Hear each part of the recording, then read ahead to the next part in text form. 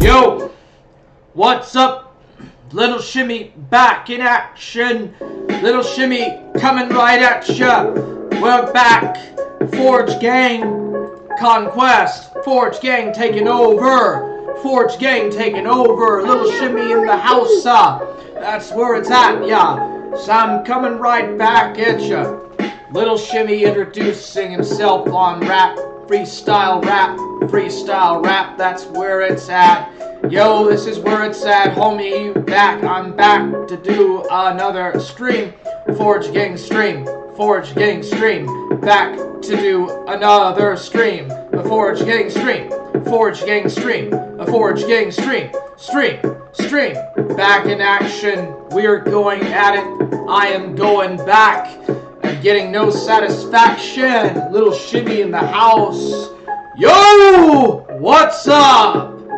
Forge Gang! Let's go! Alright. Well, I am not excited about doing this. At least a part of the stream anyways. I'm not excited about picking sides and stuff. You know, there's an old saying that it's all fun and games until someone gets hurt. Even their feelings. People do have feelings and people do get their feelings hurt. You know, sticks and stones may break my bones, but words will never hurt me. Well, you know, a lot of those old sayings, you know, they have good rhythm, but the reality is sometimes different. You know, words do affect people, and I do not like to be the sort of guy that throws friends or tosses friends around. I don't like that dude. Magna Zero, he's gone. Like, Magna Zero, you know, he's out, bro. But I kind of had to take his wrench away, you know. And he got all upset, and he ran over to Trovo, and he was like, you know, all pissy and wishy-washy about it and stuff. But dude, I don't like doing that, man. And this thing that's been going on with Burger Boy and with Euros, I really don't like jumping into this stuff, dude. If I could, I would like to have just hands off of this. Dude, I want to be friends with everybody. I want to be friends with all of you. Kino Korner says, Forge Gang! What's up, Kino Korner? Forge Gang! Let's go! Yeah, I don't like picking sides, man, but, you know, I've been watching the situation in the back. I watched what Euros did. I watched what Euros uploaded about Burger Boy. He uploaded this, The Sad and Pathetic Life of Burger Boy. I watched Mormon Shaggy and I watched his take on it. Like, I've been sitting in the back watching, you know, just kind of, you know, hoping that, you know, it blows over, but you know what? It's gone too far, man. Everybody knows now about Burger Boy. Like, I didn't want this to happen. But now everybody's talking about Burger Boy, and it's all because of me. You know, it's my fault, man. I don't like throwing friends around like that.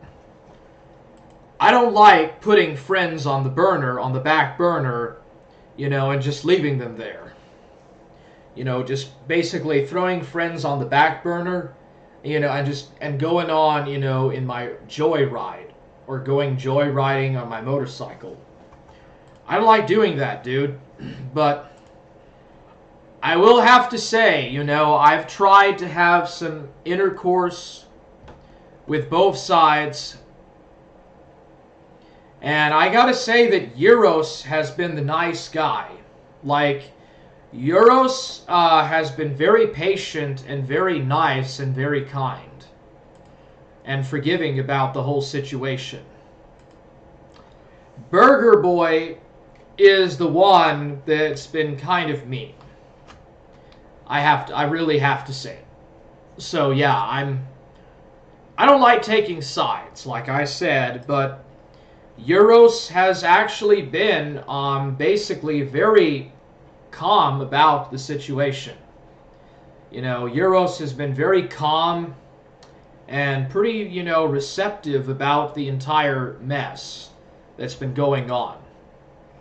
Burger Boy was also for a while, but I guess he kind of got his feelings hurt and he left the Forge. I was thinking that it was kind of weird how he kept leaving the Forge and coming back and leaving and stuff. And he's already told me 3 times that he's leaving the Forge permanently. And like, we were close pals, man. He was pretty calm and understanding about the situation for a while, but it seems like something just flipped with him. First, it was because of Dark Ninja. Like, okay, so like, there was something going on between Dark Ninja and Burger Boy. You know, and then this stuff with Grossly Offensive and Euros happened. You know, I don't know what's going on. I'm kind of a bit deaf when it comes to, like, what's been in the back burner here and there, but I think I kind of need to explain to everyone just what exactly Burger Boy does and what exactly Euros does. So Burger Boy, his thing is that he watches people that believe that they're being gang stalked. And he makes, like, videos about it. He claims, Burger Boy claims that he does this to allow his audience to be made aware that there are people like this. And he doesn't say that he thinks they need to be treated or nothing like that. He just does those videos on gang stalking. Some people have said that he does it in order to belittle those people. He says he's trying to help make the public aware or more aware about this otherwise little-known phenomenon about people that believe that the government is after them or that they're being attacked by aliens or by nanotechnology and stuff. So he makes like these weird-ass transparent videos and he uploads it. And he uploads a lot of them on his channel. And that's Burger Boy. Euros is basically a live streamer. For what I understand, he does stuff about esoteric PPPism.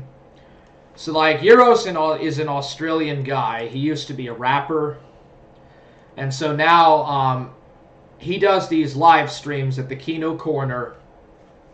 Most people watching this really already know all this stuff. It's really Burger Boy who needs explaining.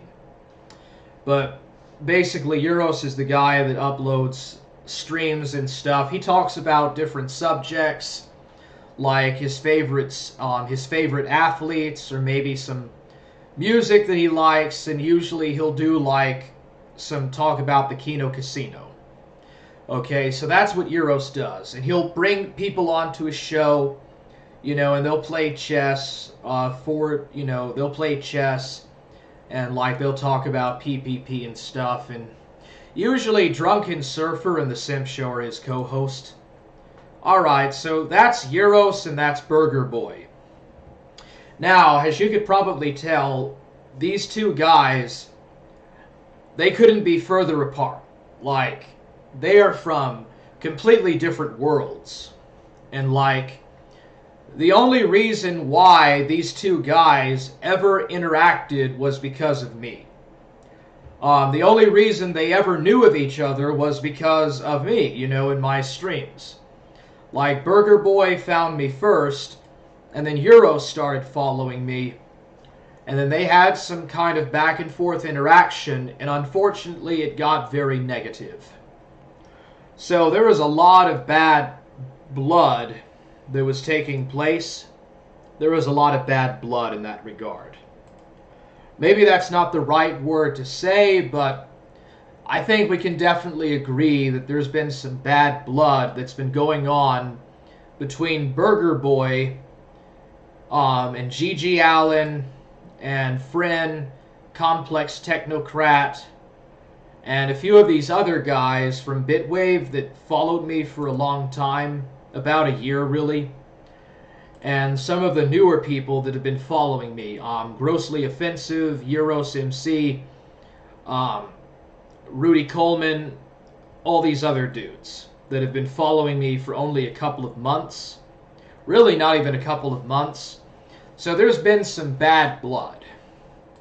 Now, trying to get down to the root of what's been going, of what has caused this, I guess it's just been poor reception, just a very poor misunderstanding. Maybe there is something deeper that's going on. I know that Burger Boy is really close to the Cyrax community. He's good friends with this guy called Marty, and Marty FFS has been doing like a lot of stuff about Cyrax. He's basically a big Cyrax troll. Mormon Shaggy's friend was his name, Toxic Angel. He's a big Cyrax troll as well. And like there's been some back and forth and stuff, and all these guys like Skull Kid, Marty FFS, Toxic Angel, and a few other guys, they're all pretty closely connected. Mormon Shaggy is close friends with Black VR or whatever, Black Spy VR. Burger Boy's friends, like I said, with Marty FFS. They all know each other because of the Cyrax stuff. No, Burger Boy is not possessive of me, okay? I could easily say that of anybody, okay? If you look at Fidel Cashflow's comment, Bubbles, if Burger Boy had ill intentions, he would have thrown me to the wolves from the beginning, okay? He would have thrown me in with Marty FFS. And he's like the kingpin of A-logging retards or whatever. Not that I'm retarded, I'm not saying I am. But, yeah, basically I think that there's something to do with the Cyrax community that's causing this. From what I understand, like, there's some bad blood with some people in the Cyrax community. And, like, so basically, Dark Ninja, his child or whatever, Dark Ninja's child, someone in the Cyrax community did a song, a parody song about Dark Ninja's child or whatever. And it looks like whoever this was, they did that with some other kids. And Skull Kid was passing this song around. He even admits it. So Skull Kid was passing this song around in this group. And Dark Ninja was calling them out, and there was a lot of bad blood that started because of that. And then there was something going on with Dark Ninja and Ear Juice. It's been resolved. Ear Juice and Dark Ninja are friends now. I mean, that's been resolved. And then another thing about this situation is Grossly Offensive was following some guy. What was he following again? Oh yeah, it was Phantom Organization. So another issue here is Phantom Organization. So Grossly Offensive was affiliated very loosely, and I'm not bashing Grossly Offensive, but Grossly Offensive, I guess, hanged out with Phantom Organization. He was friends, or he was in A-log. Okay, he was not friends, he was A-logging Monkey Business or DJ Axel. The Daimyo, I mean, the Daimyo's in this area, in this group, in the Kino Korner. He's friends with DJ Axel. So, from what I understand, there is some bad blood between Phantom Organization, DJ Axel's group, Gahul's group, Phantom Organization, and the Cyrax community. Like the trolls from the Cyrax side and the trolls from the Phantom Organization, they've had some bad blood for years now. There's like some issues that have been going on, so Burger Boy is affiliated with people in the Cyrax community, and there's a lot of guys like Grossly Offensive and the Daimyo that are affiliated with the Phantom Organization. And so I believe that this has a lot to do with the issues and the problems about Burger Boy not wanting to have nothing at all to do with the Kino Korner, or the guys that are in the Kino Korner. Drunken Surfer, the Daimyo, Mormon Shaggy, Rudy Coleman, Euros, etc., etc. So I think that's the root, is the Phantom Organization and the Cyrax guys infighting and stuff. So that's what's going on. Okay, Kino Korner says, Forge gang based. We can all be friends in the Forge. I wish that were the case, Euros, but unfortunately, it's just not going to be. Alas, it isn't meant to be. Bubbles says it's because Burger Boy is possessive of you. Well, he was for a while, but we're kind of basically, we're breaking up. Like, Burger Boy and I are more or less going our own separate ways. You know, and I want to try to be as, like, calm about it. Black Spy VR is Toxic Angel's ult. Yeah, I already knew that. I'm not saying Burger Boy has ill intentions. He can be possessive of you and not have ill intentions. Well, Burger Boy, like I said, is friends with people in the Cyrax community, and they have a lot of bad, ill-conceived problems or intentions with the Phantom Organization, and there's guys in the Kino Korner that are affiliated with the Phantom Organization. I believe that that's the root about why it is that Burger Boy has been acting as he has been. So, you know, I don't want to hurt people's feelings, dude.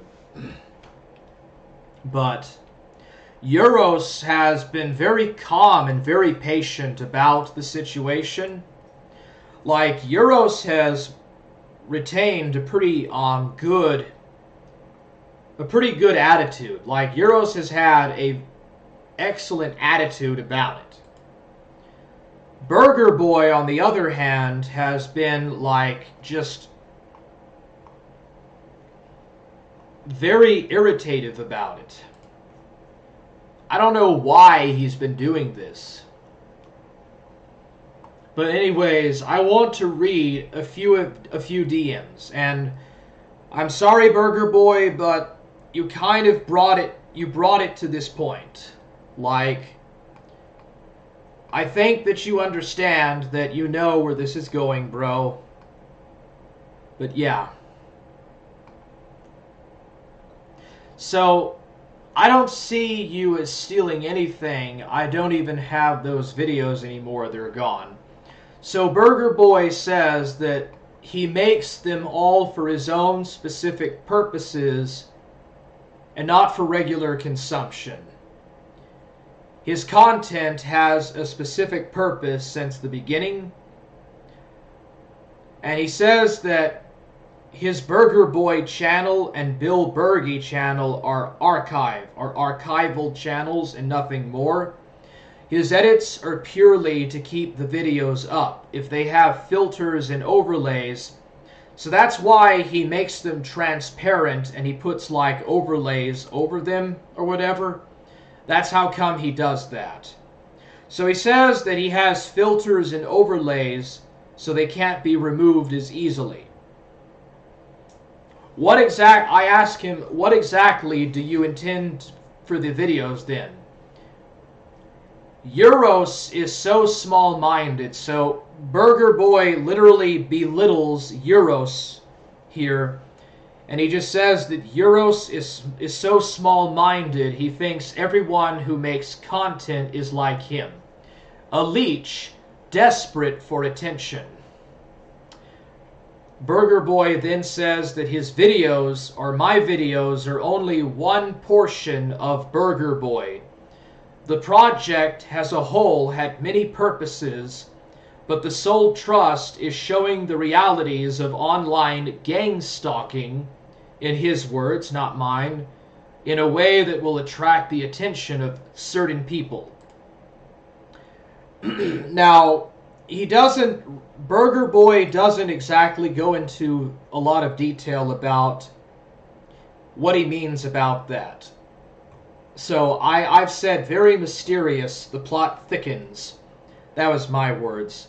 Burger Boy's response is that once I reach a certain level of notoriety, I can enlist larger creators into the topic. Interesting. Once I reach a certain level of notoriety, I can enlist larger creators into the topic. So I asked, is this what you had planned with our collab prior to my involvement with Euros? Burger Boy responds, I've been upfront about my channel intentions. All the symbology and overlays I use specifically inform the viewer. My project has nothing to do with you specifically, it's entirely my own. So he's kind of dodgy. Hey, what's up? Grossly offensive, bro. Forge Gang! Hey, Ghost of Niccolo! Forge Gang! What's up, Bubbles? Forge Gang! Alright. What's up, people? Hey, what's up, Ear Juice? Forge Gang! Let's go! Alright, so without any more delay, I'll go back into what I was saying. He says that his project is entirely his own. So in Burger Boy's words, I want to show people the reality of the gang-stalked individual so they can make their own decisions about the issue. And then I go by saying, you mean that you want to put them in a mental asylum? Burger Boy says, that's not my concern. My purpose is to show, not to prescribe action. So I say, glad we had this discussion. And then he sends me a video about Crack Rock Chris's brother or something. I don't know. It's another schizo video. So I asked, how would you feel is necessary to deal with this phenomenon? In regards to the people that think they're being gang-stalked and followed by the government or whatever. Burger Boy's response is that first people need to know about it. I have no other intention. I trust God will show the path for people if I'm ever successful in raising awareness to a meaningful level. I may never do this, but I feel compelled to try because people are suffering every day. So I respond, it's the best anyone can do, really. He then says that the suffering from gang stalking is real, whether the phenomenon is or not. I have no idea. Oh, okay, that's outside the conversation. Alright, so then he links this video called The Warhammer and Gnostic Technocracy. And that was a video I did a long time ago.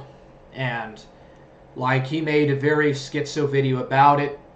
The Burger Boy says that this is my favorite I made of you, referring to the video. He then says, Brave New World is a very powerful novel. In this speech, you really capture the ennui of John the Savage. You demand humanity in a world of technocratic demons. Very inspiring. Alright, so I think that's the gist of the conversation. So it seemed, I don't know what his purpose is. I don't know what exactly his purpose is, or what exactly the end goal he's trying to do, but Euros brought up this idea that possibly Burger Boy was bullied when he was a child, or that he was heavily bullied as a kid, and because of this, because he was a victim of bullying, he adopted these dark triad traits. And another thing too, Burger Boy spends a very humongous amount of time on the internet. He spends a very hefty amount of time on the internet. You know, as is shown by the fact that he's done all these videos. He makes schizo videos for a purpose. Well, we think, or we assume, that he's doing it to belittle the people that he's A-logging. So he's doing these A-logs in order to belittle people. He's done about 6 or 7 videos of me alone, but he's done this with hundreds of other people that claim that they're being gang-stalked. Ghost of Niccolo, what's up, Hammers? Let's go. Forge gang! Forge gang! Let's get it! Let's go! Grossly Offensive says he's never going to reach a certain level of notoriety. You know, what's interesting is that every time he gets like 300 subs, his channel gets suspended. He's already had like 3 channels suspended because of these videos he uploads. YouTube just takes them down and he keeps getting suspended. So evidently there are people that don't like that he has these videos up. Ear Juice says so he wants clout and thinks he can get others to do work for him. You could say that, bro. Grossly Offensive, Forge gang! Ear Juice says, yo, what's up, Ear Juice? The Kino Korner says, Forge gang! Bubbles Burger wants clout while accusing Euros of being attention-seeking. Basically so. Bubbles checks out. Ghost of Niccolo, grossly, the dramatic reading was Kino, bro. Galdi, hey, what's up, Galdi, Gaudophilia? What's up, bro? Forge gang, what's up, Galdi?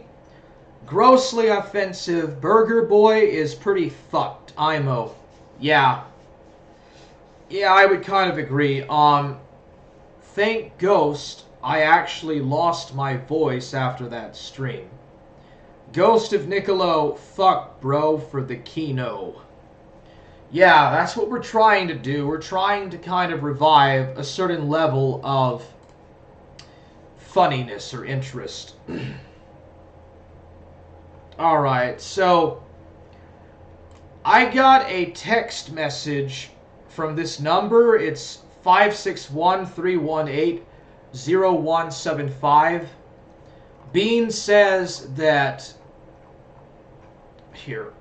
Beans has said that it's from Palm Beach, Florida, I think. Where is Beans at? Yeah, I mean, it's kind of weird that Burger Boy does not want me to have no friends. It's very weird.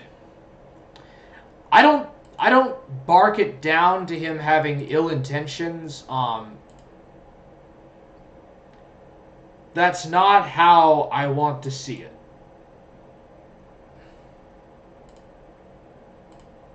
Okay, here we go. Okay, so this number is, it traces back, the area code traces back to Palm Beach County, Florida. Created May 13th, 1996 in a split from area code 407. Notable cities are Palm Beach, West Palm Beach, Boca Raton, Wellington, Boynton Beach, Jupiter, Delray Beach, and Belgrade. Okay, so this is the message. Let me get out of this.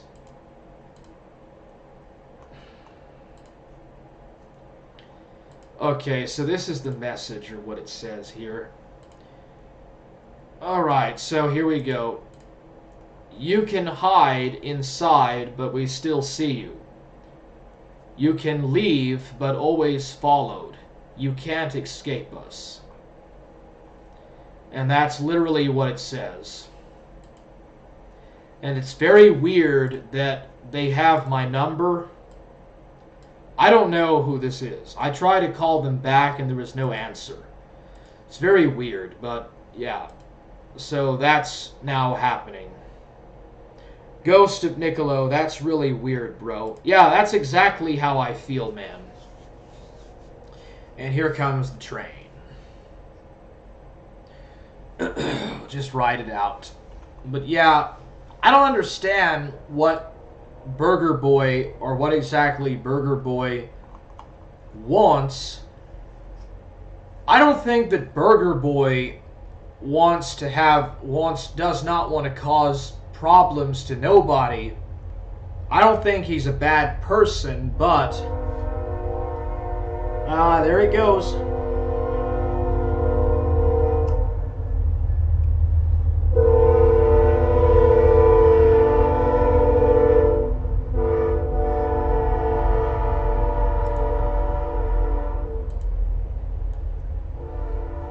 Wayne Appreciation Society. Who's Wayne?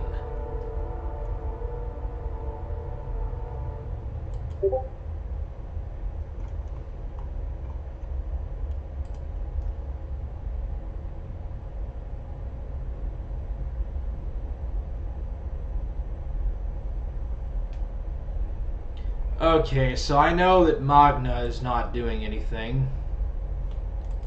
Yeah. Burger Boy and Magna Zero have nothing to do with this, by the way. Even though I'm also talking about Burger Boy. I don't know what this is about. I don't know whose number this is or who sent this. But I will say the number. I will post it on the stream. It's 561-318-0175. It traces back to Florida. So it's a Florida area code. There is a lot of videos on Wayne on my channel. Just tell him you're going to be friends with whoever you want. If Burger Boy is really your friend, he shouldn't have an issue. G.G. Allen says, Forge Gang! What's up, Allen? Let's go! Very cryptic, bro. Very odd. And then Galdi Gadophilia says, Forge Gang. Yeah, I don't know what this is. I don't know who sent this or what's going on. Eric the Ghost has been pretty wild with it, though. What in the hell is this about Eric the Ghost?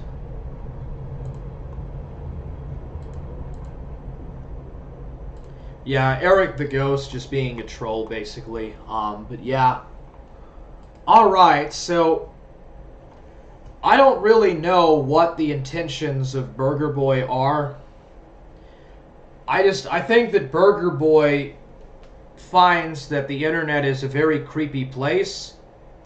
And I guess that he feels, or that Burger Boy assumes, that there are a lot of people that want to use other people or whatever, content creators, and he feels that I should only stay with the Bitwave guys, and I can't do that, bro. Bitwave is gone. Like, the Bitwave guys are all over the place. I mean, a lot of them know my channel and they follow me and stuff, and that's great. I love them. They're my friends, but I can't grow a channel with just the Bitwave people. Okay, and most of them have gone to Trovo anyways. Like, most of the Bitwave guys aren't even on YouTube. They've, like, gone on to Trovo and other sites that kind of allow people to have relative freedom to create content. You know, streaming and stuff. Like, in order for my channel to grow, bro, I have to open up to everyone. I gotta be friends with everybody, man. I have to be friends with all sorts of people who aren't going to get along in the real world, more or less, if my channel's gonna grow. You know, if I stick with only the Bitwave guys, my channel's never gonna go past 100 subs. The only reason I've been growing... acknowledge that there is a Messiah. What is this? So, I mean, I do believe that Christ is more than just the cloth of our altars. But I do not dismiss the cloth of our altars as, you know, a lie. As human beings, I've said this before, we have opposable thumbs, because whereas a dog hunts with its teeth, and... yeah, this is just typical Mormon Shaggy. Like, Mormon Shaggy is the type of guy that thinks that he's got it all together, and he really doesn't. He's just the opposite. He can't get his life in order, and so he tries to pretend and present himself to his audience like he's got his shit together, like he's got it, you know, he's got his life under control. He's got people under the palm of his thumb, like, you know, he pretends like he's trying to be a leader, like he's trying to lead people on something, and then he'll go to, like, and use the most basic knowledge, like the most basic, uncommon, unordinary knowledge that is really not that hard to learn if you just read enough books, or even really if you just read enough, period. Like, this is common knowledge to anyone that just reads magazines, or just looks at articles online, or even plays video games, or watches TV. This is just basic knowledge.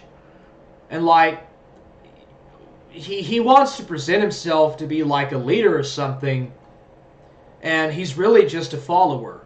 This is an example of a follower that wants to try to be a leader. A cat hunts with its claws. But can't really do it. We hunt with our minds. We use our hands and our brains to imitate the weapons, the natural weapons of other creatures. In the same way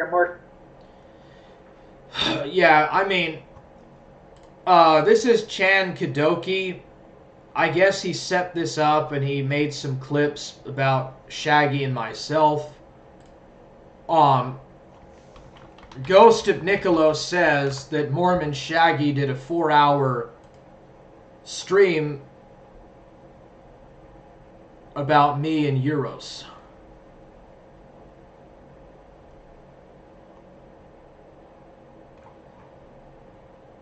Is this it? Yeah, I already watched some of this stuff. Yeah, I need to give some I need to do a quick intake in this. So, Mormon Shaggy did a response to Euros, and he just says that Burger Boy has always been hostile to his content from the start. Just get some Lord Ha-Ha recordings. That's basically back in World War II. The Nazis had a radio show in English and would direct it at the British, basically trying to... A lot of stuff here. G.G. Allen, there's a 2-hour video on Wayne on my channel, and then Allen says he'll check it out. Dark Ninja is in the house! Yo, Dark Ninja, what's up, friend? Forge Gang! How's the battle going, bro, with Mothra G and Big Traj, bro? What's happening? Shaggy did a 4-hour stream on you and Euros. Alright, there's a lot of videos on Wayne on my channel.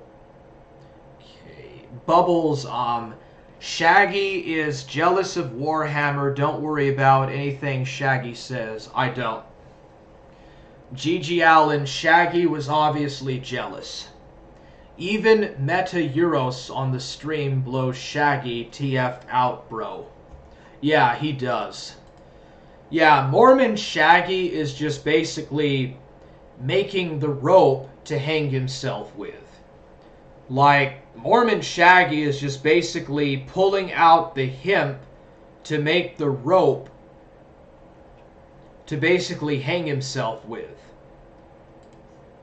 Metaphorically. Win them over and demoralize them. So you can actually get Nazi propaganda in English from the actual Nazi. I think playing that over this would just be fucking hilarious. Now, I am not a Nazi. I am not a socialist of any kind. I'm a monarchist. Big difference there. You're not a monarchist, bro. And the National Socialists... I think my show has to be the bottom of the fucking internet sparrow. There can't be a level beneath this. Truly, I am the peasant of YouTube. Truly, I must be God's lowest creature on the face of the internet. But lo and behold, no. No. There's a level beneath this. There's a level where people will be getting less traction than this shit. And they'll still upload.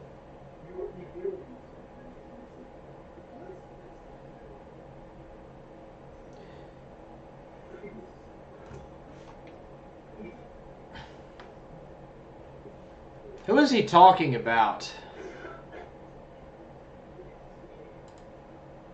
Yeah, he basically he says that Burger Boy is a worser. Yeah, oh here he is. Okay, he's talking about Burger Boy stuff. I want to show this. Mormon monarchist is an absolute joke. It makes you. Yeah, I agree. Cretinous, you know. It develops into very maladaptive character traits, and you know, I want to help those people, but often help comes in the form of a scalpel. Trust me, I know. I got to deal with one of those things very soon, and it ain't fun to be into tonight. But like, I don't find autism funny. In many cases, I find it tragic. In many cases, it is something that completely ruins someone's life, or means, for all intents and purposes, they have to be in prison forever because other people wouldn't understand them. They wouldn't be able to take care of themselves. And the really tragic cases with these people, and I think Warhammer is one of them, is that if they ever gain any understanding, it hurts. It is as a wound that will never heal. So what you want to do is protect these people from the truth. What in the world is he talking about? Dude, this guy is so delusional. He's so deluded. I can't argue with somebody like this. He's so deluded about the world. You know, would you want to live in a world where you were just a hopeless retard who had no hope? Would you want to wake up and be Chris Chan? Oh, that's the thing. Chris Chan really is a lolcow. I'm sorry, I shouldn't say it. Would you want to wake up and be Warhammer? Oh, good grief.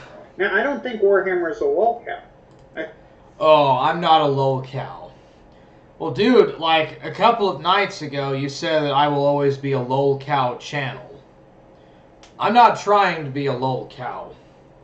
I'm kind of more of an information and news reporter type of guy. I think he's painfully boring and very autistic. Okay, so there you go. Mormon Shaggy is jealous. Oh, and there's Black Spy VR, so they are friends.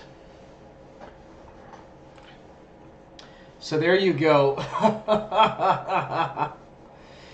Basically, he looks at Burger Boy's content and says that it's worse than Euros. Is Burger Boy still upset you're friends with people he doesn't like? Yeah, he is, and he's been pretty mean about it. I have to say. Euros has been very kind and very patient about the entire issue. And Burger Boy has just been very mean. Like, Burger Boy will just say things like, oh, I don't want to listen to them because I don't like the sound of their voice. Or he'll like say that, oh, I just don't like this guy because they're Aussies. There's like an Aussie mind virus. You know, that's Burger Boy right there for you. Kind of rude. He's not always like that. So Burger Boy is not always rude in that manner, but he's pretty mean sometimes. Burger Boy, you're pretty mean, dude. Occasionally, you're pretty mean, bro. I hope that, you know, you cheer up, Burger Boy. You know, just cheer up a bit, man. Why don't you cut back and, you know, take a break off of the internet and just kind of cheer yourself up? You know, just talking to Burger Boy, he just seems kind of unhappy with his life. Maybe he's upset that his life is not going the way that he wants it to. So, hopefully, you know, I don't want to be your enemy, Burger Boy, but I'm not going to take your advice anymore, man. You had some good advice, and I will consider that, but pretty lately, I mean, you've been kind of rude, you know. And now it's getting to the point, Burger, where you've been mean to me. You're being rude to me. I'm kind of glad that you left the Forge, bro. And I think I'm going to ban you from the Forge, Burger Boy. I think it's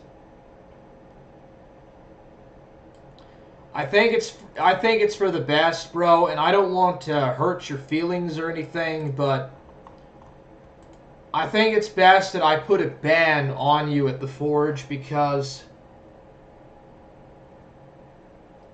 you can't be mean to people, dude. If you want to disagree with someone, then that's fine, but the problem with you is that you're always infighting with everybody. And then you make me look bad, okay? Because I spend a lot of time with you, and I put in a lot of time with you, Burger Boy. And like, you make me look bad with how you act sometimes, bro. I mean, sometimes you just kind of make me look bad. You know, I can't get his identity in the band thing.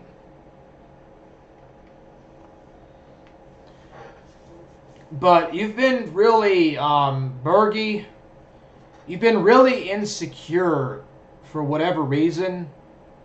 And I think that you've been dishonest as well, Burger Boy. I think that, yeah, Dark Ninja was not here to listen to what I said earlier. So, Dark Ninja and Ghost of Niccolo, Burger Boy is affiliated with Marty FFS.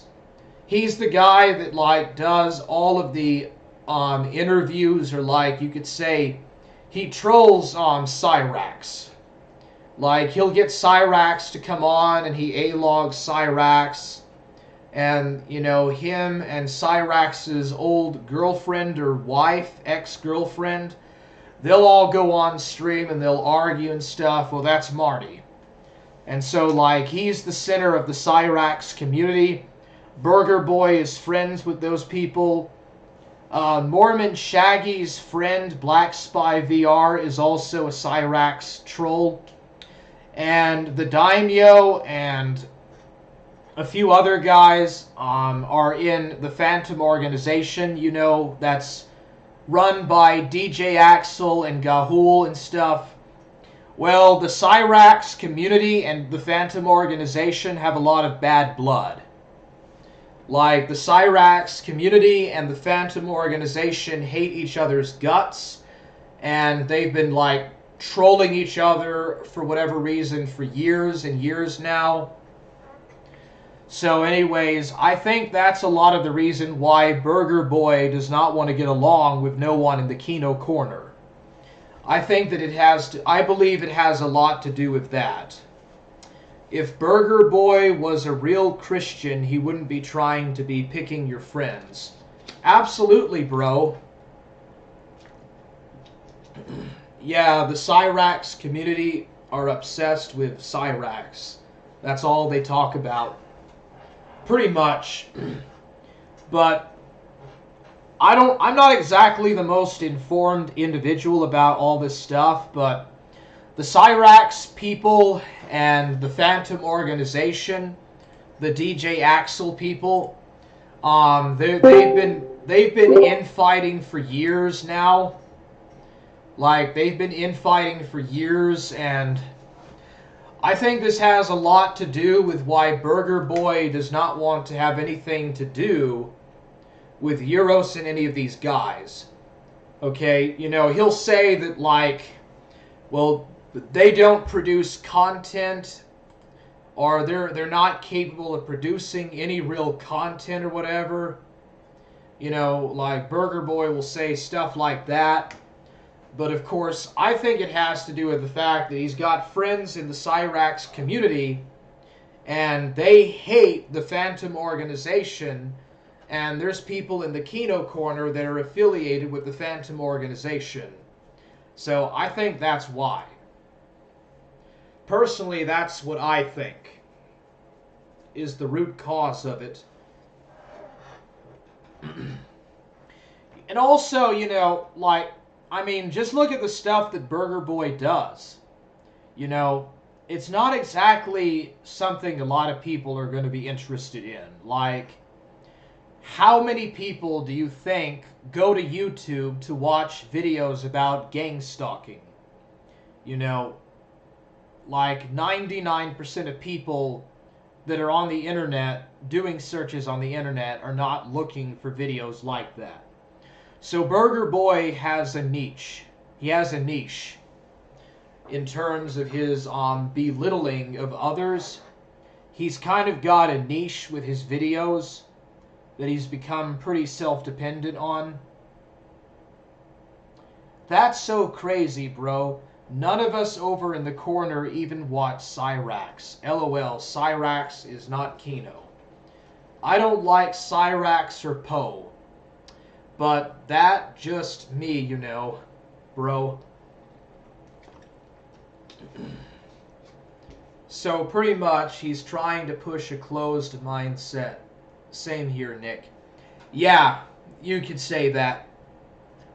He's very closed-minded about a lot of this stuff. Hey, what's up, Bronx Beats? Forge Gang! What's up, Bronx? How's it going, bro? Yeah, so that's basically it. I don't know what his issue is, dude.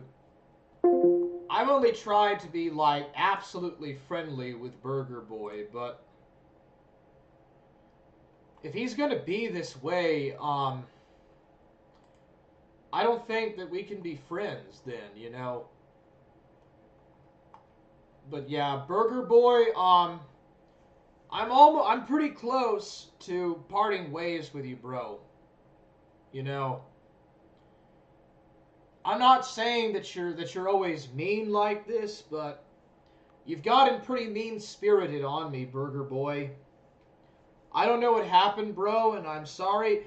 Maybe you had a bad day or something, but bro, you keep this up, dude. I mean, I don't want you back in the Forge.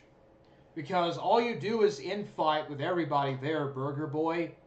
And it's your fault, man. I have to say that it's your fault.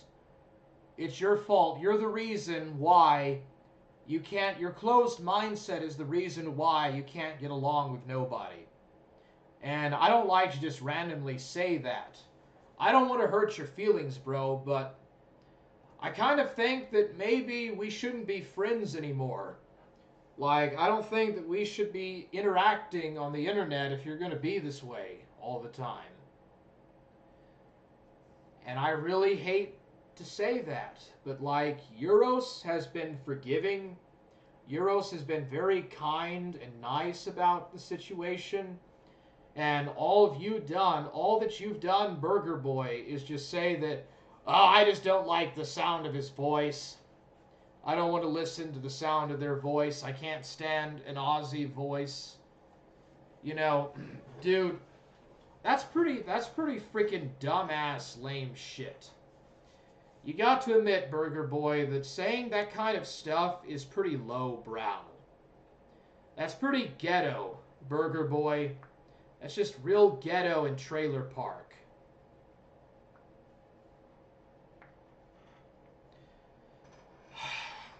That's just, dude, Burger Boy, when you say things like that, bro, that's just like the ghetto. That's ghetto and trailer park stuff, bro. You know, when you say that stuff, Burger Boy, it makes you look like the trailer park boys. Makes you look like you're in the trailer park boys. You know, and I know, Burger, that you're better than that. I know that you're way better than that. Like, but some of the things that you say, it almost puts you at that level, dude. But yeah, Euros hates me, and we don't cry about how you're friends with both of us. Well, dude, I want to be friends with everyone, dude. I try my best to keep the peace. Like, I don't want to make enemies. You know, Burger Boy was making enemies in my server. And then, you know, he realized that I wasn't going to take his side, and he left. You know, first it was because of Huntsville. Like, first it was Huntsville. Hold on a second here. Who made him a pedophile? Fuck no. Where is Eric here? Okay, so like, first it was Huntsville, and then it was Dark Ninja, then Grossly Offensive and Euros. You know, I got really tired of it, bro. I gotta say that I got tired of it, dude. But I don't think that Burger Boy has any kind of ill intentions, to my knowledge. I do think that he does at times try to belittle me, maybe in an unintentional, unintended way, but definitely he does try to belittle me. Why does he hate Huntsville? Huntsville got a reputation for being like sort of a big mouth on Bitwave, and he got like Huntsville goes through a lot of different servers, and he forms a beef with a lot of people. And for some reason, Burger Boy just doesn't want to be in the VC with him. That's the thing. It's not just Euros or just a few guys in the Kino Korner that Burger Boy picks beef with. Burger Boy picks beef with a lot of people. Even other people from Bitwave he's had issues with, like Huntsville. So he does this a lot. Greek has known Burger Boy for a while. Like, Burger Boy used to be on the playlist Bot 9K, and like Greek and we talked to him, and Greek says that Burger Boy has always been like this, bro. Just real possessive and real opinionated all the time. And you know what's so funny is that this is the funny thing. Like, Burger Boy refuses to get along with Euros, but having talked with Burger Boy and Euros about their fathers passing away, their stories are almost exactly the same. Burger Boy was deeply affected by the passing of his father, and Euros went through a lot of the same experience. You know, and that's the funny thing. If Euros and Burger Boy were to both talk about their experiences in life, they would probably come to like each other. But Burger Boy is so close-minded and so bad and ill and mean-spirited that he refuses to do that.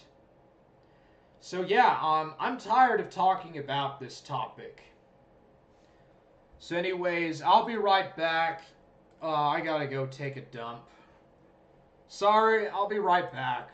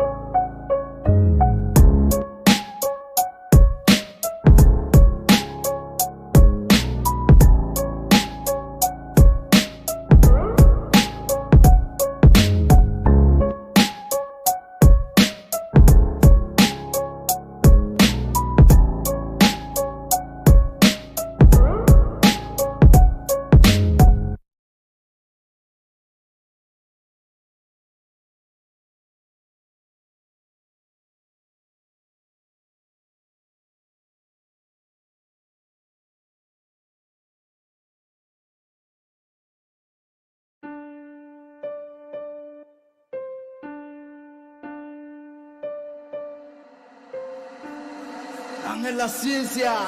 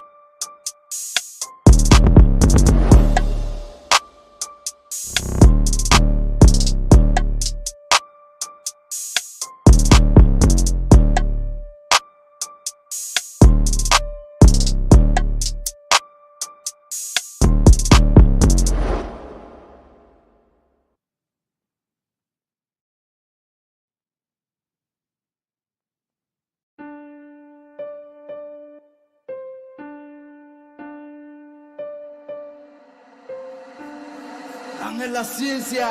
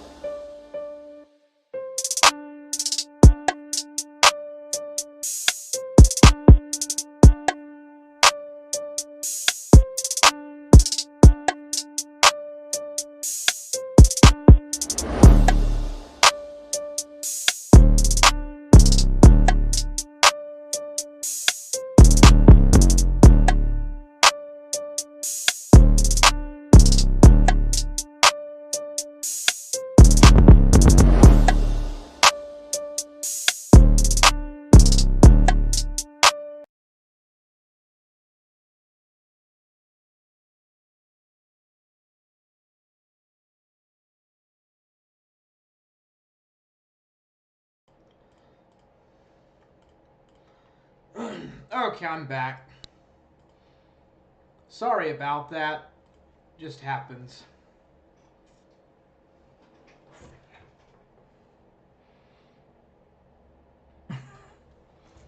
What did I miss? Euros hates me, and we don't cry about you're friends with both of us. I know, dude. Forge gang! Drop some bars, Dark Ninja. Yo, Mothra G is a ferret. I used my ninja skills that made him look like a parrot. Nice. Defeated him in 10 minutes on a live stream. Then made him see that he had to beg for pats from a team. Mothra G always talking about cocks. Something wrong with the way he walks. Must have taken plenty of dicks. Out on the corner turning them tricks.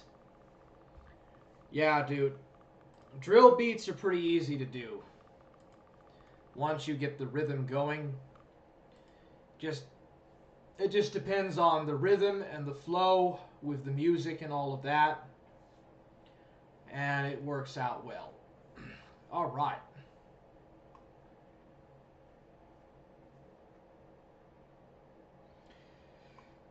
Another thing too about Burger Boy, he said that this guy Netherite was sick and that his server was down, and then like right after I argued with Magna Zero on Trovo, as soon as I left, Netherite pops up, and like they're talking and stuff, like he's not sick. And Burger Boy told me that Netherite was sick, and that's why his server was down. You know, but then he said that Netherite couldn't afford to run that whatever that thing is on Minecraft, his own world on Minecraft. That's what I don't get. Like, Burger Boy will make up these excuses.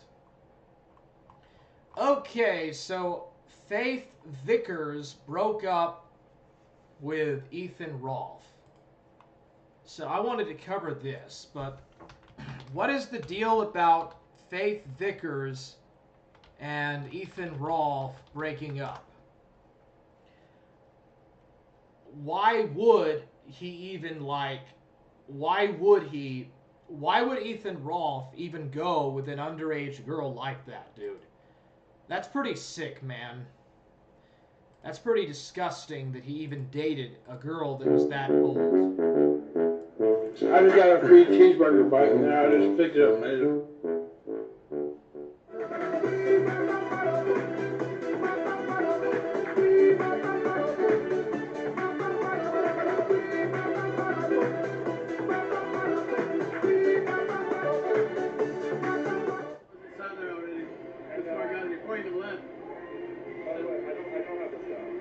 What? I don't have the stuff.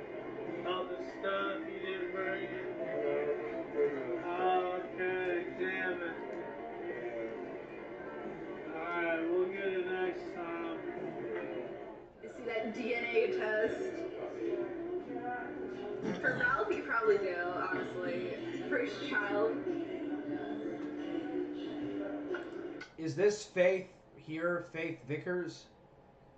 Why was he going with this chick in anyways? Like, why was he going with her? Not much. I was just wondering, did you manage to see the email from Matthew Vickers? It'd be on Gator's Twitter. I didn't see that. Are you guys cracking Eli, or are you just one of his like gay cock? It's okay. Who cares? I didn't see it. I didn't see it. But enjoy, sir. I appreciate you calling in. Oh boy, the faggots will never stop, will they? All right. Let's see. What a faggot! You should kill yourself. They really should. All right. What's up, John Bolton? How's it going? Hey, what's up, man? What's up? It'll be an actual break. Then I had the fuckers in California. You know, I'm about to be in a fucking child custody battle probably, but that's okay. All the coolest celebrities and known people have a child custody battle, so I guess it was just my destiny. That's a pretty weird way to laugh about it. Well, I mean, the grandfather, quote unquote, I use that term very loosely, has been openly, and I talked about this on Twitter last night, so I'm just going to say what I said there. I'm not really going to go much further, but, he's openly bragging about keeping me from my son and stuff, and I was, in contact throughout the pregnancy, throughout, since he's been... Yeah, why did Faith Vickers and Ethan Rolfe break up all of a sudden? What's that all about? And the daimyo defends Ethan Rolfe. He's a gunt guard. Yeah, why is the daimyo simping for Ethan Rolfe so much? Why is that horse in a restaurant? Must be a cowboy eatery. Yeah, it is, dude. It looked like a pretty upscale restaurant. Maybe it's a Golden Corral, bro. Dude, this guy is so fat. This fat fuck Ethan Rolfe guy, he's so overweight, bro. Just the way that he talks with like his big sagging mouth or his big sagging jaw and lips, his big sagging chin, just the way he talks is funny. Born literally daily. So literally daily. It's kind of annoying now. Yeah, no, it's kind of annoying now. I mean, playing children to over your personal grudge. Well, you have a personal grudge. Your own relations too. The lowest of the low. It's not even somebody else's, relation that you're using for your own purposes. Oh, that nice southern accent. The lowest of the low. But to do that to your own flesh and blood, So what is the deal about Faith Vickers and Ethan Rolfe?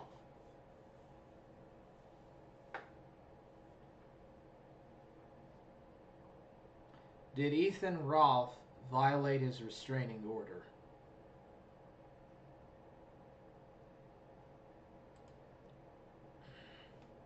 And these two had a child. Oh, this is PPP.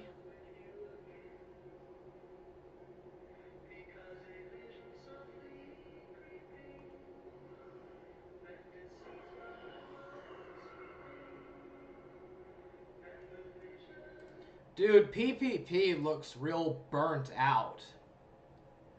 Like, why is he always burnt out and spent? It's like he's been drinking a lot. Interesting.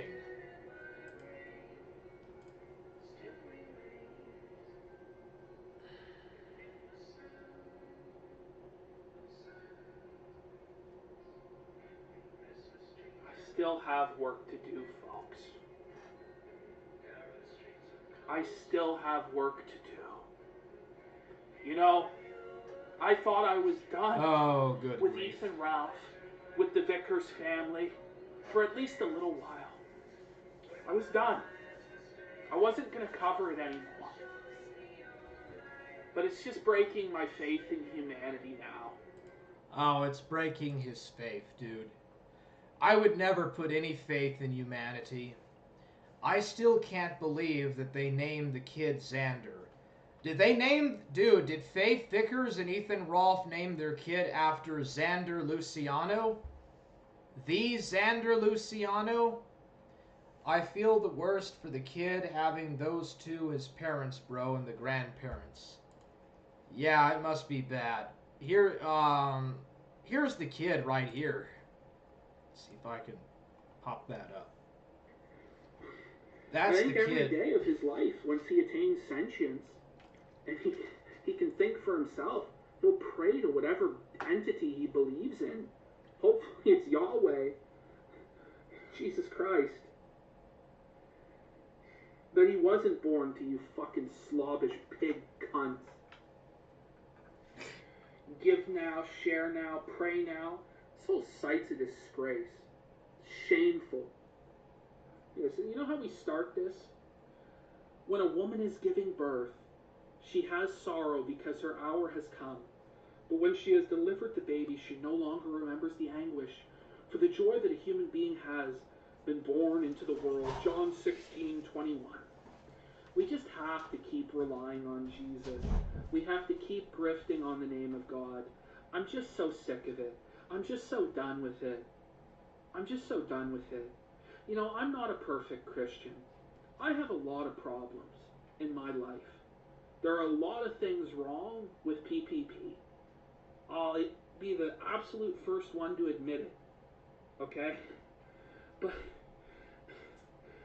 at least I know the first thing about the Bible. At least for large periods of my life, I was very, very devout. And my faith still does mean a lot to me. It means so much to me, at least enough to me, that I would never, ever, ever. The idea of using a website like this that has a Pray Now button, it just would never occur to me because it is blasphemous. It's wrong. It's sick. It's reprobate. It's disgusting. This is so wrong on so many levels. And it makes me want to puke. It's not... I kind of agree with him there about a website having a pray button. Yeah, I think that's kind of stupid that you would have a pray button to click on. I mean, what is the point of that, dude? This Ethan Rolfe stuff. It's not a happy time. It just makes me angry. It frustrates me that these swine are allowed to fucking do this. That they're allowed to take the name of Jesus in vain to try and raise money for themselves on Christian charity sites. Will they make sex tapes and do all manner of degeneracy and wicked things? I don't know. It just leaves a bad, bad taste in my mouth.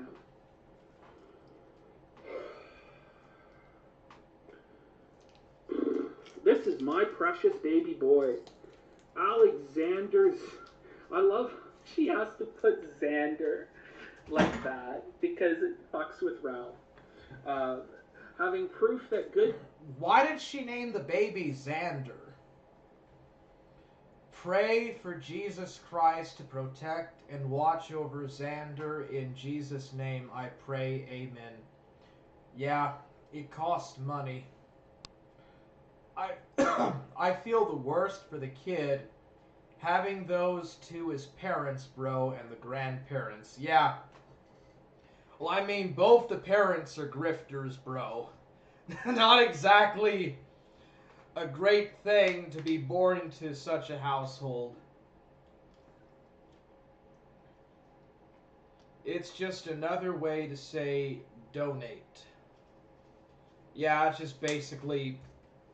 Instead of, give me your donations, boy, it's saying, oh, just click here to pray for the kid. And while you're at it, please, give us some donos. Give us some grifter money. It can come from a combination of horrible decisions, victimization, and tragedy. The only victim in this is your son. Absolutely. That's the only victim. You're not a victim. You are not a victim. I'm tired of you I want to subscribe to this. So this is PPP's channel. Daka. You know, it's weird that Drunken Surfer has 900 subs and PPP has over 9,000. Like 10 times bigger than Drunken Surfer's channel. I thought that was interesting. But yeah,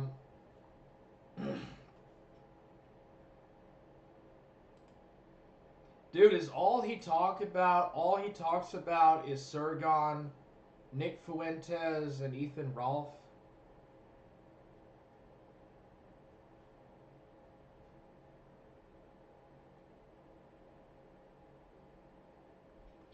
Oh, dude, it says that Ethan Rolfe is interested in Faith Rittenhouse, Kyle's 16-year-old sister. Dude, why is he going for these underage chicks, bro? She did it to make Rolfe see.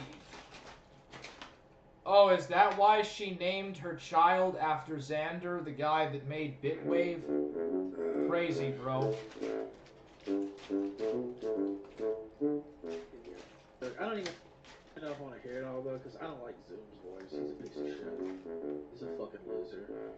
doxed and he fucking left the internet base.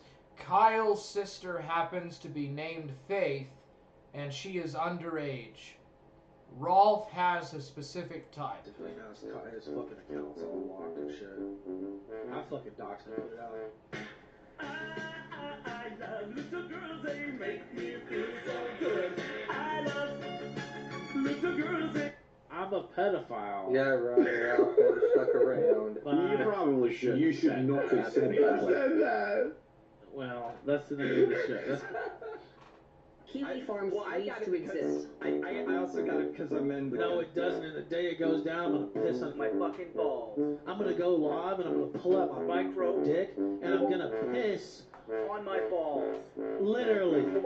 The day that motherfucker's gone for good, I'm gonna go live on air and I'm gonna pull out my Micro. dick and I'm gonna piss all over My fucking balls. Gary fucking Teed.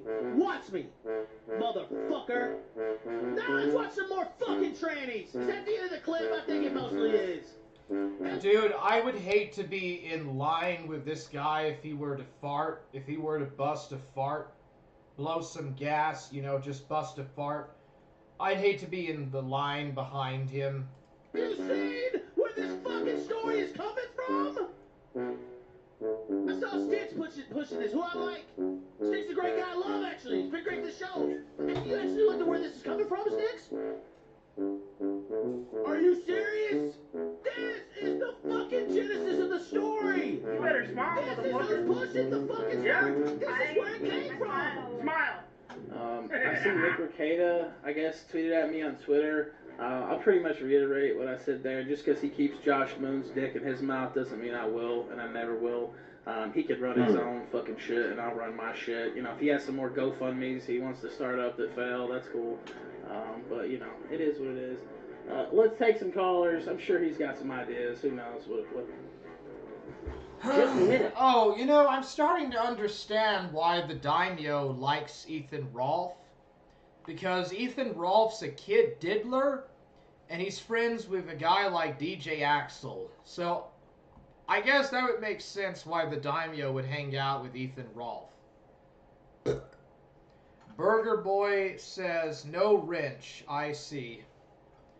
And then does like the drunken croc face. Oh, good grief. There you go, bro. I don't want another Magna Zero situation. Dude, I do not want to have to deal...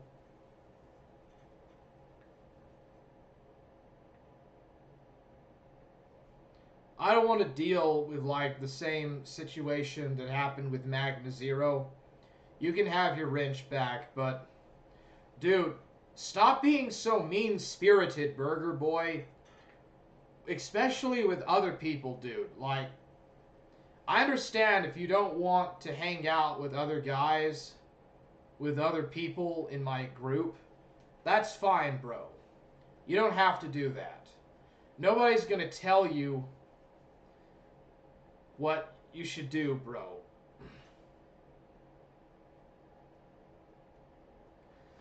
Yeah, stop being salty, Burger Boy. Oh, shit, dude. He time bubbles out. I don't care. Yeah, makes sense, Warhammer. Did Magna get mad I got his wrench? He was spurging out for hours on Burger Boy's Trovo yesterday. He was up in arms about it, bro. You should have seen it. You could probably see the comments on Burger Boy's Trovo. Why can't we be friends? Why can't we be friends?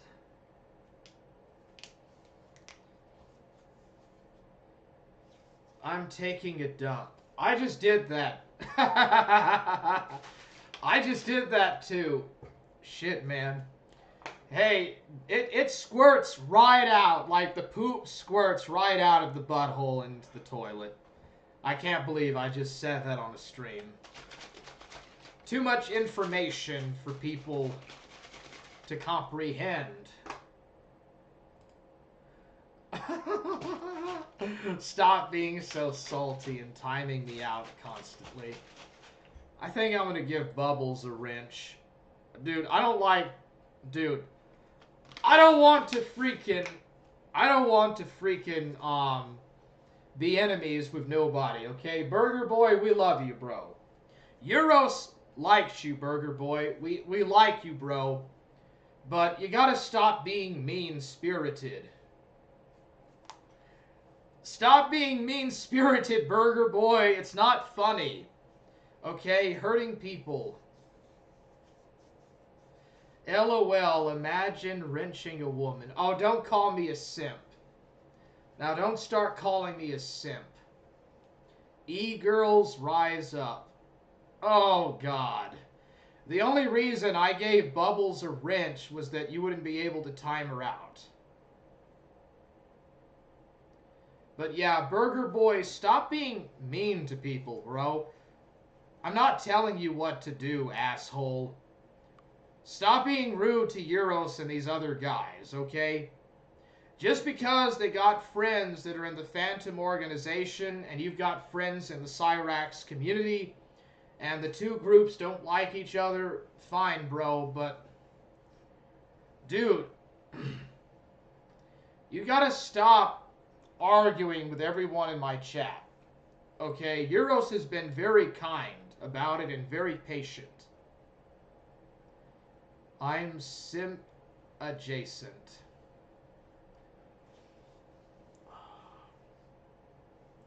I guess I shouldn't have given Bubbles a wrench. I guess it would have been less drama if I just took Burger Boy's wrench away.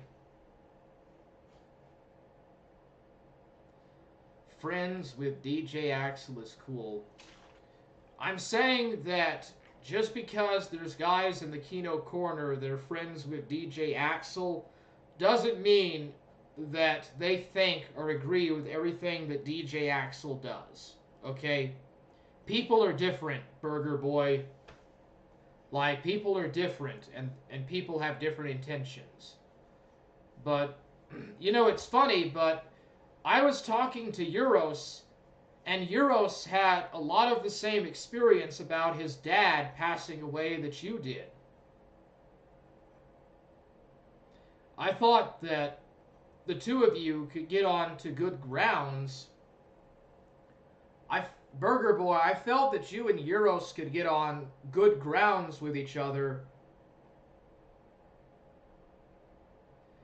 if you both talked about your dads, you know, because Euros went through a very similar experience about his dad passing away to what happened with you and your father. You know, I was wondering that maybe, you know, you and Euros and me and the others, you know, we could get into a VC and, you know, just talk about that. We could just, you know, we could settle things, bro.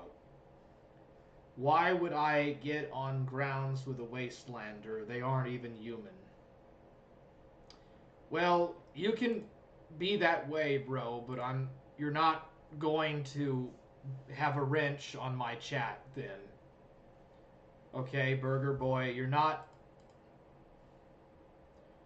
going to be mean-spirited anymore on my channel, Burger Boy.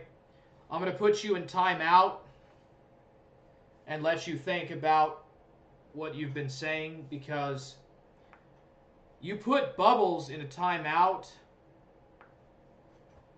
and I did not ask you to do that. Bubbles did not do anything to deserve that. And I try to be very civil, Burger Boy, but you're not giving me respect. So I'm going to put you in timeout for a little while and let you think it over, bro. Okay? So anyways, whoa. Yeah. Dude. I'm not letting this guy like trash talk the other people in the chat. That's not happening no more. And it's not a case of diversity either, because Euros is white.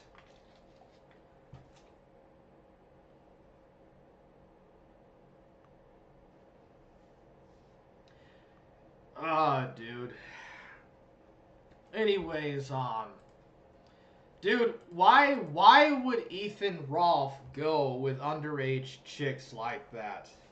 That's really disturbing, bro. That's really freaking disturbing, dude. The Forge is a no-meanie zone. Exactly. Dark Ninja says that Burger Boy should talk it out with Warhammer and VC. Well, if he wants to, I mean, we can do that, but I've pretty much come to the conclusion that I'm pretty much finished. I've lost my patience with Burger Boy about this stuff. I've tried again and again to talk it over with him. He doesn't listen, and I'm getting tired of the stubbornness, and I'm just about ready to ban Burger Boy off the channel entirely. I'm just about ready to ban him outright if he keeps doing this stuff. And I don't want no problems, dude. I want to create content, bro.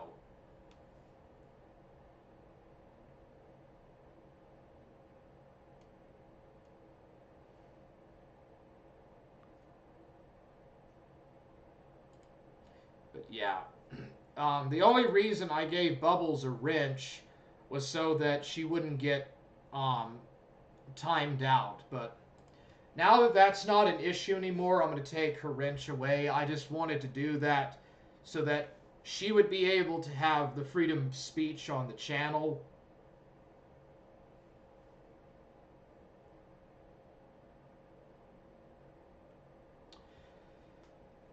This is interesting. I don't know if Beans wants me to show this on the stream, but he says that Friend and Hidrio Alpha are both from Boca Raton. And Jay Danks hasn't streamed in weeks. Maybe he's got a burner in Palm Beach. Interesting. I don't know, dude.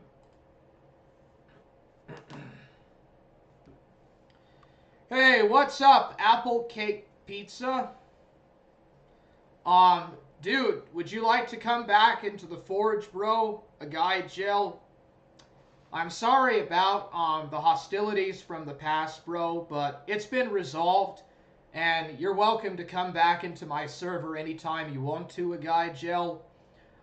We will welcome you there with open arms, bro.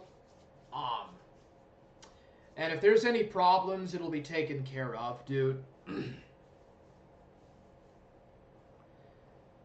Every time I check in here, you're changing your stance on Burger Boy. Very tumultuous. Well, dude, I don't want to fight him. I don't want to fight no one. But if he's going to be like the way that he's been, we're not going to be friends anymore. I'm not going to put up with that kind of disrespect on my chat. Because he's getting to where he's disrespecting me. So I put him in a timeout. And if he's going to be like that, I'm going to ban him out of the chat. And he's just not going to be he's just not going to be coming in my chat anymore, period. And that'll be the end of it.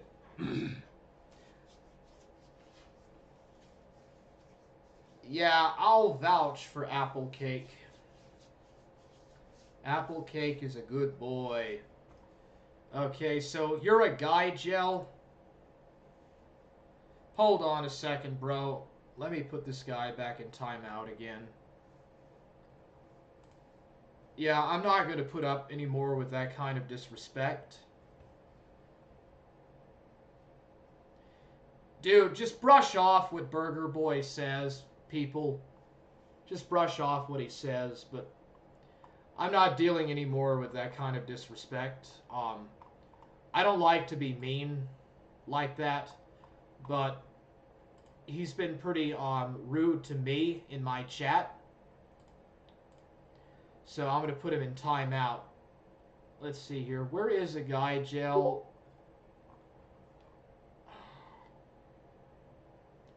Copy. Oh, there you are, bro. Yeah, there you are. Ah, thank you.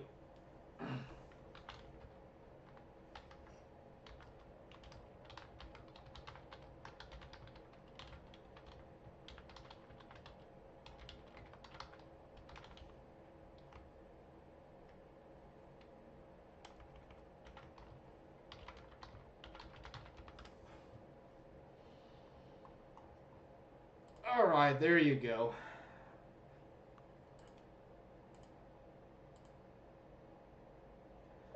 Okay.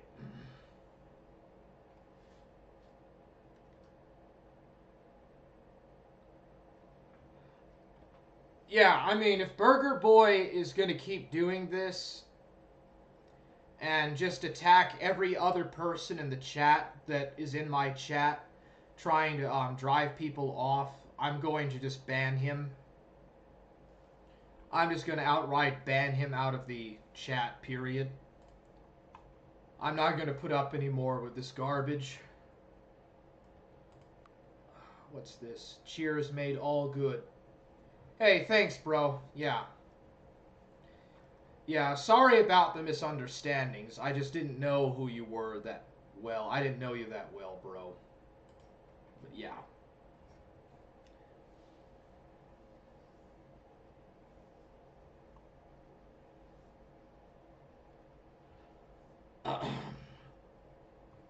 Yeah, I'm glad to see that everything is coming back together. It looks like the Forge is getting some good new people coming in, and that's great, bro.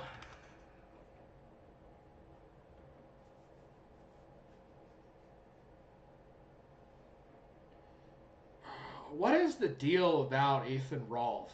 Always, constantly. Holy shit, did he dox all of his subscribers? Holy fuck, dude. A guy jail is cool and he likes to cook. Yeah, I watched one of his cooking streams a little while ago. He was doing quesadillas. Did someone convince you apple cake was messing with you, or did you come to that conclusion yourself?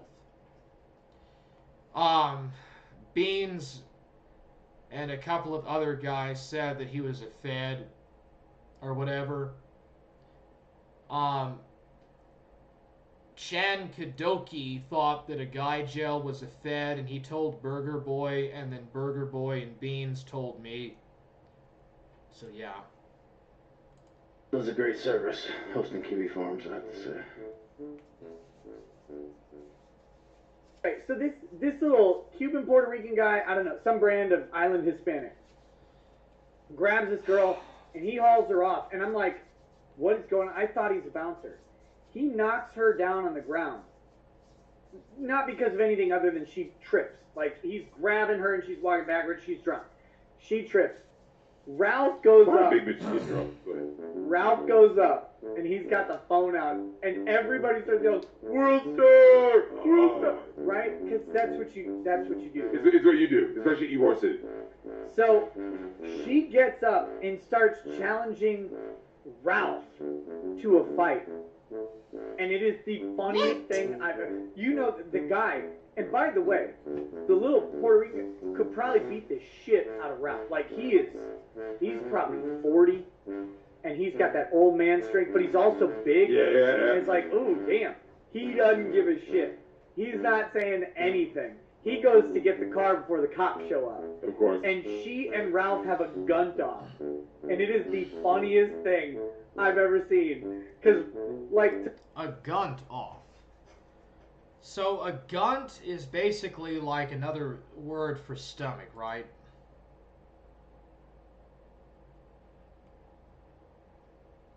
When is your next cooking stream? I don't have any planned out in the future.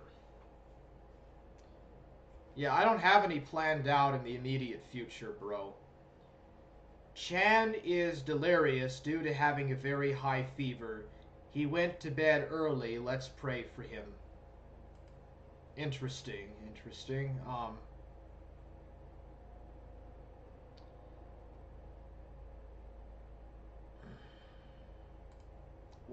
What is this anyways? Mormon Shaggy. Mormonism is Mormon Shaggy loses patience in the face of the plebeians. just crypto Judaism, like Wicca. That's a statement. And I was raised by a Wiccan. I know more about that shit than they do. Look, Can you please elaborate? I don't know. I'm losing patience with your retardation here because I mean you're very low. I'm losing patience with your retardation. Sounds like someone that can't make up a legitimate argument. And I can see how you're seething, Warhammer. Look at his face there after I said that. I am seething? What? Retardation here because, I mean, you're very low level. And I can see how you're seething, Warhammer. Look at his... Alright, dude. Notice that I bring up that he was in the occult, or he was involved in the occult, and then he suddenly... He reclines back, and then he says, I can see that you're seething, Warhammer, you're seething. Face there after I said that, you're seething. Go ahead. Warhammer, please. Warhammer, refrain from seething. Dickless pussy. Have another laugh at my expense, you dickless pussy. Dickless pussy. Dude, you're the one that doesn't have a dick. Saying that kind of shit on the internet, dude. Why don't you bring this into the real world? Stop seething, Warhammer. It's not an argument in the free marketplace of ideas to seethe at people on camera. So please, present an argument to Shaggy. Be a gentleman.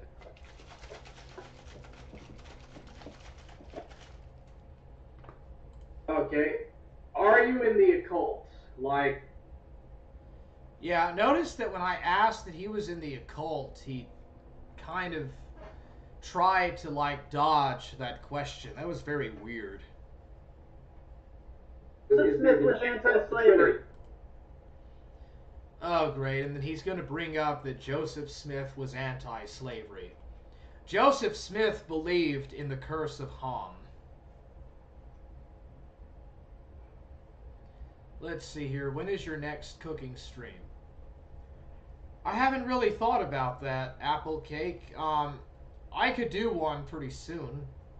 Shaggy managed to actually make me mad. He's a pretty good A-log. Shaggy needs to return to from. From what? Ghost of Niccolo says that Shaggy lied about Chan on his stream about when watching vids of kids getting shot because Chan said Forge Gang. Bro. Dude, can you imagine that? Could you imagine, what was that about? I didn't watch that stream. Chan, a couple of days ago, Chan, like last night, said something about that. He said that he was in, Mormon Shaggy's chat.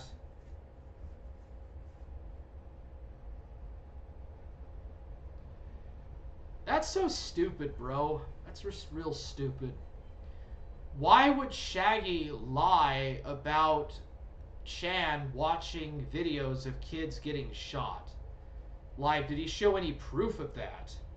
And all because he said Forge Gang, dude. Dude, people know that I'm getting big. My channel is getting big and getting up in the world, bro. He thinks you're a mean-spirited person and I just don't see it. Who does? Who thinks that, bro? I remember that now. It was so bizarre I forgot. Warhammer could pick Shaggy up by the mop hair and throw him in the trash. Boom! Take that! And he calls me a dickless pussy, dude. He calls me a dickless pussy, bro. Imagine him saying that in my presence, dude. I would mop the floor with his ass, bro. I'd mop the floor with that skinny drug addict. I stand with Chan. Brucey, Shaggy is a coward, bro. Well, that's why he always carries a handgun. Does he even have a license to carry a handgun, bro? In California? Shaggy really could get a haircut. Yeah, he really could, huh?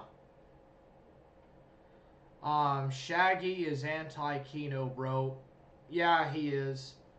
I want to kick Shaggy's teeth in, bro, when he gets them fixed. Hilarious. I can't wait to make fun of the unnatural-looking chicklet.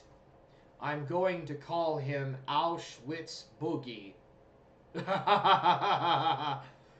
Ghosted Niccolo says, Forge Gang! Galdi Gadophilia says, Forge Gang! Let's go! The Forge! Brucey Caboot, Shaggy gets a lot of stuff wrong. I'm going to assume he was just wrong about Chan getting confused about someone else. Did you hear what Shaggy said about blue-collar work? He thinks he's above the working man. That's pretty lame, dude. Shaggy carries heat, oh fuck. Yeah, he carries a small handgun around. He thinks that he's like an alpha male. He's a nothing. Sir, please let him speak. Go fuck yourself, girl. This is pretty funny, dude. Smith was anti-slavery. Sir, please let him speak. Go fuck yourself, girl. Bitch, this is my stream now. No, he was pro-slavery. Brigham Young was the anti-slavery person, but no, the Mormons did have slaves. No, Brigham Young was pro-slavery. You're wrong. Brigham Young was a Confederate, you dumbass. No, you're backwards. You're backwards. Sir. That's backwards. This is not in the spirit of the Oxford Westminster School of Debate, Shaggy. I'm supposed to be running this. You can't disrupt my operation. Well, it's the weekly glitch of the This is the kind of stuff that I miss, bro. Oh, stop! I'm supposed to be running this. Stop! Again, because he has no point against Warhammer's superior intellect. But please, Warhammer, continue. Yeah, okay. Okay, so the Mormons do believe in slavery, and there were some slaveholders that came over to the state of Utah. The territory of Utah. Oh yeah, it happened 200 years ago. I find that so funny. Mormons in the 1800s, it's hilarious. Continue. Look at how he melts down like that. Why is Euros looking at small hats, bro? What's the deal with Euroson looking at Israel in small hats there? Holy shit, dude. Oh, Mormons in the 1800s. It's so hilarious. I like how he makes that face, dude. Look at this face that Mormon Shaggy makes. Over to the state of Utah. The territory of Utah. Oh yeah, it happened 200 years ago. I find that so funny. Mormons in the 1800s, it's hilarious. Continue. We got Goofy here, people. We got Goofy here, people. It's Goofy. You're a fat fucking incel with a tiny Look at dick. Oh, dude, I miss this shit. Oh my Look at this God. fat fuck. Look at this fat fuck right here. Well, look, in the interest of moving the debate. Calls me a fat fuck. Dude. Look at those glasses, bro. What the fuck is this? John Lennon, dude? We got turnip carrot hair here saying that I'm a fat fuck, and he's like some dark-haired ginger carrot top with John Lennon Specs, or John Lennon Speckles here. Fade along. Tiny dick and never been laid. And you want to talk about white nationalists? You're the sort of fat fuck that makes white nationalism look the way it does. That's why they're able to fucking present white. When did I ever say I was a white nationalist? Again, cherry picking and projecting Nationalist is here. looking like well, no, you're clearly the sort of incel faggot cuck that they want white nationalists. Incel faggot cuck, dude, you're the cuck. You probably suck dick. You know, just if you needed, dude, if you were like on the street, you needed some money, you'd probably suck dick for $10. Look like when they present white nationalists, they want them to look like you because you're a loser. Because you're a loser who can't get laid, and it's shameful to be like you. Yeah, well, who's the loser that lost in the debate?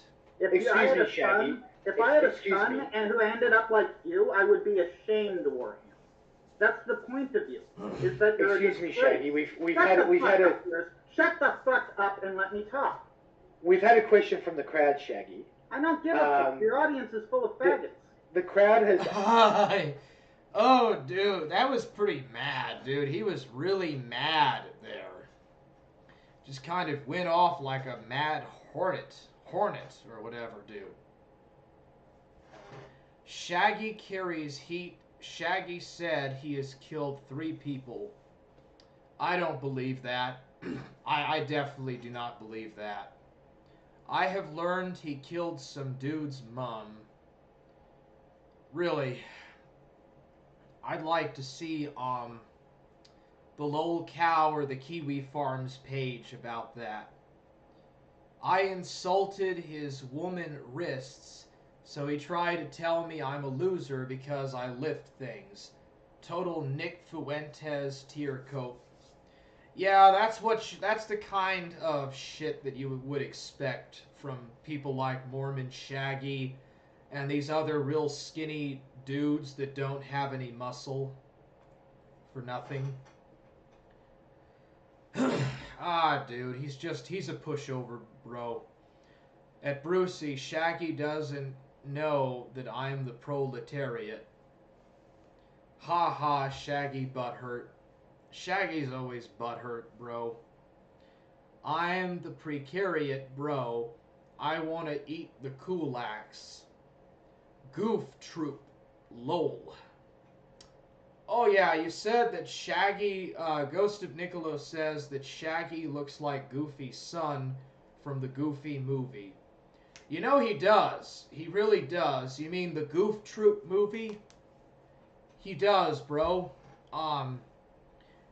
Actually kind of looks closer to the Bigfoot in that movie. He looks closer to that Bigfoot in the movie. You know that scene where the Bigfoot, like, runs into something and he gets glasses on him? That's what Mormon Shaggy looks like to me. White nationalism is far too liberal for my liking. It kind of is. Brucey says, I'm an Australian nationalist. Shaggy repeating every third wave feminist ad hominem in the book, dude. Base Brucey. And then Ghost of Niccolo says, I'm a Southern nationalist, bro. Burger Boy, if there is any hope at all, it lies in the proles, in the prolays. Apple Cake Pizza, Goof Troop, let's go! I'm also for white globalism, restore the British Empire. Yeah, the British Empire was kind of based back in the day, at least until they started killing white Boers. And then it started to become more of a force of evil than good, but yeah. Let's go! Warhammer ready to go to war! It's time to go back and fight it once more. I will be there in the end. Dude, I could be a good metal singer. I could be an excellent metal singer, bro. Be awesome. What is this thing about the no work, anti-work movement? I honestly don't really know almost nothing about that. So perhaps somebody could tell me about it. Oh, what's this thing about Medicare and Ethan Rolfe? Yeah, Medicare and Ethan Rolfe.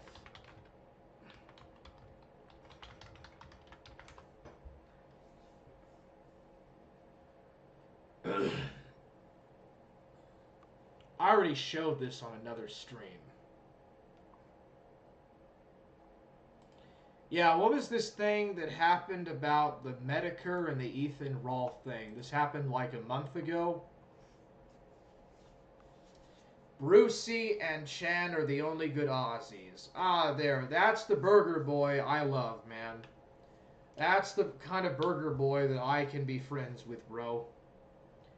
Is being a neat epic? Not really. Not really. Yes, based burger. Nick Fuentes tells his people to not work like him and be gay.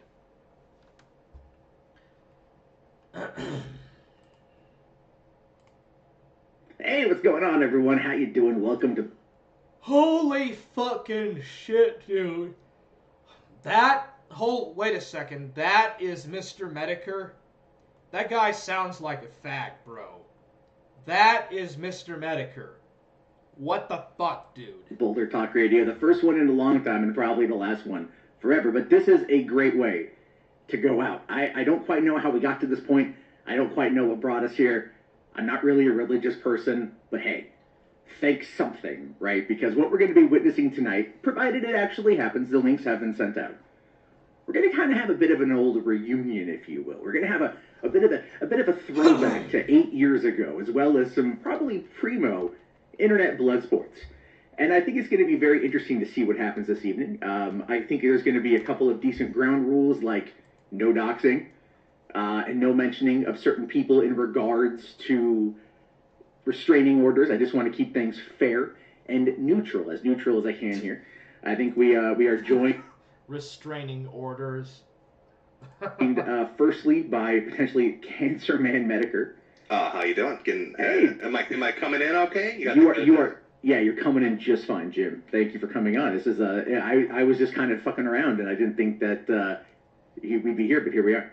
Welcome to the surreal. Yeah. I haven't talked to you in a number of years, right? It's been a while.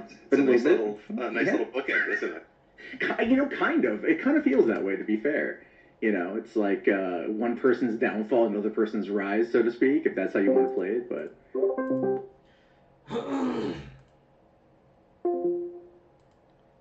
What did Eric the Ghost want?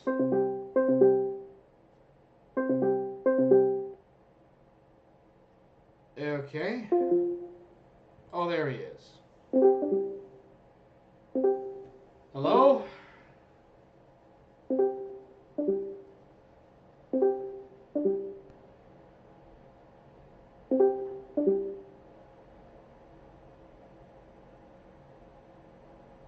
Would you get to the point?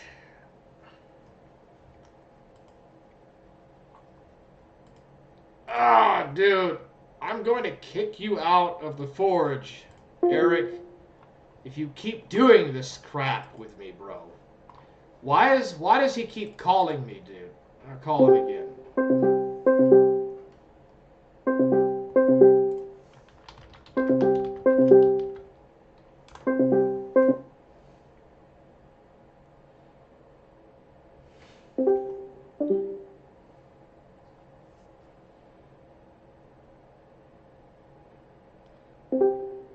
Why does he keep coming in the call and then going out?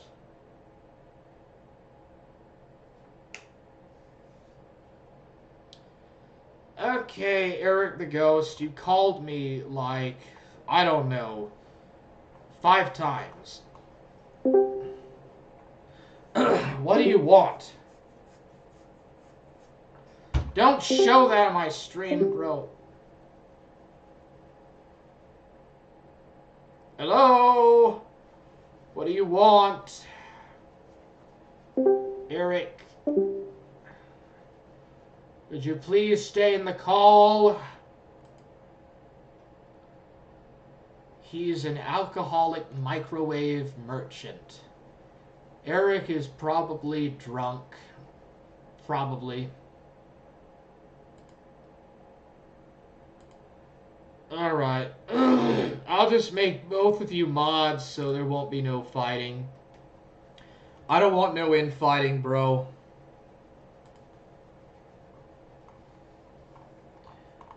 Alright, I don't think he's interested in talking. Okay, I'm gonna go in the smithy if anybody wants to come in and chat. I'll be in the smithy.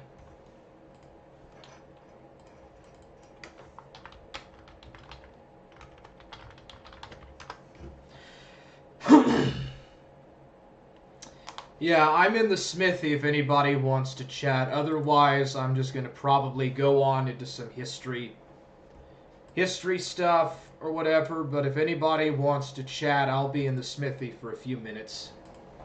Well, we'll see if Ralph shows up. I mean, I offered to go on to Flamenco Street. So what happened here with Mr. Medicare and Ethan Roth? What was going to happen? It was definitely a wild weekend from that particular perspective, at least watching it from my end. Okay, so I had to unblock Ralph and then send him a link because I thought someone had sent it over. I'm sorry, Ralph. I'm sorry. I thought that was given off your way. There you go. I have sent Ralph the link. He can jump on in. Let me... I will try to keep the naughty words to a minimum so it doesn't screw your channel. Oh, dude, this channel's already fucking dead. Have you not seen? I mean, this channel is fucking... This channel has cancer. Okay, but like terminal full stage. You're telling us we can go full swing? Is that what you're saying? You know, I mean, I'll say this. This stream will be up for about 12 hours afterward. I'm going to put it in unlisted mode. Anyone can download it. Anyone can remix it. Do whatever the fuck it is you want. I do not care. Oh, there we go. We got how you going? Hey, what's up, a guy? Gel or apple cake pizza? What's up, bro? I go by multiple names. Yeah. No, all good. No, I'm glad to be back, mate. I've always liked your streams. I've always thought they were pretty good. Thank you, bro. Yeah, thank you. I don't know how many Aussies follow my stuff.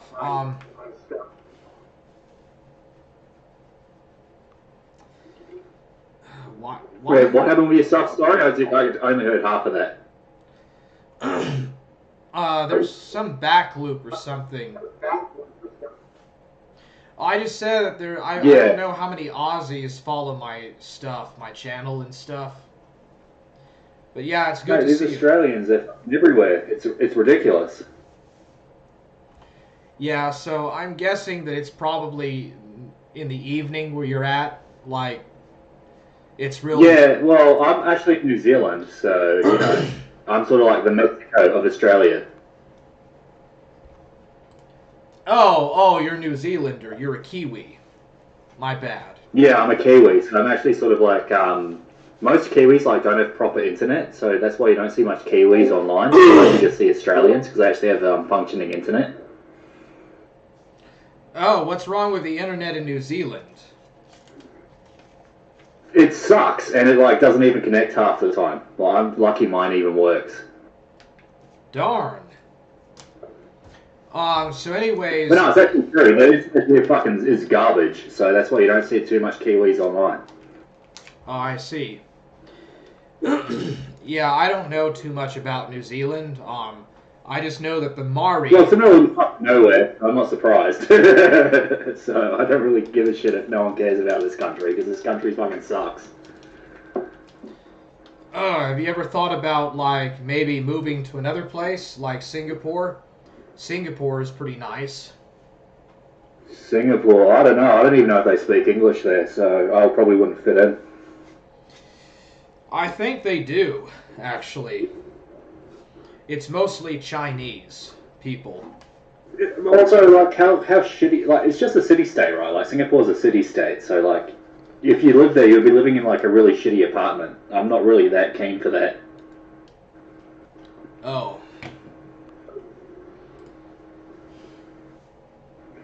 Well, I mean, But I mean, the internet's probably better there. But I'm not really keen to be living in like a shoebox apartment. If I moved to America, that place sounds way better than New Zealand, to be honest. Oh, there's a lot of Antifa in the States. We have a lot Yeah, but at least you guys can afford to live in houses. And you have internet, which it seems like an improvement. Housing is really expensive in the States. It's about like for maybe about $75,000, you could perhaps buy a relatively bad house or something. Really good houses are like $200,000 in the USA. Well, guess how much a good house is in New Zealand? It's like $1 million New Zealand dollars, which is about like, realistically, that's about 800,000 American. Like, it's retarded here. This country is like a fucking dead end for anyone that's born here, because this country sucks. Really? I did not know that. I think other than like city states like Singapore, New Zealand has the most unaffordable housing in the entire Western world. Like, this country's a disaster. That's sad, bro. What happened to your was there a housing crisis or what? Like, what happened? No, it still is. Housing prices are still, because you have all the fucking Chinese like coming here and buying houses, so it inflates the prices. And like the government refuses to do anything about it. It's fucked. The Chinese are taking. It's sort of like Toronto. There's a lot of Chinese influence in California.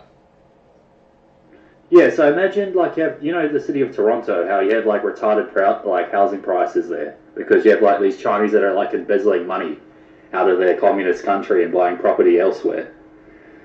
Imagine just having an entire country like that. And that's pretty much New Zealand. Really? Man, that doesn't sound very good. No, this country's like a dead end for anyone that's born here. Like, you're just better off moving out. Like, if I wanted to, I can't really move out because I'm unvaxxed. But if I could, I'd try to go to America somewhere, maybe like Ohio or something, because it just sounds way better. I'm not for sure where to tell you to go to. You could probably move to Texas. Texas is pretty based.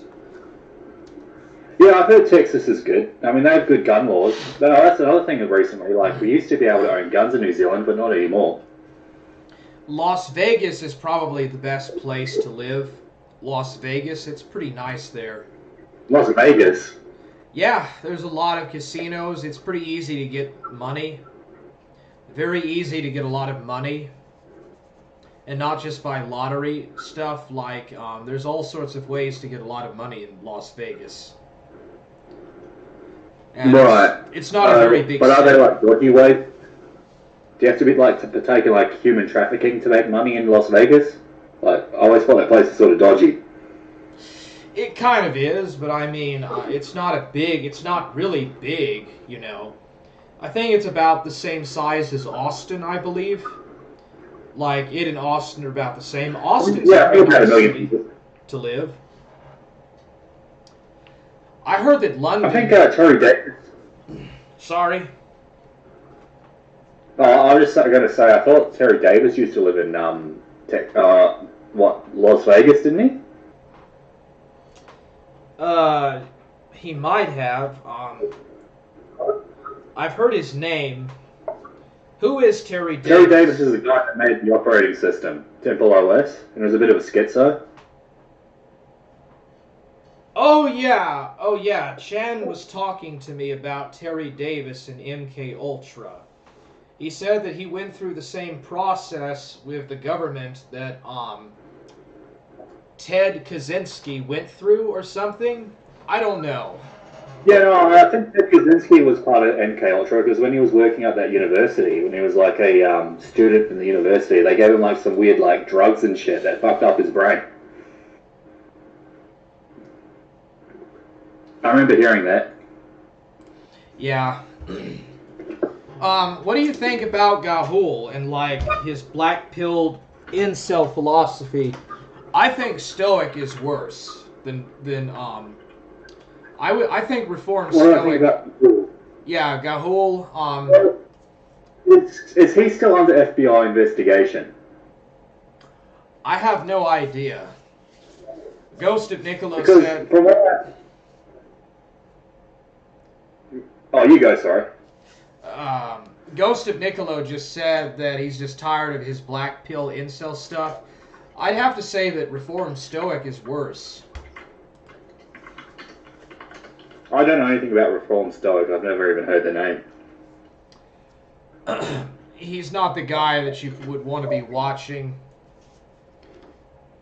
Well, I think anyone calling himself a Stoic is probably just like a bit up themselves. Like, who do I think they are? Like Marcus Aurelius? That's a good question. He used that name when he was he got that. He said that he got that name when he was following Mysterium Fascis, and then he changed his mindset a lot, and now he says he's a born again Christian or whatever. He said that he used to be a big pagan or whatever. I don't know.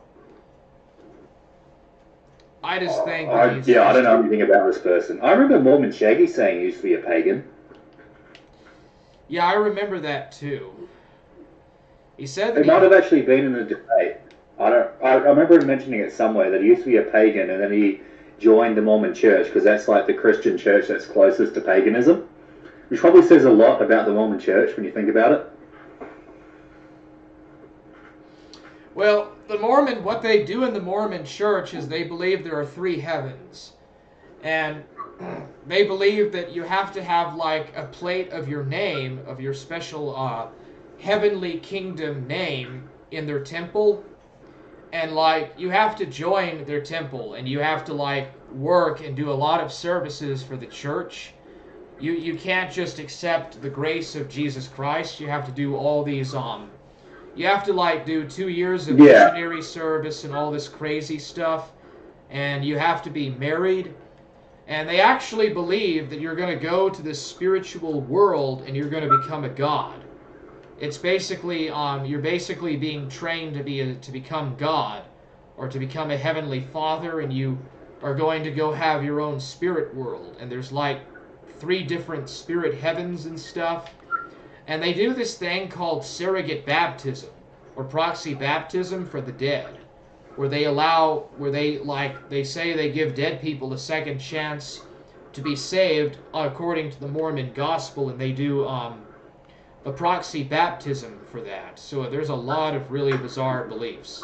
They think that Jesus went to the New World and that the Israelites, a group of Israelites went to the Americas and separated into the Lamanites and the what was the other group? Raphaelites or whatever, and one of them was cursed with black skin and stuff. It's really weird. They think the Native Americans are like the Lamanites or some shit like that. It's pretty crazy stuff. Yeah, I don't know much about the Mormon faith specifically, but I do know, the Prime Minister of New Zealand, Jacinda Ardern, her father used to be a Mormon and a Mason. They have a lot of Freemasonic rituals or handshakes or hand signs in Mormonism. Yeah, I've heard that there's a lot of crossover. Yeah. Did you know that Joseph Smith, there was this situation where Joseph Smith, he joined the lodge, and in less than 24 hours he became a 33rd degree Mason upon becoming a Mason. Now, isn't that kind of weird? Oh, fuck. Yeah, and that's not a conspiracy theory. That did actually happen. That's pretty messed up. Yeah, he even led like this thing called... Oh, you go, sorry. He even led this militia called the Mormon Battalion, and like pretty much every male Mormon became a Freemason. And that was before he was assassinated. So apparently a shootout happened. He was in jail and there was a shootout and he died in that shootout in 1844. and then Brigham Young okay. became the leader of the Mormons, or the LDS Church, and he led them to Yeah. Utah. It's pretty crazy Yeah, stuff. I mean, yeah, it's pretty interesting. I mean, you know, Mormonism is more a thing in America. It's not that big in New Zealand. But I just remember hearing that there was a lot of connections between the Mormon Church and like Masonic lodges and stuff, which is, you know, probably true. It could be. Say, what is your take about the small hats? Like, what's your take about the small hats, if I may ask?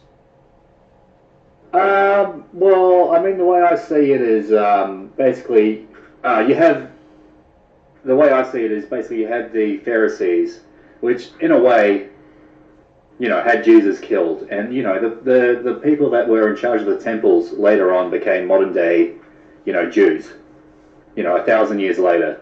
So I'm not a fan of them really, because I just see them as like basically just people that rejected the Messiah. So not the biggest fan of the small hats in a way, I guess you'd say. Yeah, I mean, I could see how they have caused some trouble, but I don't really think that the small hats are responsible for all the ills in the world. I think that there's a lot of different groups. No, I agree with that. They're not responsible for everything, but it's like they're not. I wouldn't say they're good either. But anyways, I've actually got to go. I've actually got to. I'll be back in a sec. I just need to grab a couple more beers. I'll be back in a sec. Oh, yeah, sure. Go ahead. I'll be back in a minute.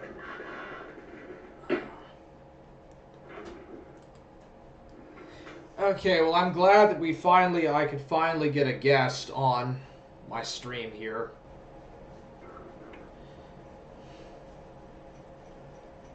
I'm gonna go grab a Pepsi. Dude, I wish I had some beer. Damn it.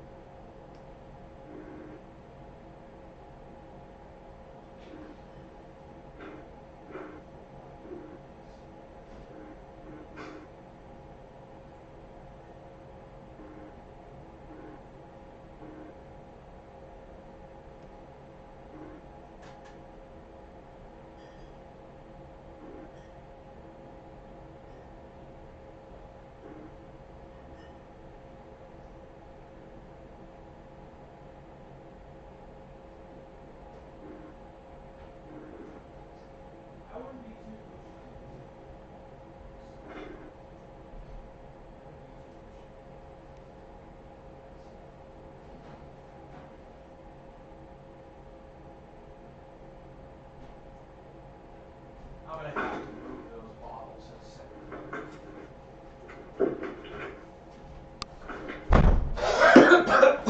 second.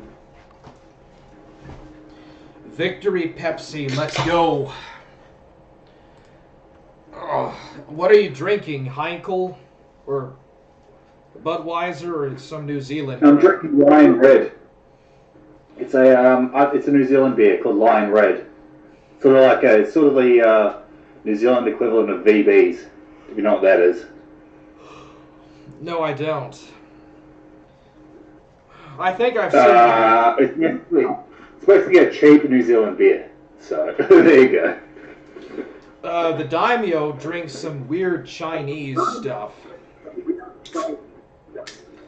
Well, like Asahi or something. Yeah, something like that. Well, sake is Japanese. He drinks some Chinese beer or something. Yeah, I don't know too much about Chinese beer. I've drank sake before, but I wasn't really that big of a fan. Had it at a sushi place once. Oh, really? Dude, why is the daimyo... Oh, sorry, you go. Why is the daimyo so dodgy about people calling him out as being friends with kid diddlers? I just wonder why he's so dodgy. I honestly don't know that much about the daimyo. I just know that he makes a really annoying like Chinese accent, so that's why I don't really watch his like content, because the accent he puts on is sort of annoying. So I actually don't really watch much of his content, so I don't really know much about him.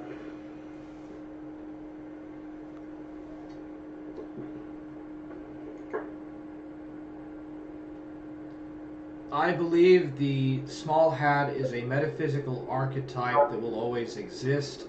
Blaming them constantly is like blaming a virus instead of blaming your immune system. Yeah, I mean, I would agree. Too much has been... Well, I mean... Oh, go ahead. I mean, they're not good. The way I see with small hats is, you know, they're obviously not good. I mean, they basically have a religion built around rejecting the Messiah.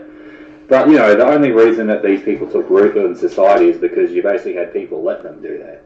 So, I mean, you can't just blame the small hats for everything. You have to sort of be a little bit introspective and sort of like go, okay, how did we get to the situation with our own people? And then sort of how do we fix that with our own people, that these people that are, basically have a net negative effect in society were able to get such influential and powerful positions. They didn't just teleport there, you know, they were let in there. I don't know.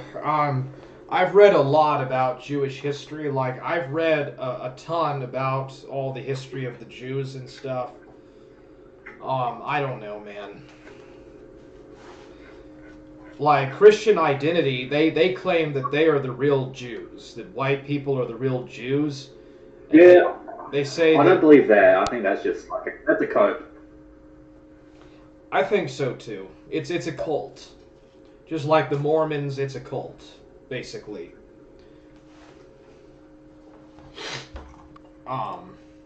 Yeah, I don't know too much about Mormons, but it probably is. Are you a Sonic fan?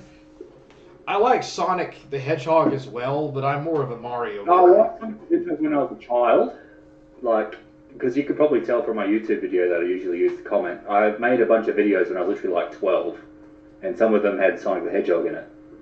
So I used to be. I don't really care about that shit anymore, because that's all just childish nonsense. Yeah, I mean, I'm the same way, but I grew up with Mario. I didn't play too much of Sonic the Hedgehog. Yeah, I mean, that's pretty much it. Yeah, well, Mario came before Sonic, so, but, you know, I played Sonic when I was a kid. Like, when I was literally, like, between the ages of, 8 and 12, I played Sonic the Hedgehog games.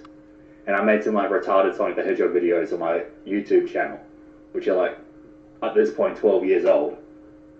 But, yeah, I did like Sonic. I mean, the games are alright. But, I'm not a fucking man-child like Chris Chan that still gives a shit about that. I mean, I don't care about it either.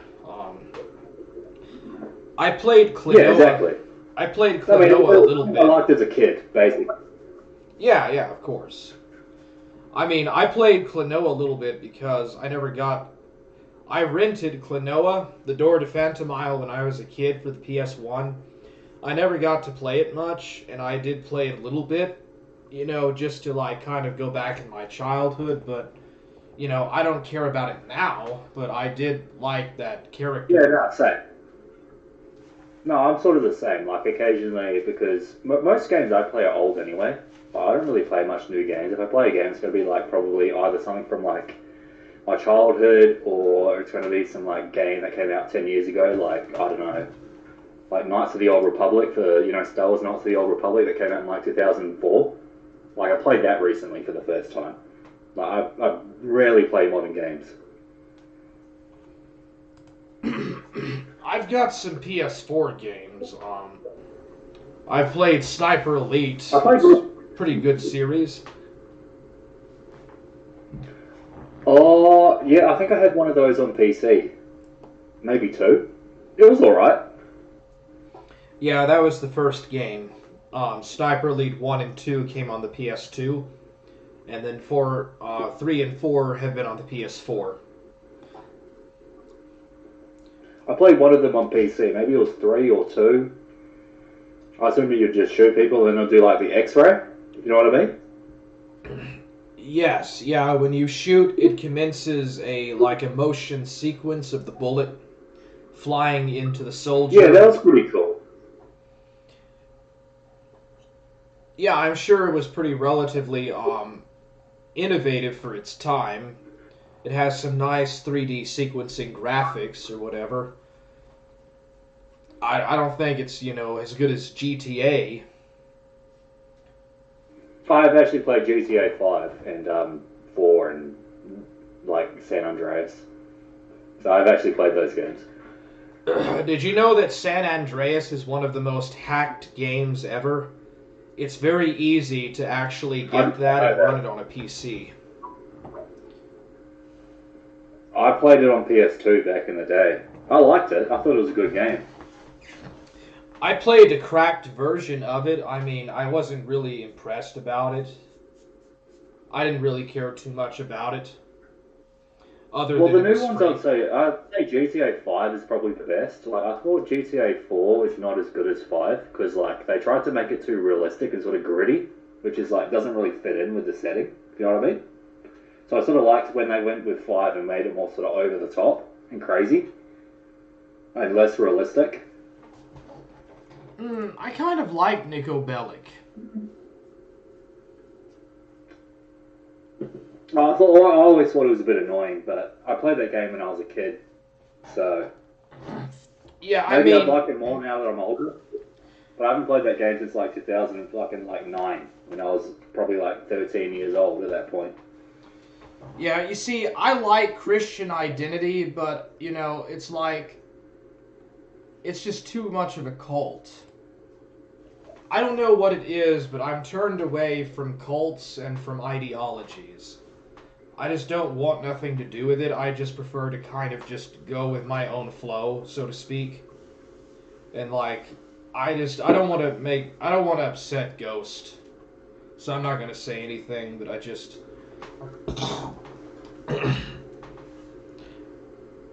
I don't know, dude. But yeah, back to what you were saying about these PlayStation 3 games.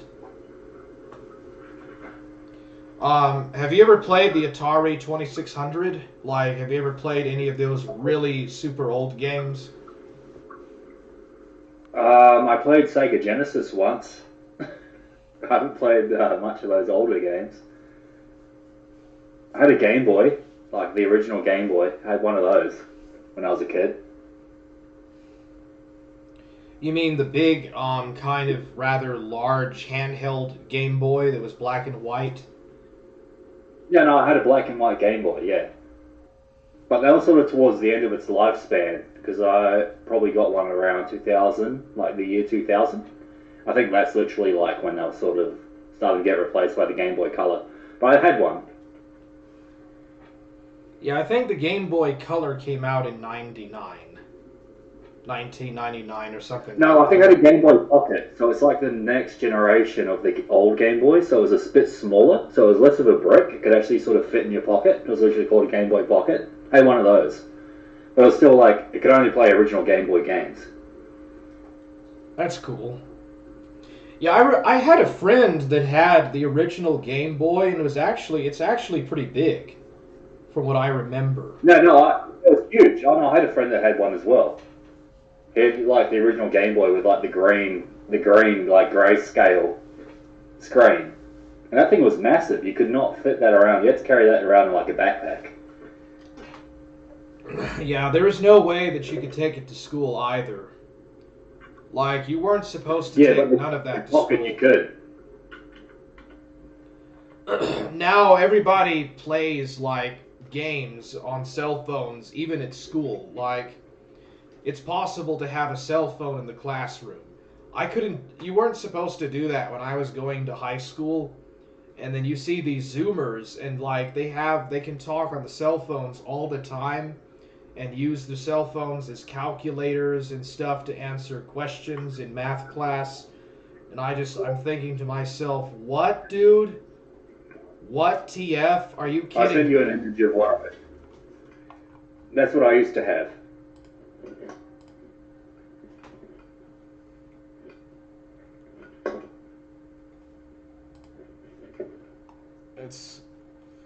Oh yeah, I remember those. I had friends that had those. Yeah, I think those came out in like 98, and I think I had mine like a year or two later. I got mine in like 99 on 2000. So I was about like 6 when I got it. But I fucking loved that thing, eh? Like, that was my first like video game. console that I played on. The first video game console that I ever played was the original Nintendo.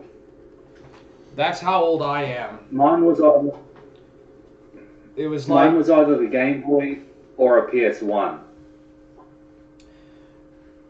The Game Boy, it was either Game Boy or PS1. Dude, I love playing Spyro the Dragon and Ape Escape on the original PlayStation, Sony PlayStation. I also played some other games on it too. Yeah, I still got a disc copy of the original Spyro from when I was a kid. My older brother, he had a Nintendo, and I hated it, dude. Those games were so hard to play. The controls were super stiff. I thought the Super Nintendo was so much funner. Really, the first video game console that I played in the long run was the Super Nintendo, but I did kind of touch a, what was that called, those computers? I forgot the name of those computers. Commodore 64? Yeah, something like that. Yeah, it was a Commodore. The Commodore and the Super Nintendo. 128. That's the one that came after the 64. The Commodore 128, maybe? It was before the 64-bit age. A little bit before. I started playing video games around 94 and 95, I believe. I was like 7 or 6, I don't remember. But I do. Yeah, that's about when I started playing video games. I started playing video games around 2099, and I would have been about 7 at that point. So I played PlayStation and Game Boy. Cool. Do you remember the PlayStation 2? The PS2 had a lot of cool games. Yeah, I played Jack and Daxter. What was it? Ratchet and Clank. What else did I play on that? The GTAs, I played San Andreas on that. I played Gran Turismo, I'm pretty sure, like one of the older ones. And you did the PS3 too? No, I actually got a 360 after that. I went to play Halo on the 360 after that generation. Yeah. So I went PS1, PS2, 360. I have a 360. It's in the room here. If you want to see it. Oh, hey, it's the ghost of Niccolo, bro. Hey guys, what's up, bro? What's up, man? It's Niccolo. How you going, mate? Forge gang! Forge gang! Let's go! Dude, why does Burger Boy have to be such a sourpuss? What's up, buddy? Why does Burger Boy have to be such a sourpuss? Oh man, I don't know. I don't want to say nothing real bad about Burger because he didn't really say nothing bad about me. When you and him were talking, I don't know, but really. Yeah, I don't know what his deal is. And I'm the same. Niccolo. Oh no, sorry. You go, Wahana. I'm the same way as you. I don't want to say anything bad about him either. But I will say that he's been very mean-spirited, especially to Euros. And Euros has been quite nice.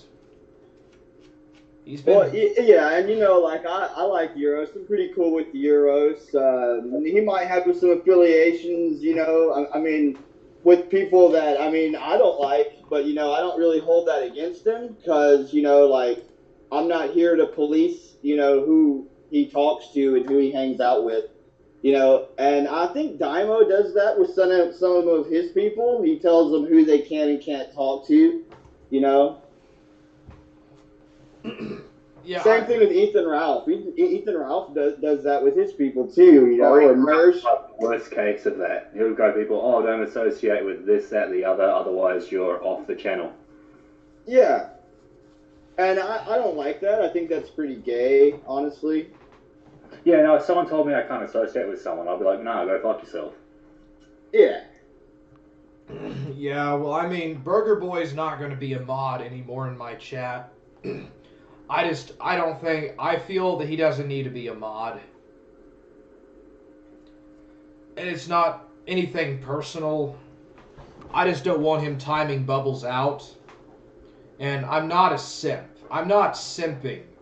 Why would he say that I'm simping for a girl? Because I don't want her to be I'm the only simp here, bro. I'm the only simp here. No, you are a bit of a bubble simp, that is true. Yeah. But yeah, I'm just on break for a little bit, guys. So I was listening to y'all, so I just hopped on for my break. Have you watched my Nick Keith interview yet, Niccolo? No, bro. I've told you what I've been doing. I listened to Grossly, and then I listened to the Ear Juice stream with that guy, and then Warhammer. I've been watching Warhammer since then. I'm gonna watch your Nick Keith. Like, I'm off for the next 3 days, bro. So I'm gonna watch it at some point in those 3 days, in those 72 hours. You need to get onto it, mate. I will, buddy. Because I'm really interested. Like, I've kind of watched some of his stuff.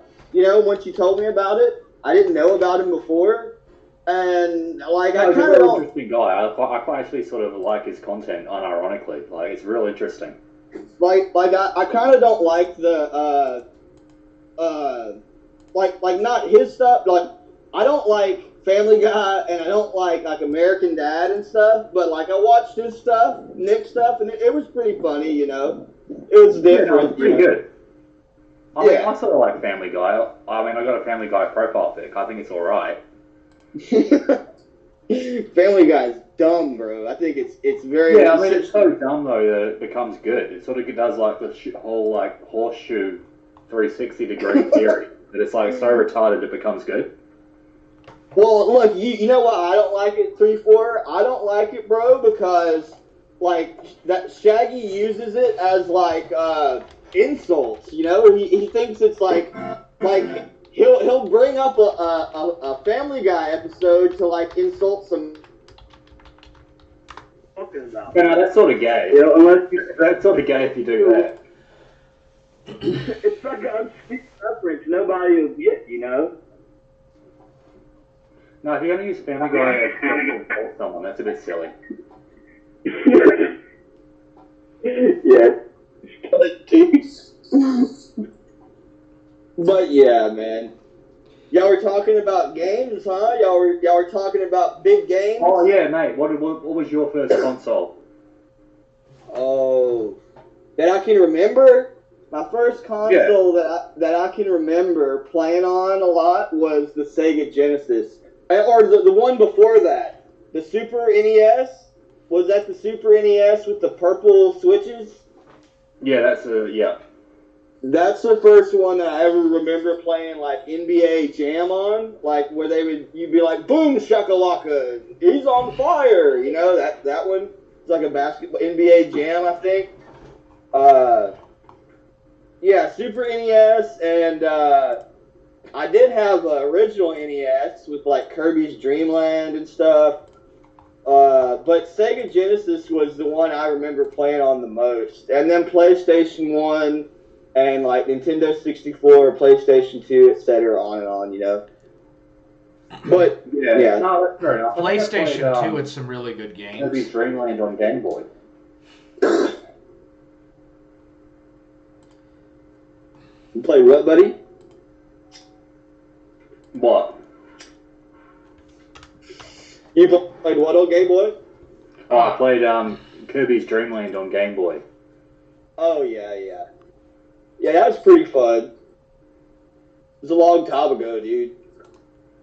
Like a long, like many moons ago, you know? Well, it's like 25 years ago at this point. Yeah, dude.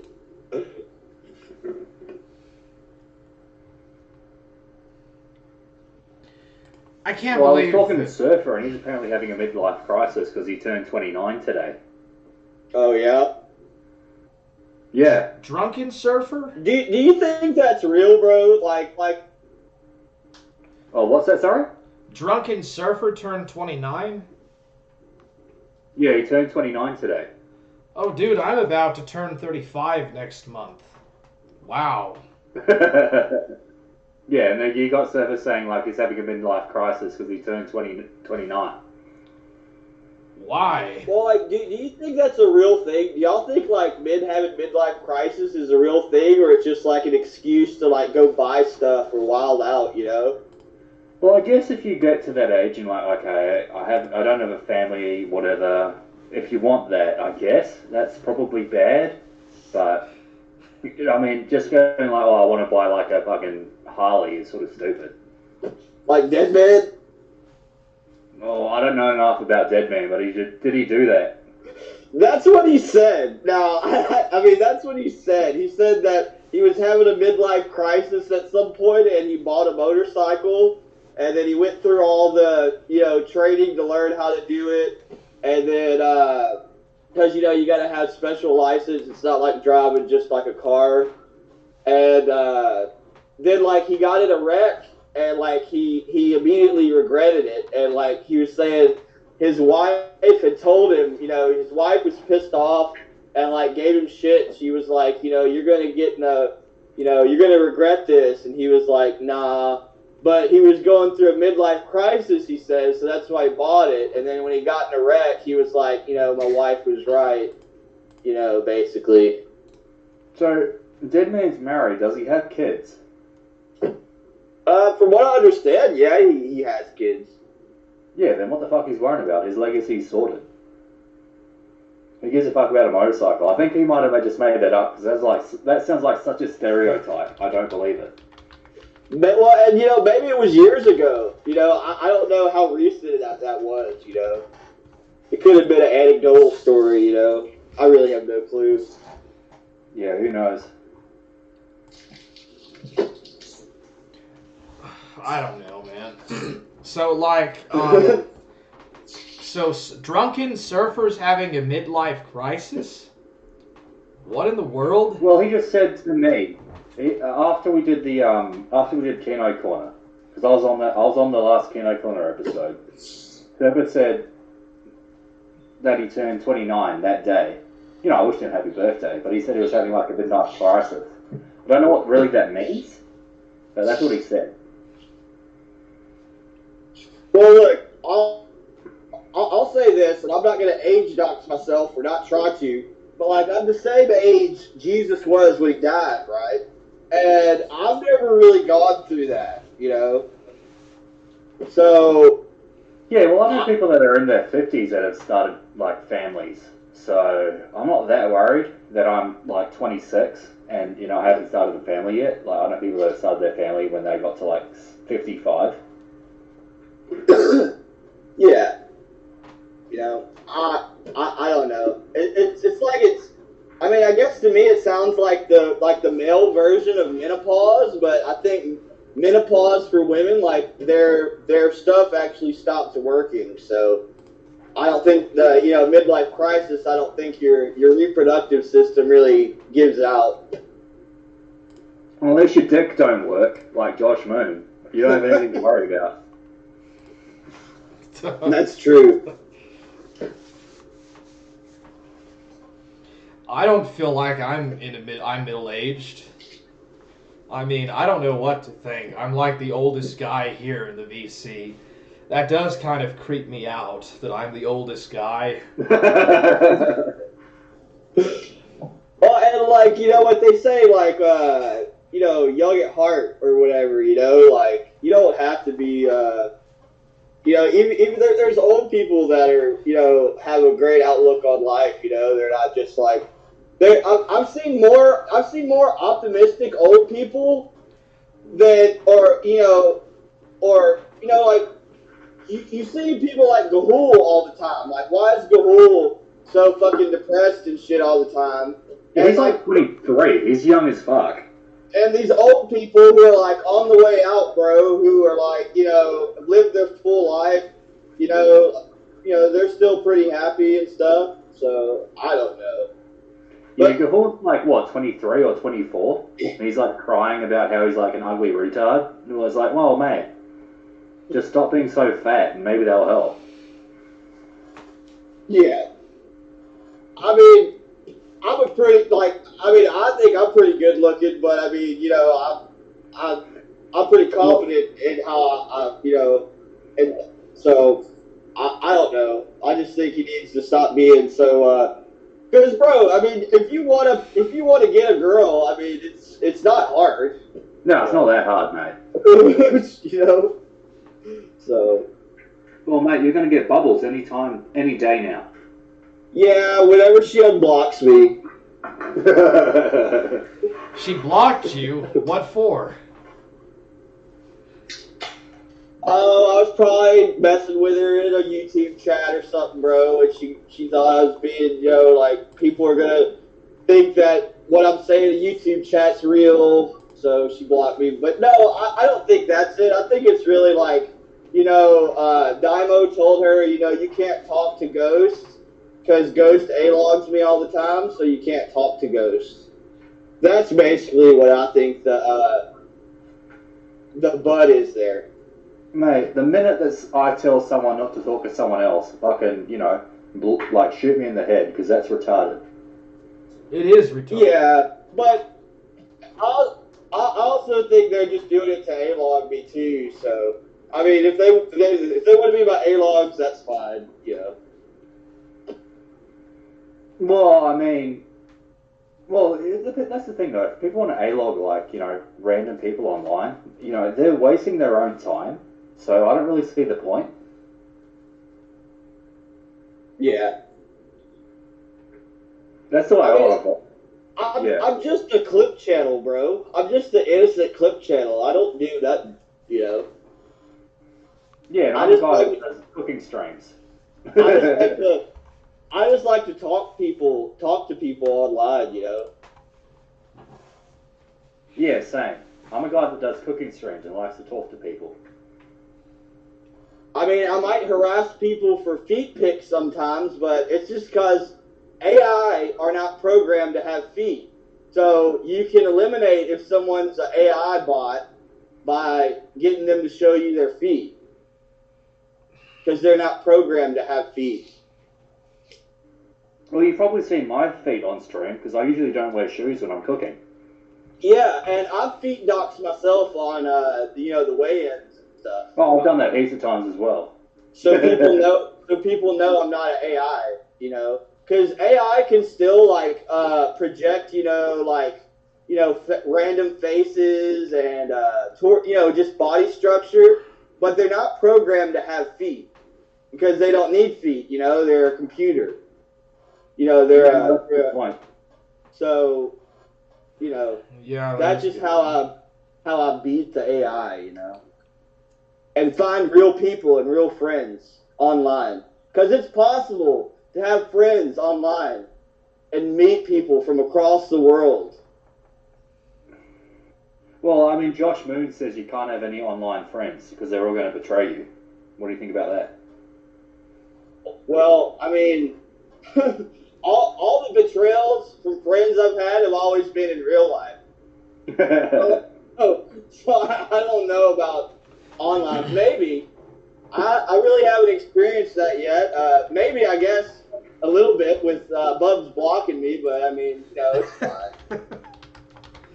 All because the daimyo told her to? That's pretty retarded. I think she blocked me also. I'm not for sure. I think I'm unblocked, so I haven't been put on Daimyo's blacklist yet. Oh, well, I mean, I'm blocked from his chat. Like, I have to use alts to type and talk in his chat. I need to go to chat, but I don't really give that much of a shit about the Daimo. I mean, he's funny, but his accent's annoying. I've mentioned this from day one. I liked his stuff when he had his first channel, but, he's removed his first channel, so all that good stuff's gone, and now he just does pretty gay crap. Yeah, why does he do that? Why is he so focused on like this on the gay shit so much? Well, I think it's because, he's mostly, I think he's affiliated more with PO than Euros. Euros is probably just in his chat because Euros is just a OG chatter. Like we've always been in the same chats most of the time. We were all in PPP's chat, We're just chatters that decided to just start doing stuff with other chatters and people, That's really all it is. 2022, year of the chat. Yes, 2022 is the year of chat. The revenge. Well, I think that's where that's where I came from as well. I was in chatter as well. Yeah. 3-4 was in chat all the time. Oh, Burger Boy blocked me on Discord. Why is he being this way? That's messed up. Why is he doing this stuff? I don't know, dude. I don't know the rundown of Burger Boy. I just know that he tries to manipulate people to be against other people, from what I've gathered. But I don't really know because I don't really follow him that much. I'm not really sure. That's sort of what I got from it though.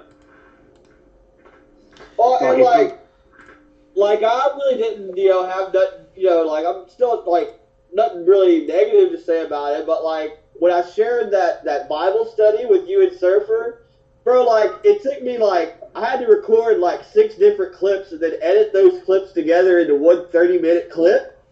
And, I thought it was pretty good, and I was premiering it, and he was saying that I was, mocking you, Hammer, and kind of mocking Christ, I guess. And, I didn't think that or feel that way at all. But me and him talked about that in DMs, and we're cool with that. Me and him were cool about that. But, I mean, that's the only thing, that I thought was kind of just what the, but that's really it, Yeah, I didn't understand. I did not really understand what he meant about that. I went back. I had to go back and I went back and I watched your entire 30-minute clip, and I couldn't find a single thing that was making a mockery of me or a mockery of Christ. I couldn't find a single thing. Like Hammer, whenever all the Doge things are playing. And, bro, whenever we were all talking, I didn't even know that was going on. So when I went back and watched it, I was like, dude, that is hilarious. Because it's also, we're talking about some pretty different things that might get struck or censored or get your video blacklisted or get a fact checker on your, your video. Oh, this is about this, Wikipedia article about the flat earth, or whatever. And when you put that overlay on it to kind of mask what we were saying, I don't think you get that kind of, stuff on your channel. So I thought it was pretty smart, bro, and it was pretty funny, I thought, So, Nicola, do you think the Earth is flat? Bro, I'm actually, I'm an agnostic on the shape of the Earth. I've never seen it, so I don't know. I don't think it moves. I don't feel it moving, but there's a lot of heliocentric arguments for why I don't feel it move, the Earth is too big. But we're also going at 100 billion miles an hour, rotating around the sun, and we don't feel it at all. It's kind of silly, dude. Well, I think the main argument for why you don't feel it is the Earth is moving, and then also the atmosphere is also moving with the Earth. So wind is in the atmosphere, and changes of pressure and temperature cause a wind. But when the Earth flies through the apparent universe or whatever, at whatever speed, the atmosphere is going with it. So that's why you don't feel any sort of wind or movement or whatever. Yeah, I mean, I don't know, bro. Like I say, I'm just kind of agnostic on the shape of the Earth, because I mean, I'm pretty sure the Earth is round, but maybe I'm wrong. Maybe I'm a complete idiot, but I'm pretty sure it's round. It's probably round, bro. Like I used to think that it was a round disc. So I mean, it could be both. You know, I don't know. But I actually have to go back, guys. So I'll be in chat. It's It good was talking fun to y'all. talking to you, man. Have a good show. Forge gang! Forge gang! It was good talking to you, bro. Let's go. I just made this anti-burger boy thing. Dude, if he's gonna be like this and ban me on his Discord, why should I have him? Anti-burger boy. I just saw that. Oh fuck, buddy. Anti-burger boy. Hate team. Well, Warhammer, what shape do you think the Earth is? I think it's round, or I assume it's round, but I believe that the well, maybe it goes around the sun, but I think that the way that we've learned about heliocentrism is wrong. I think that there is a watery there's a watery dome, the firmament. Now, technically, the Bible does say that the waters were open and it rained on the earth for 40 days and 40 nights during the beginning of Noah's flood. So maybe a lot of that water that was in the firmament fell down during Noah's flood, and then it dried up.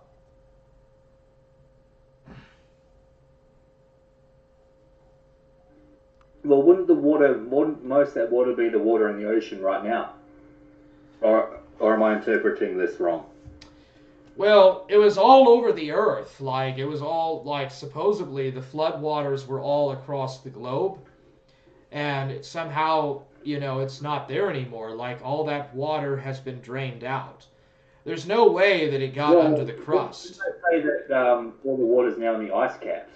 Because, like, apparently the ice caps hold a lot of water. That could be possible. I don't know. That's one possibility. I mean, I don't think it went underground. Maybe it went into the ice caps, perhaps. But the Bible... Well, if it went underground, I mean, there is groundwater, but that's a lot of water to store underground. What do you think about the geocentric Earth model, where the sun and the planets go around the Earth, and the Earth is the center of the universe? I haven't really thought of it. I've mostly thought about if the Earth is flat versus round. But when I looked at that, it seemed like more likely the Earth is round than flat.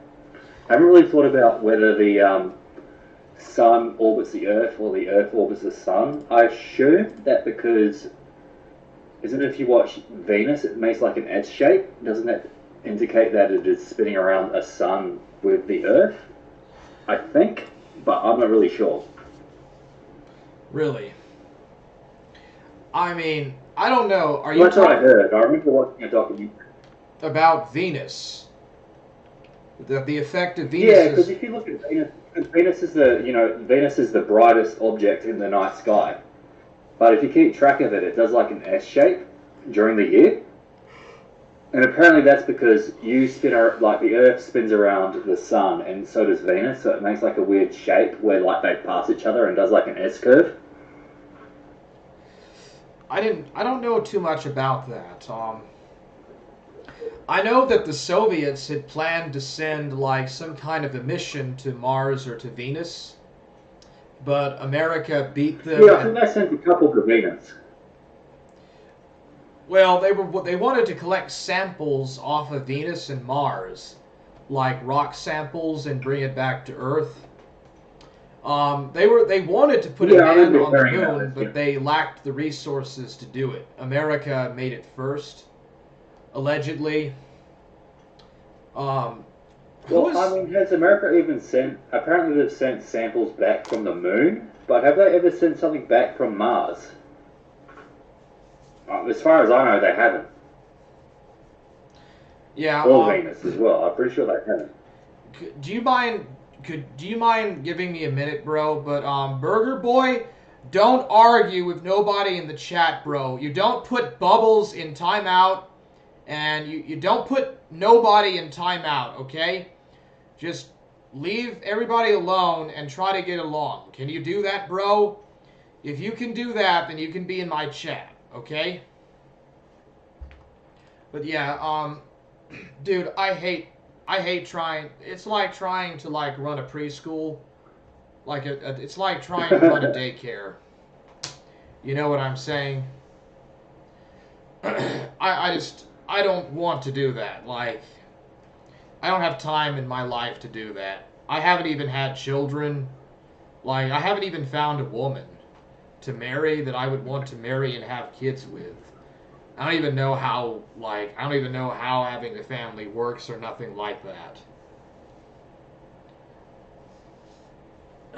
But the last thing that I need is to run my chat like a daycare. No, you don't want that to happen, do you? No, not really.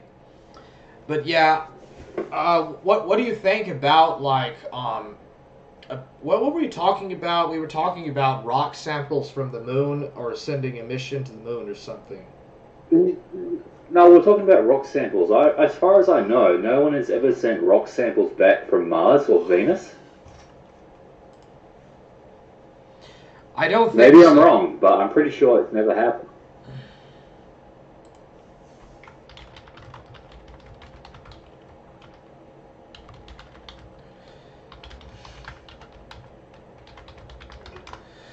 Okay,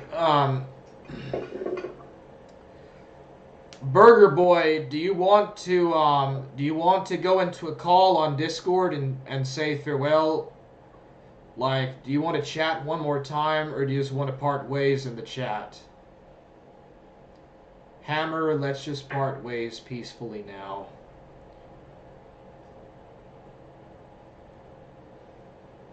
Alright, I'll leave you to parting ways with Burger Boy then. Yeah, dude, this is crazy.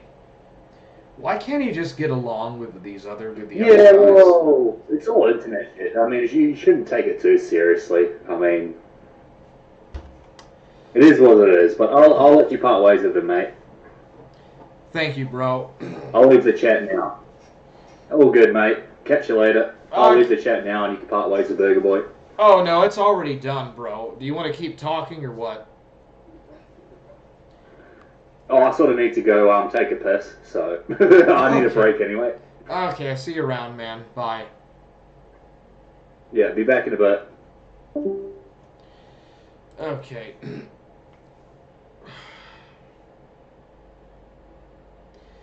Dude, why do you behave like this? You're like a 7-year-old, Burger Boy. It's like you're like trying to deal with like a 12-year-old. You're like dealing with a 12-year-old, Burger Boy. All good, buddy. Thanks for the help discovering my faith. I wish you goodwill and prosperity. Good luck in your endeavors. Hammer, let's just part ways peacefully now. Yeah, let's part ways, bro. I don't know why he's got to be like this. Like, this is like 12-year-old stuff.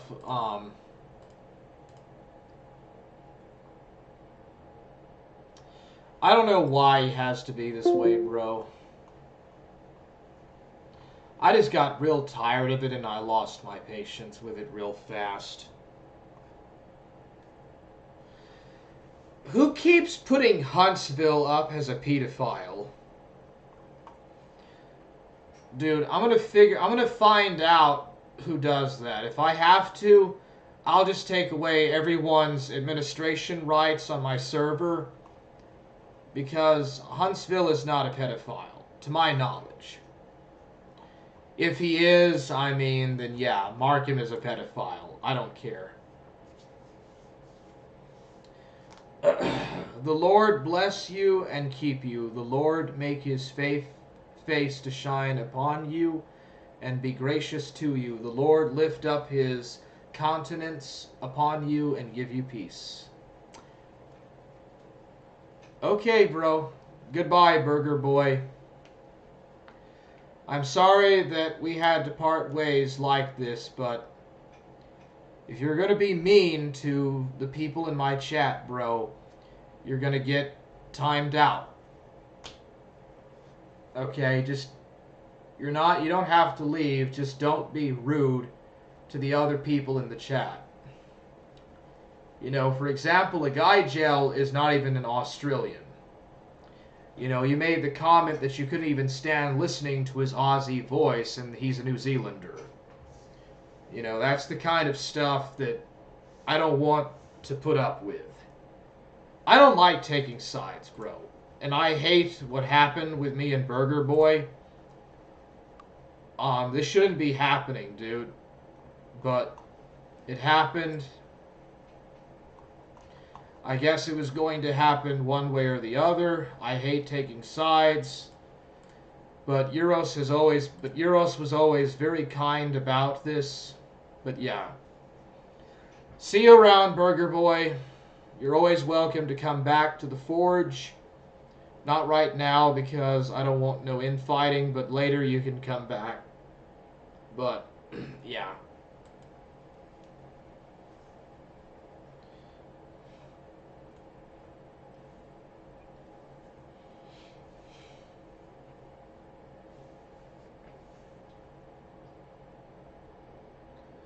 I just don't like people that tell you the people that who you should listen to, who you should follow. Like, I don't like that, dude. I didn't know that Ethan Rolfe, for example, was that way. Like, if you associate with anyone that he doesn't like, you're gone from the kill stream. That's pretty gay, dude. Oh, a guy Gel's back in the smithy.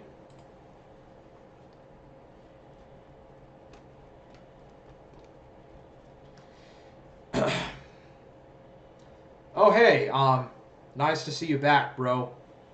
Are you there, bud? Oh, I might be on mute. Wait, hold up. Oh, are you there, bud? Yes, I'm here, man.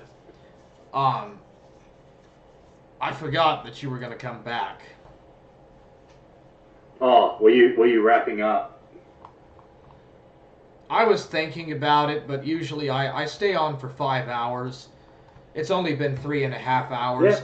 Yeah, that's a decent stream, mate. Well, thank you, man. Yeah, thank you a lot. Yeah, I like to talk about all sorts of different topics, all sorts of different things.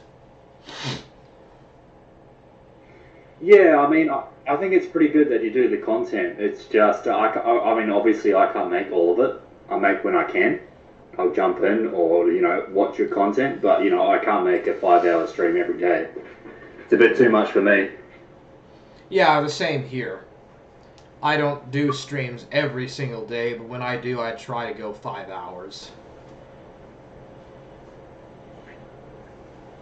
Well, I'll be doing a 5-hour stream tomorrow because I'm making a tiramisu. But yeah, those quesadillas that you made, you need to have Mexican cheese. Like where I live, you can buy Mexican cheese.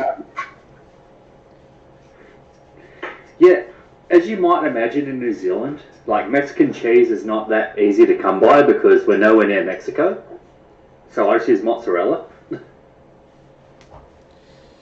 It's about the same, I guess. It's kind of about the same. I don't know why I do that with my hand. Just pretend that I'm not doing that. I'm not having a stroke or nothing.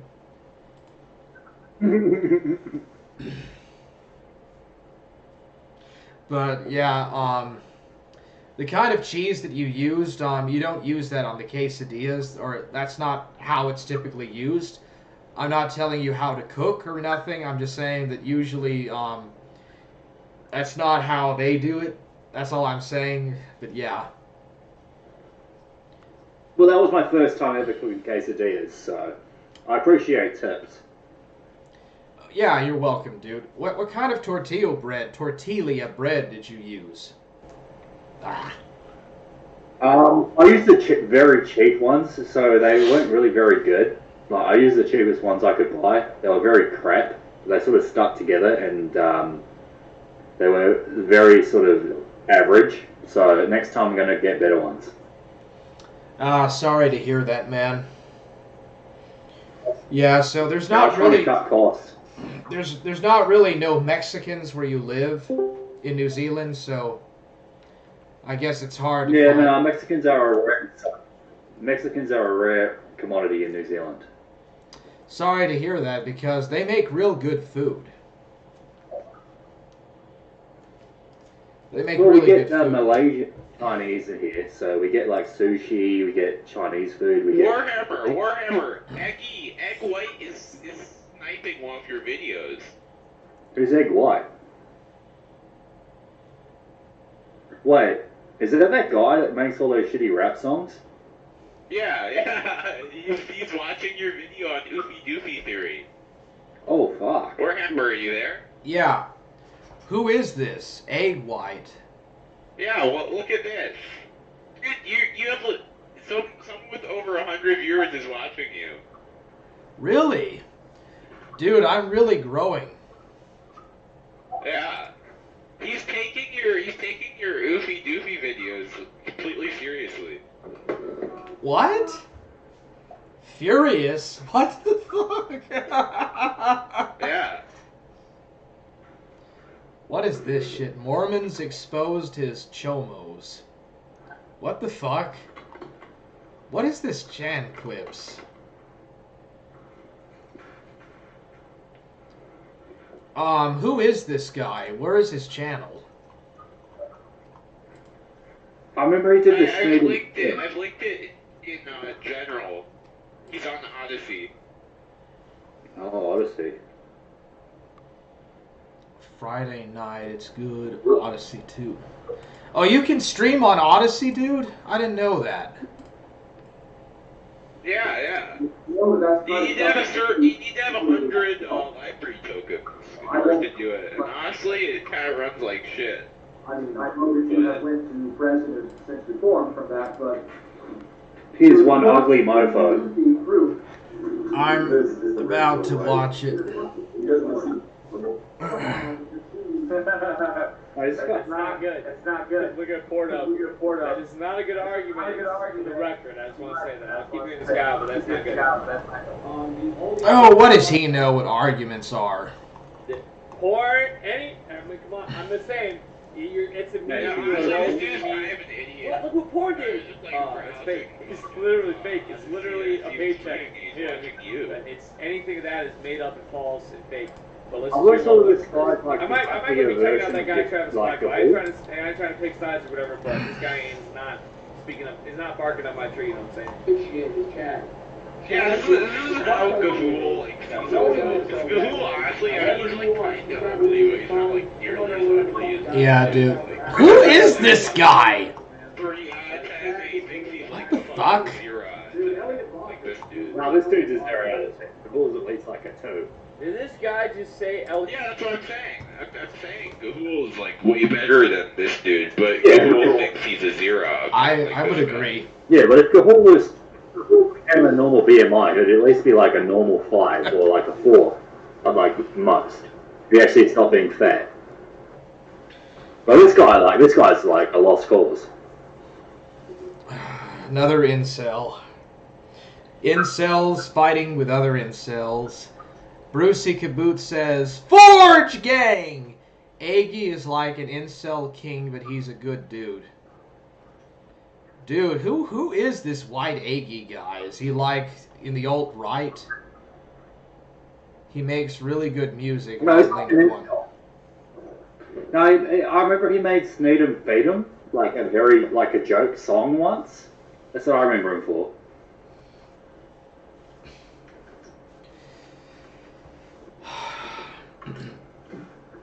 How did you find out this guy was A-logging me, Beans? No, he wasn't A-logging you though. He was taking your video seriously. He thought it was real. Like he took it like as an academic source. He's trying to learn about About Oofy Doofy theory. Oh, I This see. is mate. Wait, I was Warhammer. watching an Oofy Doofy video by like someone else. Warhammer, I'm going to send you a DM. This is a song that Egg White made. Is it real fucked up?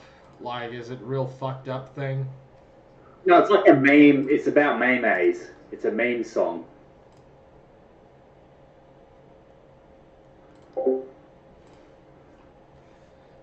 Oh, Sneedom Freedom Hot Pox. So the guy likes his TV memes, basically. TV memes. Oh my. Oh fuck. What is this?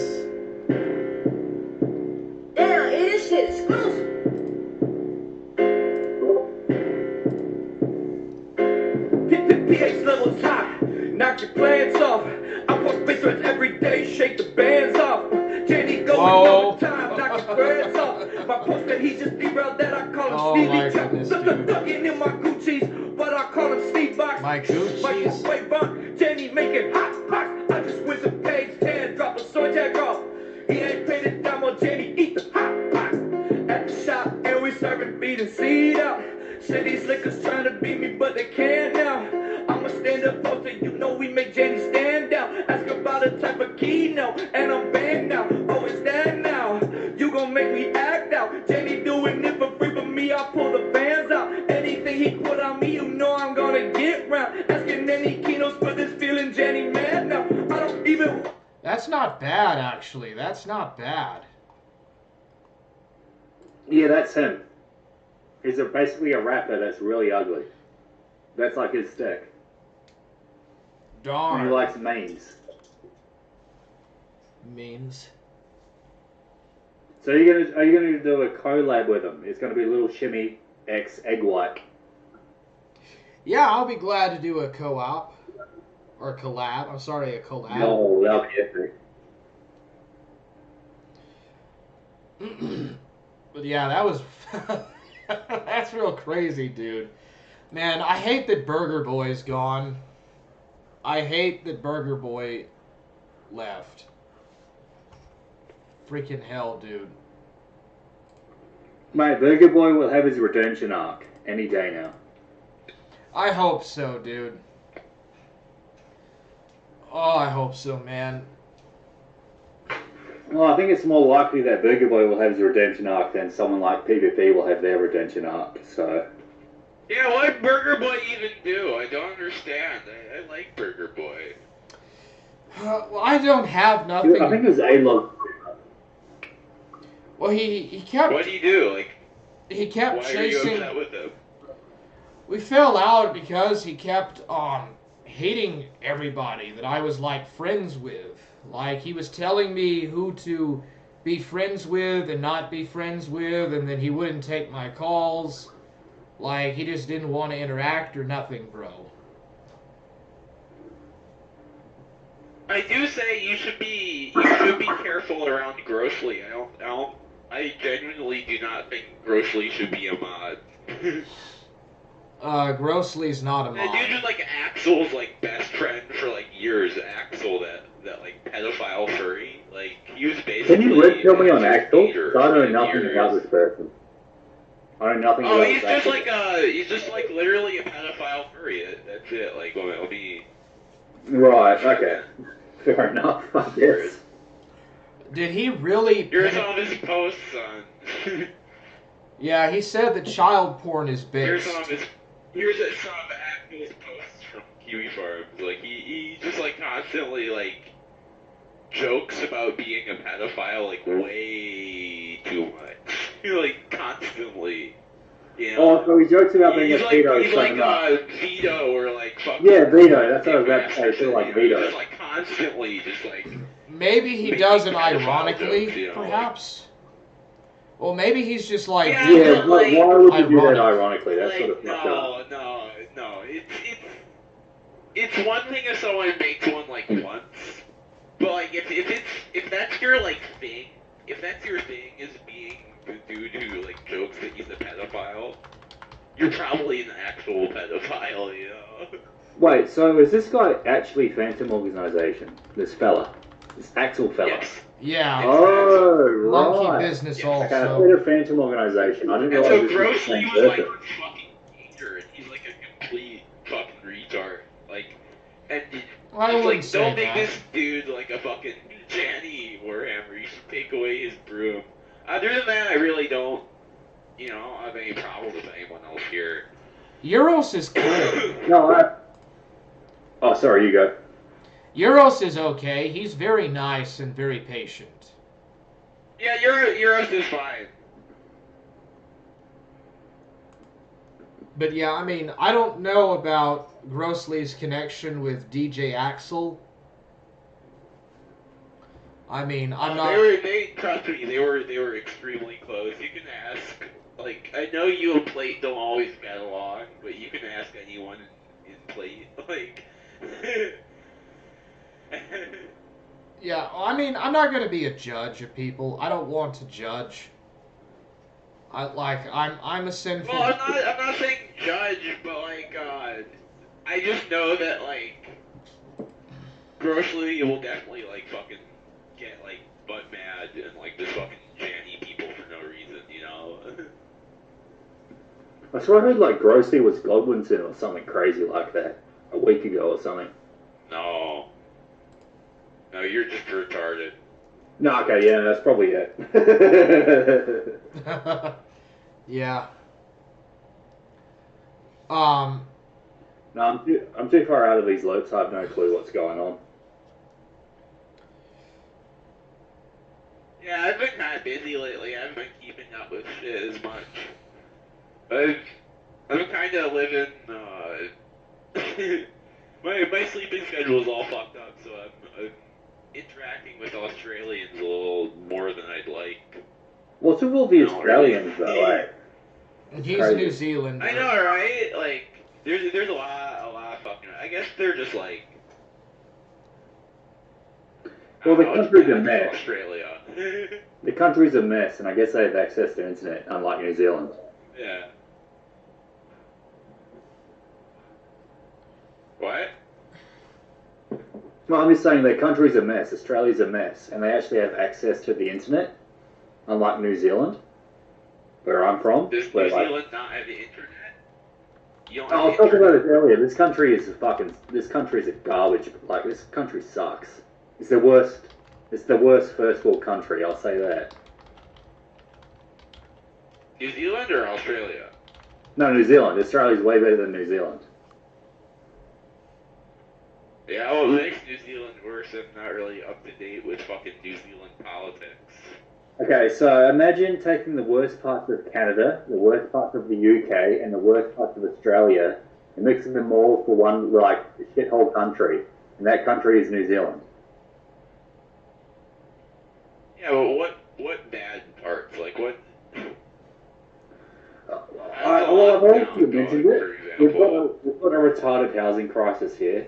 Our wages are the lowest in the developed world, other than Chile. Like, our wages are barely better than Chile. Our housing prices are way worse than the United States. We have like a retarded prime minister that's like a fucking retard. We have like out of control like fuel prices and inflation. This country's fucked. And like our internet doesn't even fucking work properly. But I mean, America's pretty fucked too. I'd much rather live in America than New Zealand. This country sucks balls. Yeah. I mean, at least New Zealand is kind of off the grid, or kind of off the. Yeah, I mean, that's probably the best part of New Zealand. It's in the middle of fucking nowhere, so no one actually gives a fuck about us, but this country sucks. Is it really as bad as Chile or Chile? Mate, Chile's probably better than New Zealand, because at least you could probably buy a house in Chile. In New Zealand, this place is messed up. Like, the banks control the entire fucking government. If you want to spend 70,000 USD on a house, I think Warhammer's selling. Mate, you can't buy anything for anything near that in New Zealand. Like these house prices are fucked here. Right, Warhammer, aren't you trying to sell your house for like 70,000? Yes, I am. Why would you dox that, Mate, dude? if I had $70,000 I'm just saying, like, if you're really that worried about trying to buy a house, a guy Gel, you're that fucking, what's your YouTube name again? The guy Gel, you're that fucking fed Kiwi. Apple Cake Pizza, and I'm also the 3-4. Yeah, 3-4. Yeah, that's me. Yeah, just if you're so worried about buying a house, why don't you buy Warhammer's house? Well, if I had 70,000 American dollars, I would. But I live in a shithole country. I have like no savings because like the price of fuel's like $3 a liter. So. $3 Mate, I don't have $70,000 sitting in the bank. Crap. Yeah, $3 a liter isn't that bad. Wait, how many liters are in a gallon? 3.7. So 10 liters a $10 a gallon. Wait, that's expensive. Yeah, no, that's the fuel price is basically $10 a gallon. So imagine living in that country. That's where I'm living. This country fucking is bullshit.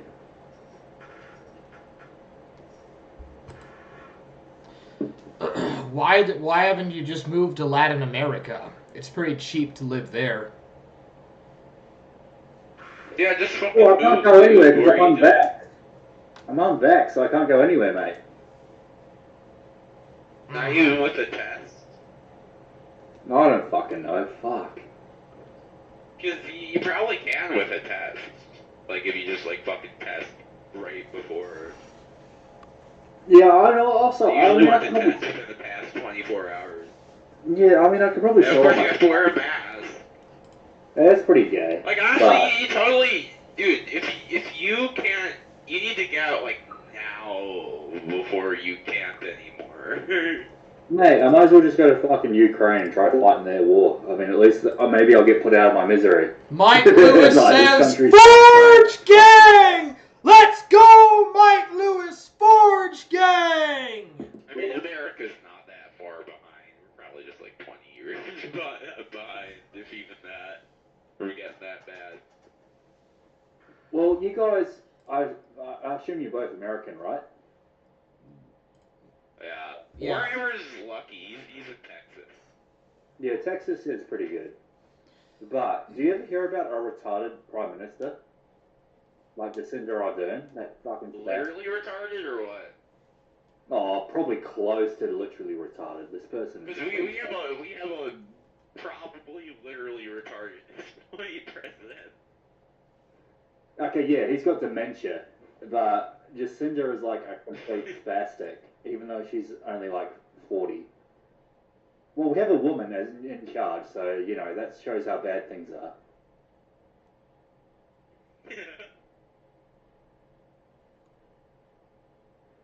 But no, oh fuck, no. This country has no future. Like this country is just it's on the way to becoming Latin America. It's going on the way to becoming like worse than Mexico. Like this country sucks. Like New Zealand is at least the worst. Like wait. Oh, you go.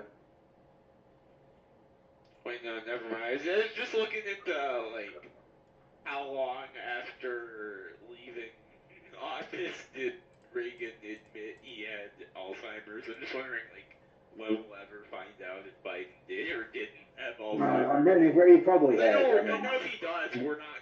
I know if he does, we're not gonna find out for sure, for absolute sure, until it either like kills him or he gets out of office. You know.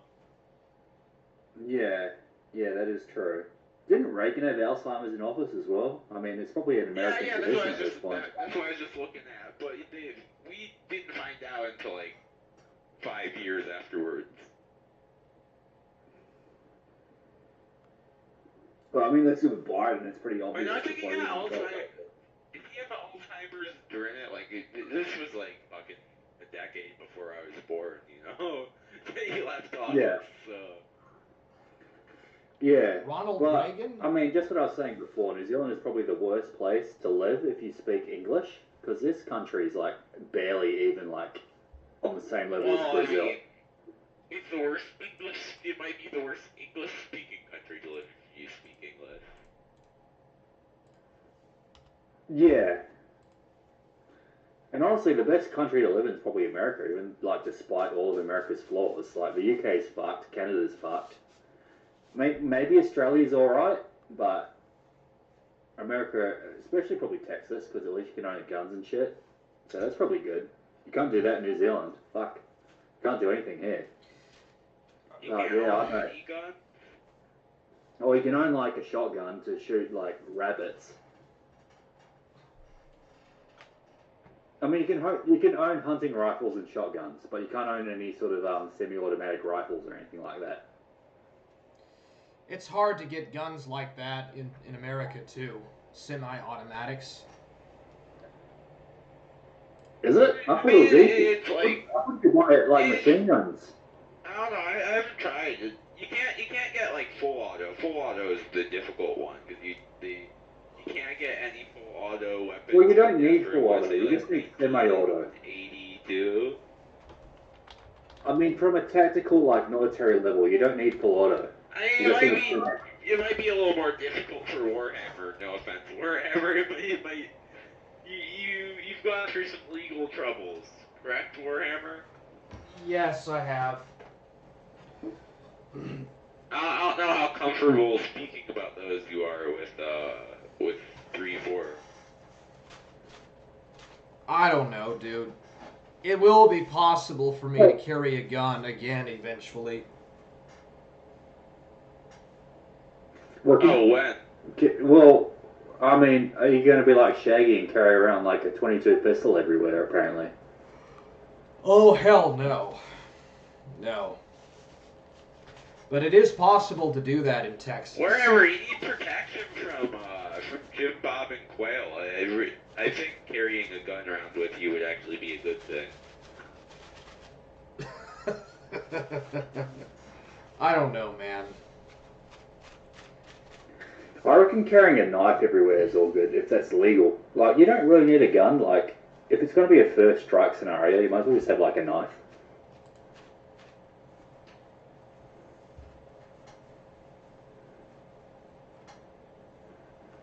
And you ever heard the Ozzy... expression, don't bring a knife to a gunfight? And Ozzy, a friend of mine, told me get once the confronted by Texans it's are the going to be Aussies in close of combat. America. So,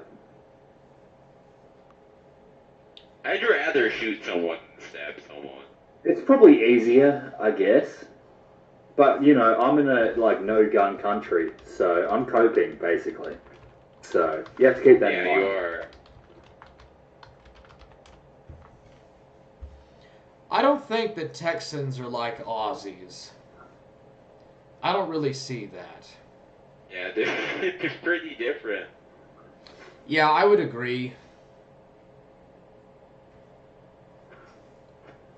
And not all Texans are hillbillies. Like, I don't even fit the definition of a hillbilly. No, I mean, Texas has, like, Silicon Valley, too, in their country right now. Say what? But, fellow with all the Nordic runes, were you, taking a hit of the bong there, mate? No, it's water tobacco pipe. Oh, I'm gonna doubt that. Legally. I'll press X to doubt. Water tobacco pipe. I've never tried one of those. Oh, actually, no, that's tried one. Basically, it's like a bong, but tobacco. No, actually, no, I have tried one of those. It's the Arab one. What are they called, like shishas? Have you tried one of those before? Hookah? Those are different. Yeah, no, I think it's the exact same thing, yeah. No, they're different. Oh, I don't fucking know then, jeez.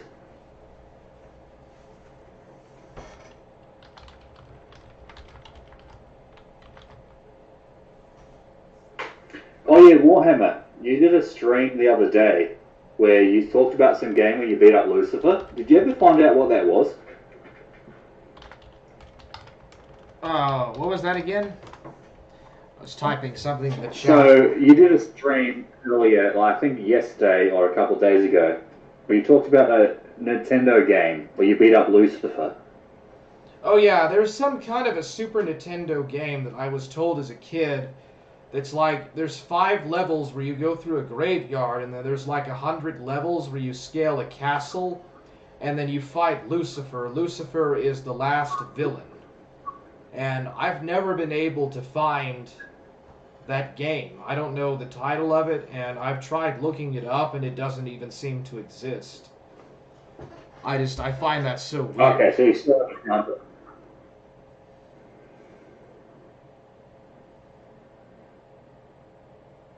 Well, I heard you talking about it the other day. I just wondered if you actually found the game. Because that sounds pretty epic, beating up Lucifer.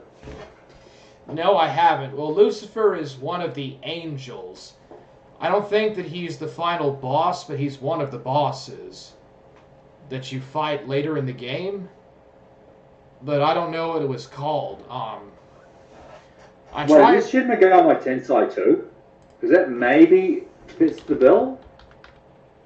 Yeah, I tried looking that up, and it came out with that name of Shin Megami Tensei. I know it's a Japanese game, but it was in the it would have been the early 90s. That's the only problem. This was right. Well, I played Shin Megami Tensei. It was an unnumbered version called Strange Journey, and you beat Lucifer up. No, you don't beat Lucifer. You beat up Mother Nature. But I think this is like a sequel. So I think like in the previous games you beat up Lucifer. But in this game, you beat up Mother Nature, and then like you go back to Earth. Yeah, it's something like that. It would have been like Shin Megami Tensei.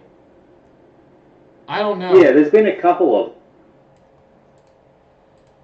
I think he said it was a Nintendo game. It was like made in the 80s, and it was a Nintendo Japanese game for the original Nintendo. There's a lot of weird Japanese games. The Japanese have a lot of bizarre titles for their games, for sure. Yeah, absolutely.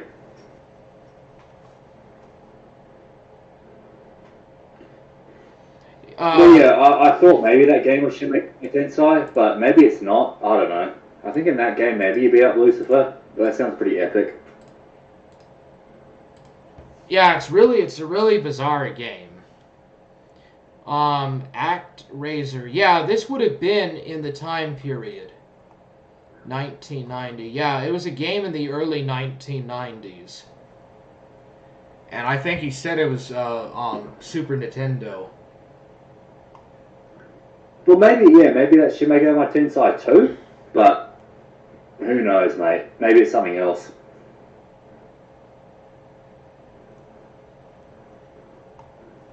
Maybe it's this. The game is seen as an allegory for Judeo-Christian monotheism. I think this is it. It's ActRaiser. Yeah, this is it. It's ActRaiser. Oh, is it ActRaiser? I've never heard of that. It's a really old game. Yeah, here it is. I'll post it in the general. Yeah, this is it. I think this is it. ActRaiser, 1990. I've never heard it. Yeah, I've never heard of this game. It looks like sort of a bit like just by looking at the screenshot. It looks a little bit like Castlevania. It probably is a Castlevania knockoff because, like, Castlevania, when it came out, it was a really... It's very weird, but Castlevania was really popular when I was a kid. It was super popular, and now hardly no one talks about it. I mean, even people talk about Final Fantasy. When I was a kid on PS1, they had Castlevania Symphony of the Night. I played that when I was a kid. That was a pretty good game. Was it the SNES or PlayStation? PlayStation 1, Symphony of the Night. You're the man, Brucey. Yeah, Brucey. But no, I played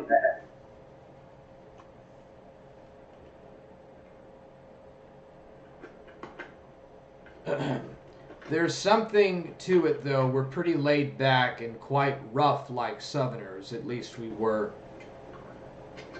Yeah, maybe there is some commonality there, but it sounds like Australians have a lot more government control over their common citizens' lives.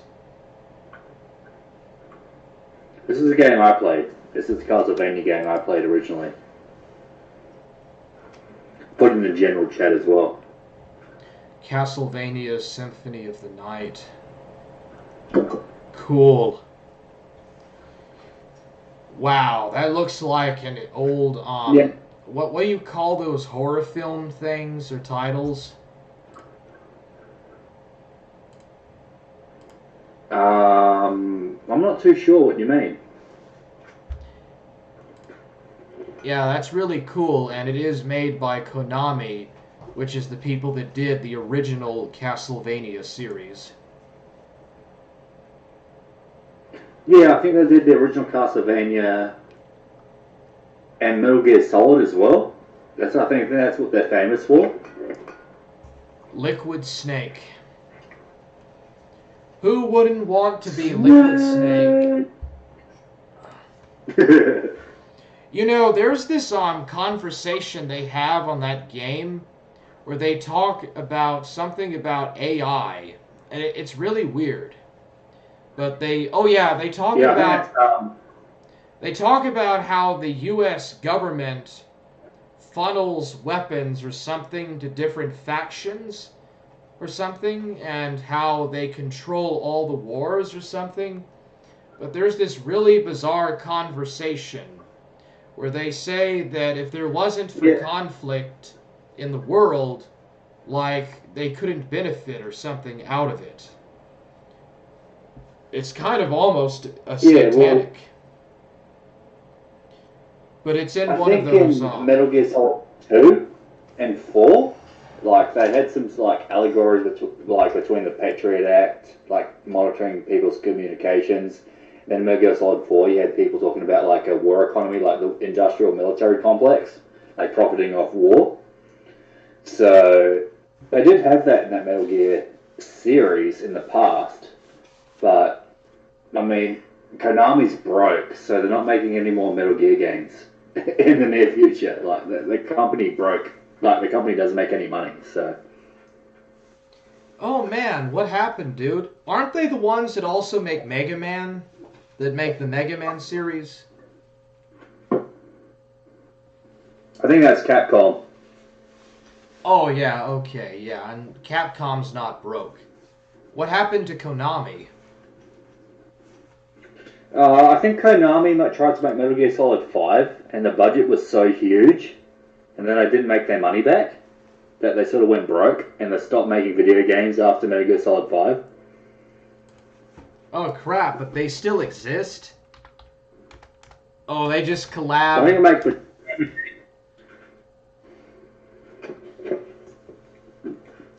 Damn. So they just collab. Well, when's the last like big game you ever heard was made by Konami? Like they pretty much like stopped making like big scale games. Like maybe they make like mobile games, but I don't think they make any sort of high budget games anymore. Wow. It doesn't say. Yeah, I'm pretty sure they went broke.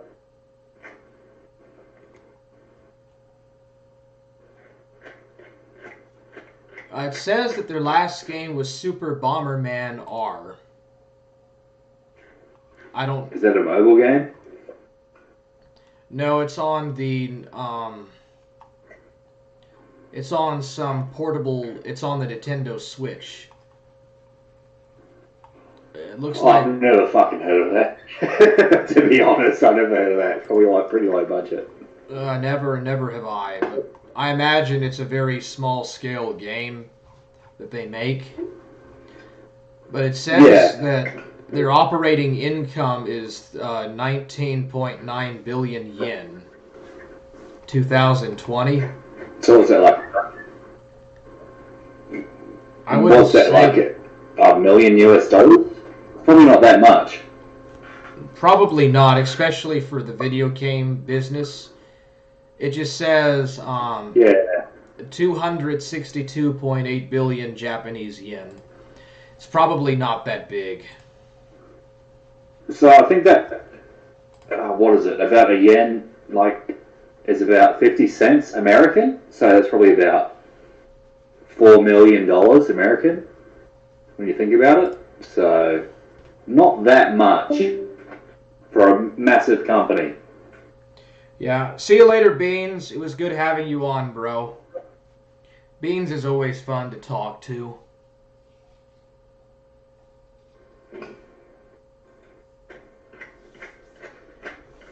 Yeah, it's not that much money. It's probably, I don't know, where's a currency calculator? Yeah, if you could find a calculator, that would work out a little bit better.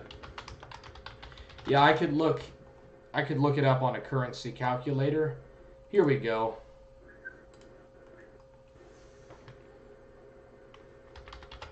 But it's probably not that much money. It's probably about 10 million or something. And it takes like... Although I think Konami owns Yu-Gi-Oh! Like the card game. As far as I know, that makes money. Judio. Yeah, Yu-Gi-Oh! The card game. Yeah, they do, don't they? Yeah, I think that still makes money. I think Yu-Gi-Oh! Is the second biggest card game after Magic the Gathering. So, I assume that means they make money off that. Oh, it So says that they have 6 more billion. It says they make 6 billion What's it? USD. It says that they make 6 billion USD. I just saw that. No, that's a fair amount, I guess. That's actually more than I thought it was. American? 6 million American. Yeah, that's pretty good, I guess. 6 billion. I don't see how that... How much of that is off Yu-Gi-Oh?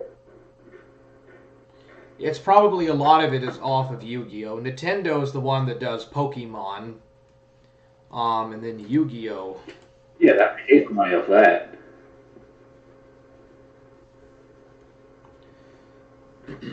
Mega Man Legends. That Mega Man RPG was awesome.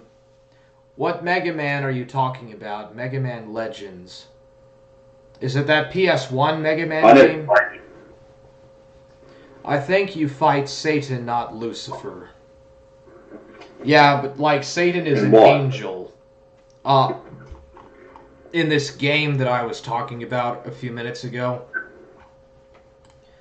What's the difference between Satan and Lucifer? I thought they were the same person. Well, Lucifer is the angel.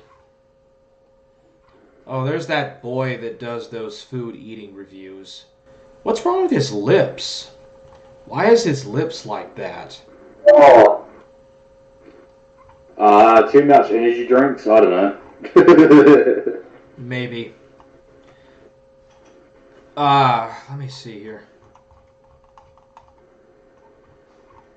It was, ActRaiser. We were talking about ActRaiser. You fight Satan. He's one of the bosses in the game. On ActRaiser. Yeah, well, we sort of talked about ActRaiser, then we talked about Konami, and that's sort of how we got to this point of the conversation. Yeah, exactly. But Mega Man is not Konami. Mega Man is from another studio. Oh, that's Capcom. Yeah, that's Capcom. Capcom, from what I understand, a lot of people don't like Capcom because they don't do any fan requests, or they don't do no fan service. Yeah, who gives a fuck about that? What's the last good game they made? That's a good I don't give a shit about fan service. When's the last good game they made? I don't know. I don't keep up with that. I'm not I think maybe Capcom made it, was it Eldritch Ring, or whatever this game everyone's going on about? I think maybe Capcom published that, maybe? But I'm not really sure. Elden Ring. Are you talking about... Yeah, was that published by Capcom? I don't think so. I think that's an American company. It's Or made. was it Namco? Maybe it was Namco. Oh, it's Japanese. It says that it's made from Software Inc. I don't know that publisher. Yeah, that's Japanese, right? So that's probably like Namco. Probably, maybe, or Capcom. I don't know. I don't know. It just says from Software. Yeah, it's a Japanese software company, but I've never heard of it. I think they did Dark Souls. I think. Oh, so it's like Maybe. No, yeah, it's right there. It says right there as Bango Namgai, or whatever it's called. Oh, he says that it's done by Bandai. Dude, Bandai has their hands in a lot of stuff. Bandai, like, they've got their hands in a lot of things. They even do Dragon Ball Heroes, or Super Dragon Ball Heroes, the card game, or card-ass games. Yeah, don't they make all the Gundam cartoons? Yes. Namco? No, Bandai. Bandai Yeah, okay, does I thought the that. Gundams. Yeah, that's what they're most known for, I think, in Japan. But Bandai, Bandai. Yeah, well, what's the original Gundam? I watched Gundam Wing when I was a kid, so that's what I remember them from. Gundam Wing SD. Yeah, I think so. I watched that on Cartoon Network when I was a child. Oh, you have Cartoon Network in New Zealand? I didn't. I think know. that was Namco, right? Bandai Namco. Yeah, no, you do. Globalism. No, you had Cartoon Network in New Zealand. It was probably a shitty version of it, but we had Gundam Wing. I remember that. Yeah, I thought that was pretty good. It doesn't the villain guy like wear a mask, like a silver mask or something, like at a mask party? But Yeah, I think so. He was like a blonde guy that wore a mask. I mean, I don't really remember it. I just remember, like, I liked it when I was a kid. Yeah, and then there's one of those Gundams like has this turret gun that can like blow up an entire city, or like it's capable of wiping out a city-size something or whatever, but it's really powerful or whatever. But like the guy that autopilots it goes insane or something. Like the guy that pilots it, unless it's one specific person, they're driven into madness or something like that. Oh, I remember that. Yeah, I remember that plot point, but, you know, I watched this show 20 years ago, so I don't really remember the intricate like, details of how this worked. Well, neither do I. But, no, I just remember watching the show and liking it. So... Some of the plots on those episodes made no sense. Do you remember Voltron? You probably weren't old enough to watch Voltron. Voltron was good. I think that was before my time, mate. Voltron is really great. If you ever watch it, even though it's not really an anime, but just kind of a rip-off, a cheap rip-off thing, it's still pretty good. I would recommend that you watch Voltron. Yeah, that makes sense. It's really weird. It's very bizarre. It's kind of really Yeah, bizarre. I can imagine. But it's about a giant space robot and like these kids and stuff. They like wear different color costumes and like they have these super Sounds tigers. like Power Rangers. Yeah, it's kind of like an animated version of Power Rangers. It's Oh, no, I saw a couple of episodes of Power Rangers when I was a kid. That was sort of my sort of time period.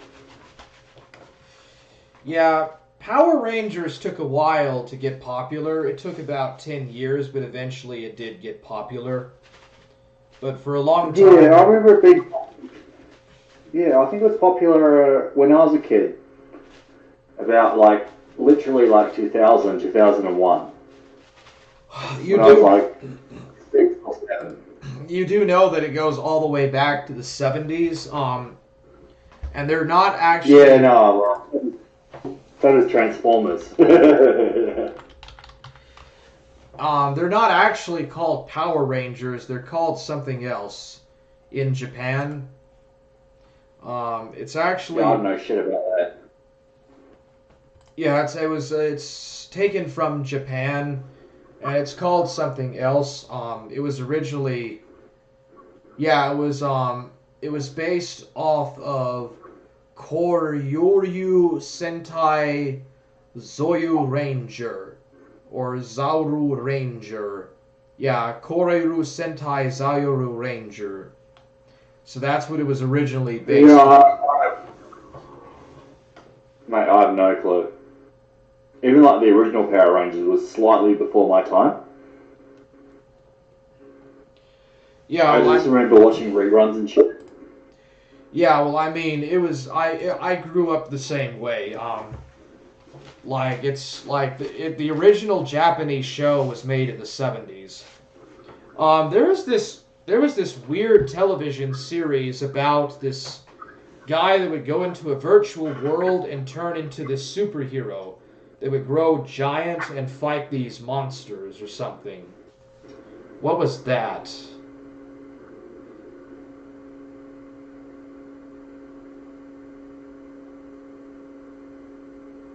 Like, he literally would turn into, like, this giant, space ranger thing, and he would fight these giant monsters and protect the real world in the digital world or something. I don't know what that was.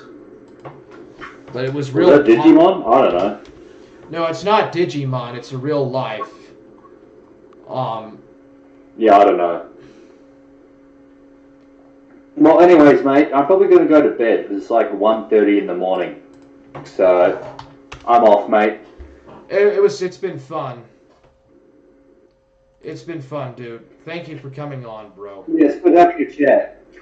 I'll Thanks, catch you man. next time, mate. I'll see you too, bro. Bye. Yeah, see you later, mate. Okay, well, I guess that's it. He's gone. What's wrong with this guy's lips? Like, what the hell, dude? Publishers suck. Corporate money, dude. Corporate money. When you're making that much yen or that much dollars, dude, morality means nothing.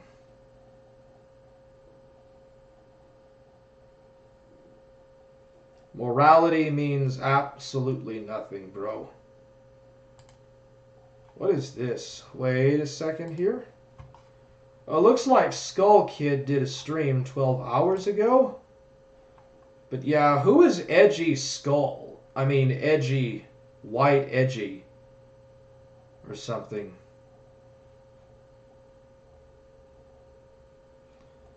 Okay, I'm gonna have to go take a shit.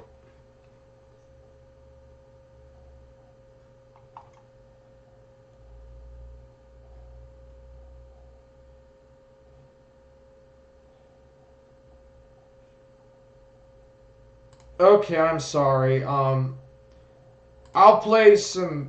Dude, I'll play some PPP. I gotta go take a shit, bro. I'll be right back. Sorry.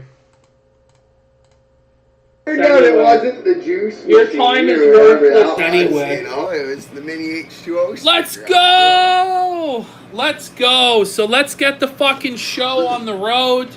We have a better audio now. There's air conditioning. Yeah, someone said I'm something not gonna about die. Gator. That is quicker than Gator would have done it. No.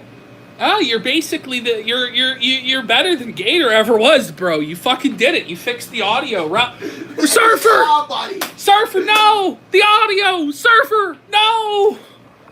Fucking master the audio. Actually, I'm from Wisconsin. Actually, I have a buddy who actually is a very big deal in Wisconsin. Actually has the most unique case of actually mostly false accusation in the state of Wisconsin. He never had it happen in his life. Went through 2 years of prison and everything. Lost his whole entire life and everything. For what? Everything because a girl lied and said that he did. But they were. She was 16. 18 and she was 17. Anonymous tips And $5. she said that. So what's up? Do I get some of this money though? And He said, no, you gotta start streaming.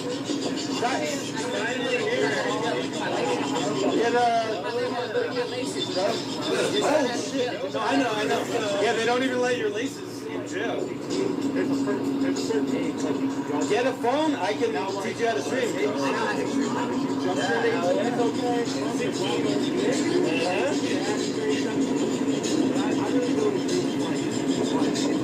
Let's go.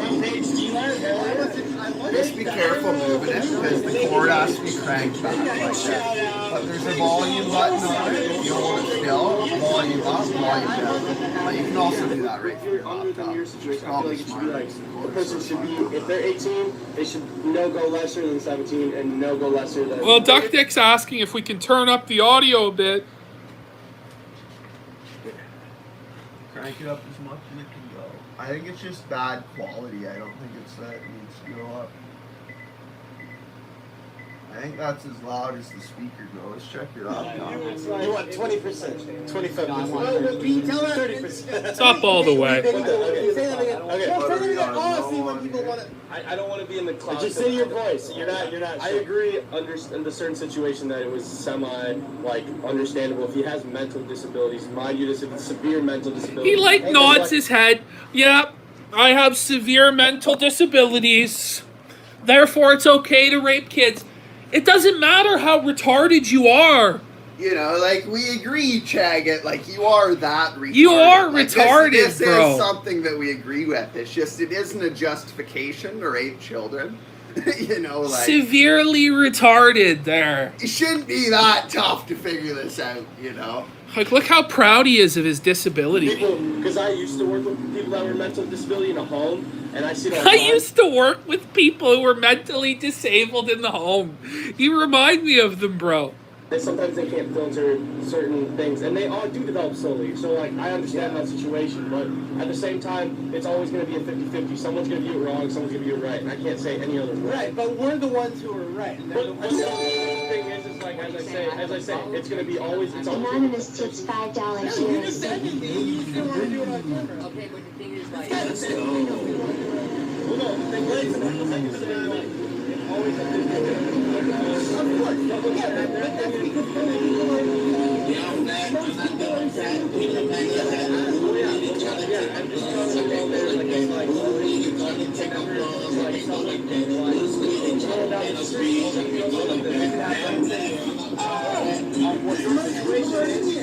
Of course, that's just how people start to feel. It's America. Everyone's sensitive to America.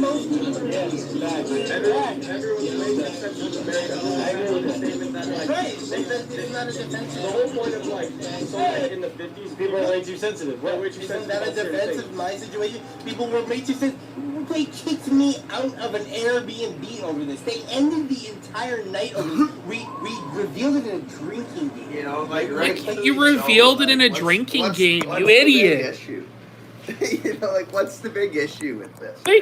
They kicked me out of the Airbnb. Oy vey. Oy vey, I was kicked out of the fucking Airbnb for this. And somebody's like, yeah, why tell this to strangers?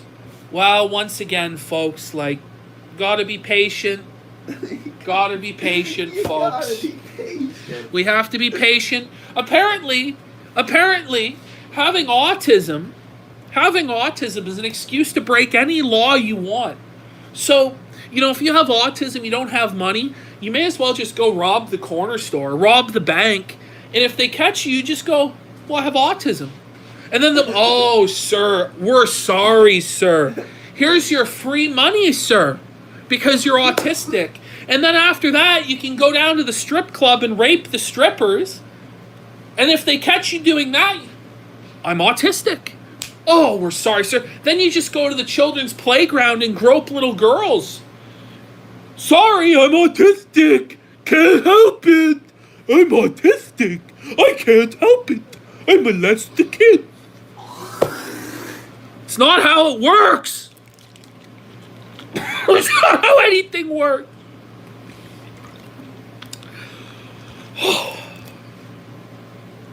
Let's continue.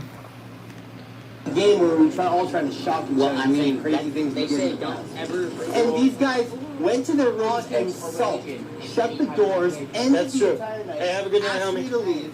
Like, that is what I'm talking about when I say oversensitive. All right. Yeah. Well, I'm just gonna. All right. I mean, just good energy, homie. Every 50-50. Everyone's opinion is everyone's opinion. So, at the end of the day, man, you just gotta like. If some people got hate on you, you just gotta keep moving. That's how I view it. Like, well, of course, that goes with Where is Trey Gang to my opinion is blow this guy I up? think it's more You know, like, where is I he? think people Like, do I almost stupid just shit want to when you're start a skipping teenager, ahead, you know. And he's now 29, and I Oh, don't we think won't he would do it spoil again, it. obviously. Where And is he's not- Trey Gang? Trey Gang Gang. I just think it's BS if still don't add to it. It's been all that? Well, no. The reason was because he recently brought it up during a drinking game, thinking that people would laugh about it, and then people freaked out. Yeah.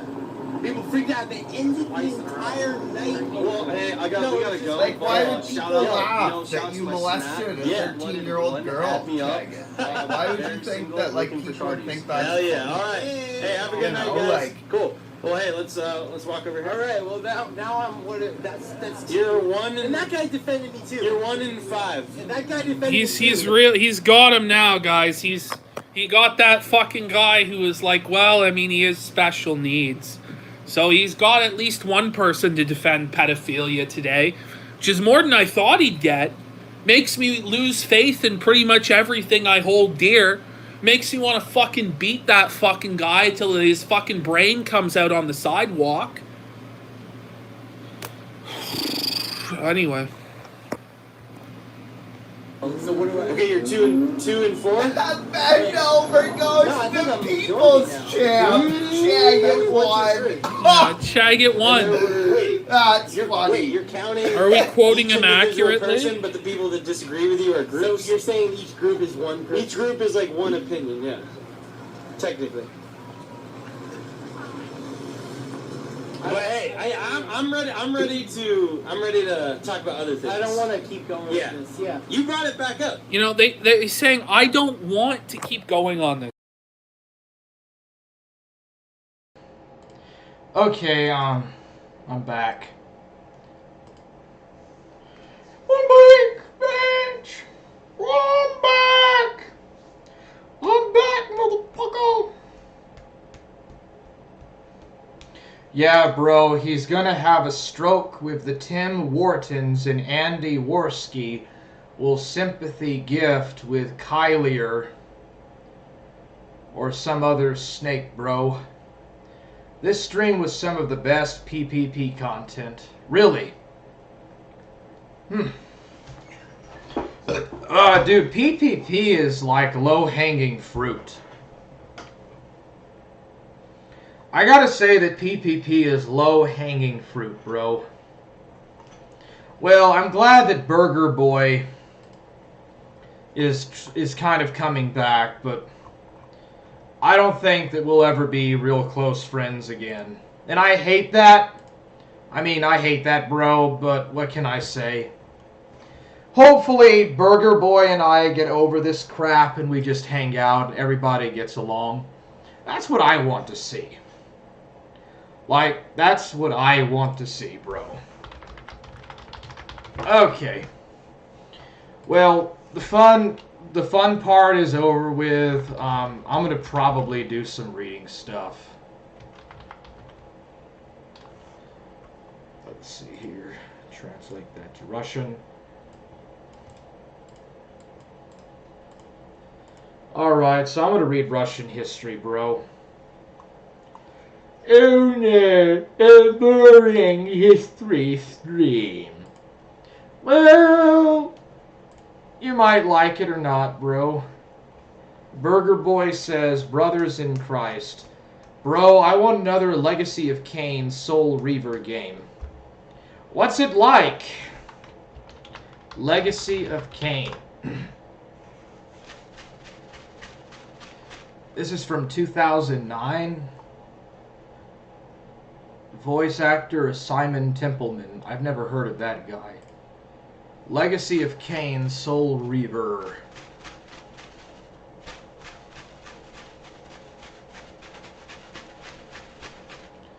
I don't know too much about this. Looks cool. Hey, I think I played a demo of this a long time ago. Dude, I think that I played this as a demo at one point. Yeah, dude, I played this as a demo one time. Legacy of Kain series, the freaking GOAT. Hammer is a genuine Christian soldier, and Shaggy says Hammer is a bad Christian because Shaggy is a dumb Mormon. Well, dude, even Shaggy does not like Shaggy, bro. You know, I need to do some Bible streams again. I need to do some Christian Bible streams. Well, Lanceteer, bro, it's a shame that you're not on here. It's a shame that KKG is not here, because I'm actually going to be reading a history of Russia from the Russian perspective. Are you guys interested or not? It's about Cain from the Bible, and he's the first vampire you play as someone he betrays. Interesting. So is this like an immortal or like a zombified or resurrected vampiric Cain or something? How would he be alive for like all those thousands of years after that point in Genesis?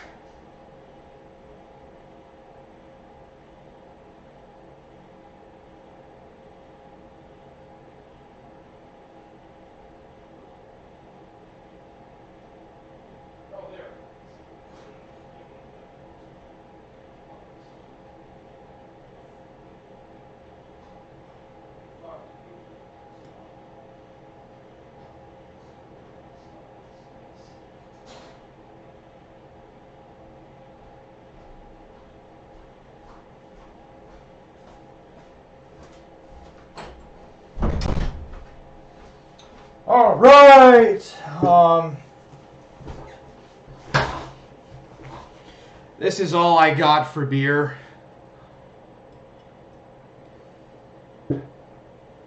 So I'll just drink that. History is Liddy. Yeah, he's like the father of the vampires, Cain or something, bro, just in the game. Okay, so this is like fake beer.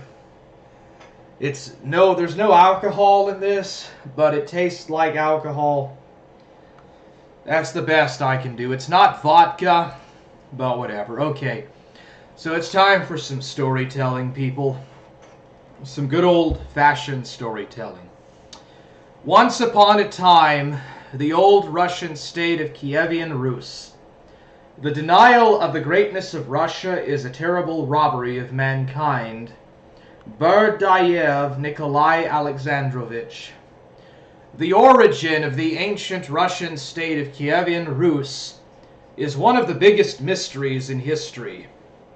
Of course, there is an official version that gives many answers, but it has one drawback. It completely sweeps aside everything that happened to the Slavs before 862.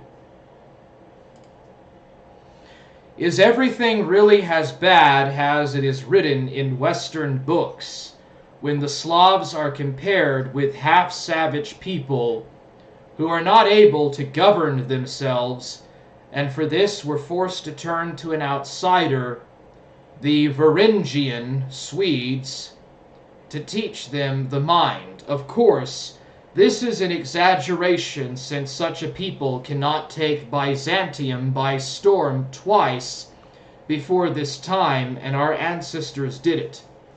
In this material, we will adhere to the main policy of our site, a statement of facts that are known for certain. Also, on these pages, we will point out the main points that historians manage under various pretexts. But in our opinion, they can shed light on what happened on our lands at that distant time. Formation of the state of Kievan Rus. Modern history puts forward two main versions, according to which the formation of the state of Kievan Rus took place. The Norman theory. This theory is based on a rather dubious historical document, the tale of bygone years. Also, supporters of the Norman theory talk about various records from European scientists. This version is basic and accepted by history. According to her, the ancient tribes of the eastern communities could not govern themselves and called on three Varangians, the brothers Rurik, Cineas, and Truvar. Number 2, anti-Norman Russian theory. The Norman theory, despite being generally accepted, looks rather controversial. After all, it does not answer even a simple question. Who are the Vikings? For the first time, anti-Norman statements were formulated by the great scientist Michael Lomonosov. This man was distinguished by the fact that he actively defended the interests of his homeland and publicly declared that the history of the ancient Russian state was written by the Germans and had no logic behind it. The Germans in this case are not a nation as such, but a collective image that was used to call all foreigners who did not speak Russian. They were called dumb, hence the Germans. In fact, until the end of the 9th century, not a single mention of the Slavs remained in the annals. This is rather strange, since quite civilized people lived here. This question is analyzed in great detail in the material about the Huns, who according to numerous versions were none other than Russians. So this is written by a Russian on a Russian website, and obviously they're going to kind of manipulate and twist history to favor Russia. Now I would like to note that when Rurik came to the ancient Russian state, there were cities, ships, their own culture, their own language, their own traditions and customs. And the cities were quite well fortified from a military point of view. Somehow this is weakly connected with the generally accepted version that our ancestors at that time ran with a digging stick. The ancient Russian state of Kievan Rus was formed in 862, when the Varangian Rurik came to rule in Novgorod. An interesting point is that this prince carried out his rule of the country from Ladoga.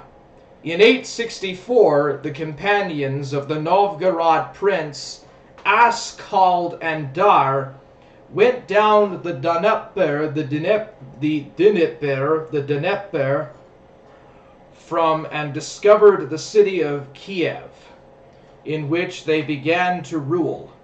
After the death of Rurik, Oleg took custody of his young son, who went on a campaign to Kiev, killed Askald and Dur, and took possession of the future capital of the country. It happened in 882. Therefore, the formation of Kievan Rus can be attributed to this date. During the reign of Oleg, the country's possessions expanded due to the conquest of new cities, and there was also a strengthening of possessions expanded due to the conquest of new cities. And there is also a strengthening, during the reign of Oleg, the country's possessions expanded due to the conquest of new cities, and there is also a strengthening of international power, a result of wars with external enemies such as Byzantium, that's Constantinople. There were respectable relations between the princes of Novgorod and Kiev, and their minor junctions did not lead to major wars. Reliable information on this subject has not been preserved, but many historians say that these people were brothers and only blood ties held back the bloodshed. Formation of statehood. Kievan Russia was a truly powerful state, respected in other medieval countries. Its political center was Kiev. It was the capital, which in its beauty and wealth had no equal. The impregnable fortress city of Kiev on the banks of the Dnieper was a stronghold of Russia for a long time. This order was violated as a result of the first fragmentation, which damaged the power of the state. It all ended with the invasion of the Tatar-Mongolian troops of the Khanate, who literally razed the mother of Russian cities to the ground. According to the surviving records of contemporaries of that terrible event, Kiev was destroyed to the ground and lost forever its beauty, significance, and wealth. Since then, the status of the first city did not belong to Kiev. An interesting expression is the mother of Russian cities, which is still actively used by people from different countries. Here we are faced with another attempt to falsify history, since at the moment when Oleg captured Kiev, Russia already existed, and Novgorod was its capital, and the princes got to the capital of Kiev itself, having descended along the Dnieper from Novgorod. Internecine wars and the causes of the collapse of the ancient Russian state. Internecine wars are that terrible nightmare that tormented the Russian lands for many decades. The reason for these events was the lack of a coherent system of succession to the throne. In the ancient Russian state, a situation developed when, after one ruler, a huge number of contenders for the throne remained, sons, brothers, nephews, etc., and each of them sought to exercise their right to control Russia. This inevitably led to wars, when the supreme power was asserted by weapons. In the struggle for power, individual applicants did not shy away from anything, even fratricide. The story of Svyatopolk the Accursed, who killed his brothers, is widely known, for which he received his nickname. Despite the contradictions that reigned within the Rurikids, Kievan Rus was ruled by the Grand Duke. In many ways, it was internecine wars that led to the ancient Russian state, to the state close to collapse. It happened in 1237 when the ancient Russian lands first heard about the Tatar Mongols. They brought terrible misfortunes to our ancestors, but internal problems, disunity, and unwillingness of the princes to defend the interests of other lands led to a great tragedy, and for a long 2 centuries Russia became completely dependent on the Golden Horde. All these events led to a completely predictable outcome. The ancient Russian lands began to disintegrate. The date of the beginning of this process is considered to be 1132, which was marked by the death of Prince Mstislav, nicknamed the Great by the people. This led to the fact that the two cities of Polotsk and Novgorod refused to recognize the authority of his successor. All these events led to the disintegration of the state into small duchies, which were ruled by individual rulers. Of course, the leading role of the Grand Duke also remained, but this title looked more like a crown, which was used only by the strongest as a result of regular civil strife. Kievan Rus is the first form of Russian statehood, which had many great pages in its history. The following can be distinguished as being the main events of the era of the Kievan rise. 862, the arrival of the Varangians, Rurik to Novgorod to reign. 882, prophetic Olag captured Kiev. 907, campaign against Constantinople. 988, baptism of Russia. 1097, Lubick Congress of Princes. 1125 to 1132, the reign of Mstislav the Great.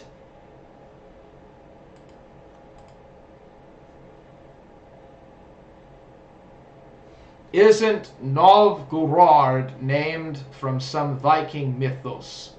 I could be wrong. I think so. Rus Vikings. Yeah, they came from Sweden, I believe. They came from Sweden. Specific Russia, a period of feudal fragmentation in Russia. Whoever comes to us with a sword will die by the sword. Alexander Nevsky. Udolnaya Rus originates in 1132, when Mstislav the Great dies, which leads the country to a new internecine war, the consequences of which had a huge impact on the entire state. As a result of subsequent events, independent principalities appeared. In Russian medieval literature, this period is called fragmentation, since the basis of all events was the disunity of the lands, each of which was actually an independent state. Of course, the dominant position of the Grand Duke was preserved, but this was already a figure rather nominal than really significant. The period of feudal fragmentation in Russia lasted almost 4 centuries, during which the country underwent strong changes. They affected both the device and the way of life and the cultural customs of the peoples of Russia.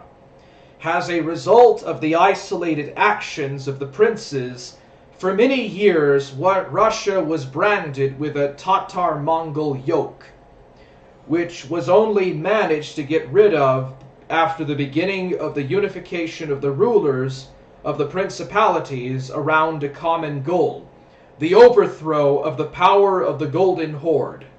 In this material, we will consider the main distinguishing features of specific Russia as an independent state, as well as the main features of the lands included in it. Causes of the feudal fragmentation in Russia. The main causes of the feudal fragmentation in Russia stem from the historical, economic, and political processes that were taking place in the country at that moment in time. The following main reasons for the formation of Udolnaya Russia and fragmentation can be distinguished. Dominance of subsistence farming. Paradoxically, but this is one of the main criteria that led to the formation of appanages. Subsistence farming involves a closed cycle within a particular area, in this case in a separate land. The consequences of such a construction boil down to the fact that the connection between the administrative centers is very weak, which means that there is no mutual need for each other. Strengthening of principalities. Separate principalities of that era were significantly strengthened, and their princes did not want to obey anyone. They wanted to rule independently, a bit only in their own land. Such sentiments were widespread. Each principality had its own ruler, most of whom refused to recognize anyone else's power over them. Lack of strong enemies outside of the country. For Russia at that time, there was a lull in the wars, and the country's neighbors could not in any way encroach on its possessions, since they were all weak. Of course, there were, for example, the same Polovtsians who periodically raided the eastern lands, but the princes always coped with their enemies on their own.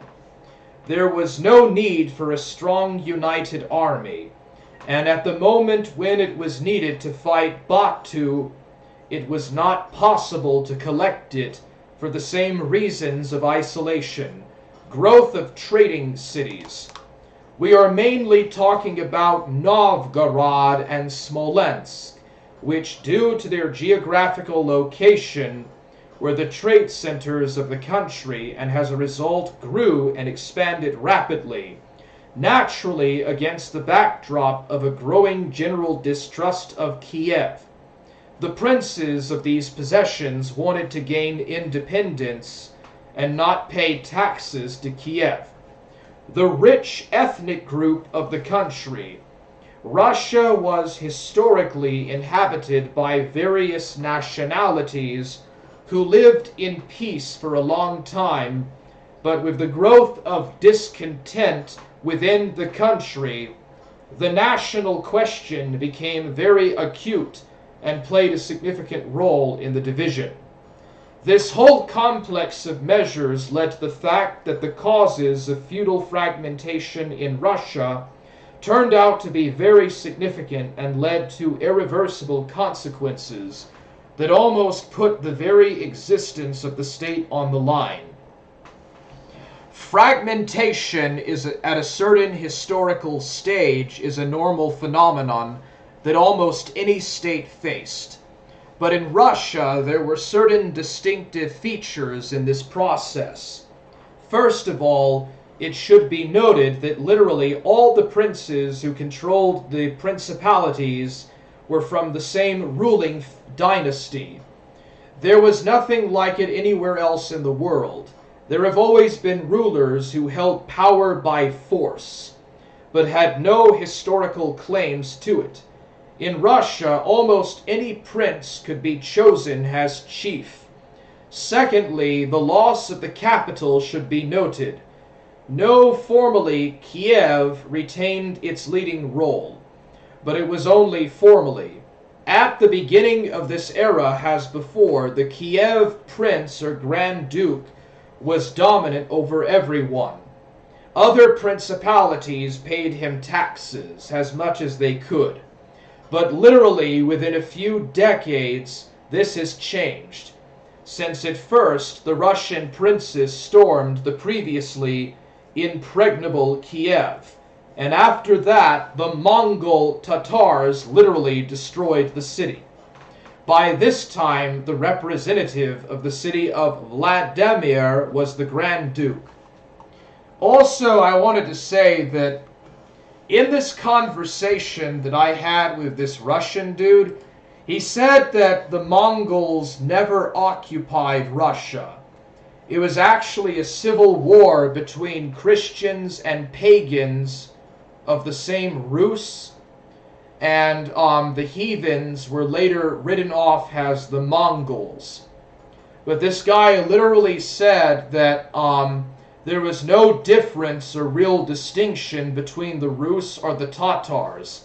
They were historically the same people, and that Germans in the 18th or the 19th century were the ones that fabricated the Norman theory to make it look as if Scandinavians were in fact the first rulers of the country, when in fact, supposedly, according to Soviet historians, they were in fact a Baltic Slavic tribe and had no Scandinavian connection, and that the Mongol occupation was fabricated by the Germans in Russia to make it look as if the Slavs were racially inferior to the Germans.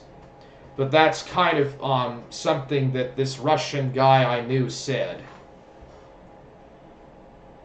So basically he said that Tataria was basically the same thing as Russia, and that the Mongol Tatar yoke never existed.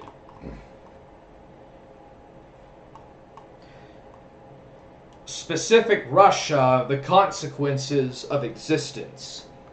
Any historical event has its own causes and consequences, which leave one or another imprint on the processes taking place within the state during such accomplishments, as well as after them. The collapse of the Russian lands in this regard was no exception, and revealed a number of consequences that were formed as a result of the appearance of separate appanages. 1. Uniform population of the country. This is one of the positive things that have been achieved due to the fact that the southern lands have become the object of constant wars. As a result, the main population was forced to leave for the northern regions in order to gain security. If by the time of the formation of the state-specific Russia, the northern regions were practically deserted, then by the end of the 15th century, the situation had already changed radically. 2. Development of cities and their arrangement. Economic, spiritual handicraft innovations that appeared in the principalities can also be attributed to this item. This is due to a rather simple thing. The princes in their lands were full rulers, to maintain which it was necessary to develop a subsistence economy so as not to depend on their neighbors. 3. The appearance of vassals. Since there was no single system that provided security for all the principalities, the weak lands were forced to accept the status of feudal vassalage, or vassals. Of course, there was no talk of any oppression, but such lands did not have independence either, since in many issues they were forced to adhere to the point of view of a stronger ally. 4. Decrease in the country's defense capability. Separate squads of princes were strong enough, but still not numerous. In battles with equal opponents, they could win, but strong enemies alone could easily deal with each of the armies. Batu Khan's campaign clearly demonstrated this when the princes, in an attempt to defend their lands alone, did not dare to join forces. The result is widely known: 2 centuries of yoke and the murder of a huge number of Russians. 5. The impoverishment of the country's population. Not only external enemies, but also internal ones led to such consequences. Against the backdrop of the yoke and the constant attempts of Livonia, the Teutonic Knights in Poland, to seize Russian possessions, internecine wars do not stop. They are still large and destructive. Suffered in such a situation has always ordinary people. This was one of the reasons for the migration of peasants to the north of the country. This is how one of the first mass migrations of people took place, which gave rise to Muscovite Russia. We see that the consequences of the feudal fragmentation of Russia are far from unambiguous. They have both negative and positive sides. Moreover, it should be remembered that this process is typical not only for Russia. All countries have gone through it in one form or another. In the end, the principalities nevertheless united and created a strong state capable of ensuring their own security. The collapse of Kievan Rus led to the emergence of 14 independent principalities, each of which had its own capital its own prince and army. The largest of them were the Novgorod, Vladimir Zazdal, Galicia, Volhynian principalities.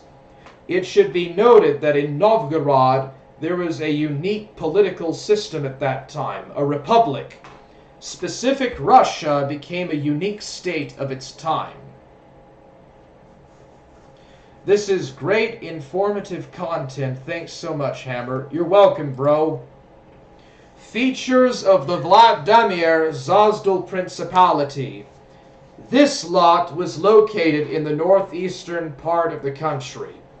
Its inhabitants were mainly engaged in agriculture and cattle breeding, which was facilitated by favorable natural conditions. The largest cities in the principality were Rostov, Zazdal, and Vladimir.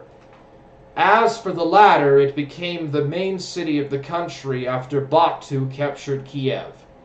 The peculiarity of the Vladimir Zazdal Principality lies in the fact that for many years it retained its dominant position, and the Grand Duke ruled from these lands. As for the Mongols, they also recognized the power of this center, allowing its ruler to single-handedly collect tribute for them from all principalities. There is a large number of conjectures about this, but still we can say with confidence that Vladimir was the capital of the country for a long time. Features of the Galicia Volhynian Principality. In the southwest of Kiev was the Principality of Galicia Volhynia, the features of which were that it was one of the largest in its time. The largest cities of this lot were Vladimir Volhynsky and Galich. Their significance was quite high, both for the region and for the state as a whole. Local residents, for the most part, were engaged in crafts, which allowed them to actively trade with other principalities and states. At the same time, these cities could not become important trading centers due to their geographical position. Unlike most destinies in Galicia Volhynsky or Galicia Volhynia, as a result of fragmentation, rich landowners were very quickly stood out, who had a huge impact on the actions of the local prince. This land was subject to frequent raids, primarily from Poland. Novgorod Principality. Novgorod is a unique city and a unique destiny. The special status of this city originates along with the formation of the Russian state. It was here that it originated, and its inhabitants have always been freedom-loving and wayward. As a result, they often changed princes, leaving only the most worthy for themselves. During the Tatar-Mongol yoke, this city became the stronghold of Russia, a city that the enemy could not take. The Novgorod Principality once again became a symbol of Russia and the land that contributed to their unification. The largest city of this principality was Novgorod, and it was guarded by the fortress of Tarshok. The special position of the principality led to the rapid development of trade. As a result, it was one of the richest cities in the country. In terms of its size, it also occupied a leading place, second only to Kiev. But unlike the ancient capital, the Novgorod Principality did not lose its independence. History is, first of all, dates can tell better than any words about what happened in each specific period of human development. Speaking of feudal fragmentation, the following key dates can be distinguished. 1185, Prince Igor made a campaign against the Polovtsians. Immortalized in the tale of Igor's regiment. The tale of Igor's campaign. 1223, battle on the Kalka River. 1237, the first invasion of the Mongols, which led to the conquest of specific Russia. July 15th, 1240, Battle of the Neva. April 5th, 1242, Battle on the Ice. 1358 to 1389, Dmitry Donskoy was the Grand Duke of Russia. July 15, 1410, Battle of Grunwald. 1480, Great Standing on the River Ugra. 1485, joining the Principality of Tver to Moscow. 1505 to 1534, the reign of Vasily III, which was marked by the liquidation of the last destinies. 1534, the beginning of the reign of Ivan IV the Terrible. Russian Kingdom. It's going to take a while to load.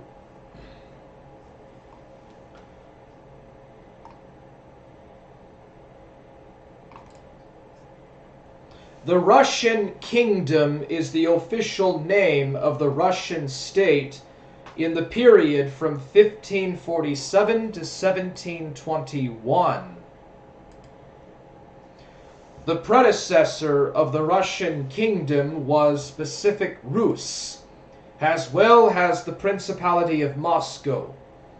Russia, tormented for centuries by external enemies, needed peace. The period of fragmentation had outlived itself. It was no longer possible to govern individual principalities. The interests of the state demanded centralized control. That is why in 1547 Prince Ivan IV the Terrible was crowned the first Russian Tsar. He dissolved all the principalities or destinies and declared himself the only king. The Tsardom of Russia thus received centralized administration and hope for stability in the country. The main task that faced the Russian Tsars, which was in the future for the emperors, was the task of restoring order in the country. The returning of primordially Russian lands that were lost as a result of the Tatar-Mongol yoke. The coronation of Ivan IV took place on January 16, 1547. The main reason why the Russian Tsardom was formed can be called the fact that individual lands, after the removal of the Mongol-Tatar yoke, could not exist in disunity. They were weak, and only by uniting had a chance to repulse external enemies, in the person of, first of all, Poland, Sweden, and Hungary. The unification of the lands in itself were not a guarantor of security. But this is how it was possible to save the Russian lands and gradually return back all the lands taken by the Poles and the Tatars. Russian Tsardom had many kings or czars who laid down their lives for the good of the fatherland, doing everything in their power to raise the prestige of the country. It is noteworthy that it was the first and last czars of the Russian Tsardom who were the most successful in their reign. It was these czars who pursued a successful both domestic and foreign policy of the state. We are talking about Ivan the Terrible and Peter the Great. During the development of Russia, between the eras of the reigns of these great czars, there was everything. The rise and fall of statehood, times of trouble, popular uprisings, and a huge number of international wars that forever covered Russian weapons with glory. Peter I having begun to reign independently in the country in 1689, reformed the country almost beyond recognition. His reforms touched absolutely everything, including the state structure. The Russian Tsardom, according to Peter the Great, had outlived itself, and the time has come to reform the system of government. So in 1721, Peter the Great announced the formation of the Russian Empire and proclaimed himself the first Russian emperor. Russian Empire. The formation of the Russian Empire happened on October 22nd, 1721, according to the old style of the calendar, or on November 2nd. It was on this day that the last Russian Tsar, Peter the Great, declared himself Emperor of Russia. This happened as one of the consequences of the Great Northern War, after which the Senate asked Peter I to accept the title of Emperor of the country. The state received the name Russian Empire. Its capital was the city of St. Petersburg. For all the time, the capital was transferred to Moscow only for 2 years, from 1728 to 1730. Territory of the Russian Empire. Considering the history of Russia of that era, it must be remembered that at the time of the formation of the empire, large territories were annexed to the country. This became possible thanks to the successful foreign policy of the country, which was led by Peter I the Great. He created a new history, a history that returned Russia to the ranks of world leaders and powers whose opinion should be reckoned with. The territory of the Russian Empire was 21.8 million square kilometers. It was the second largest country in the world.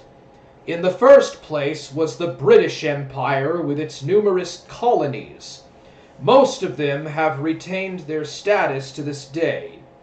The first laws of the country divided its territory into 8 provinces, each of which was controlled by a governor.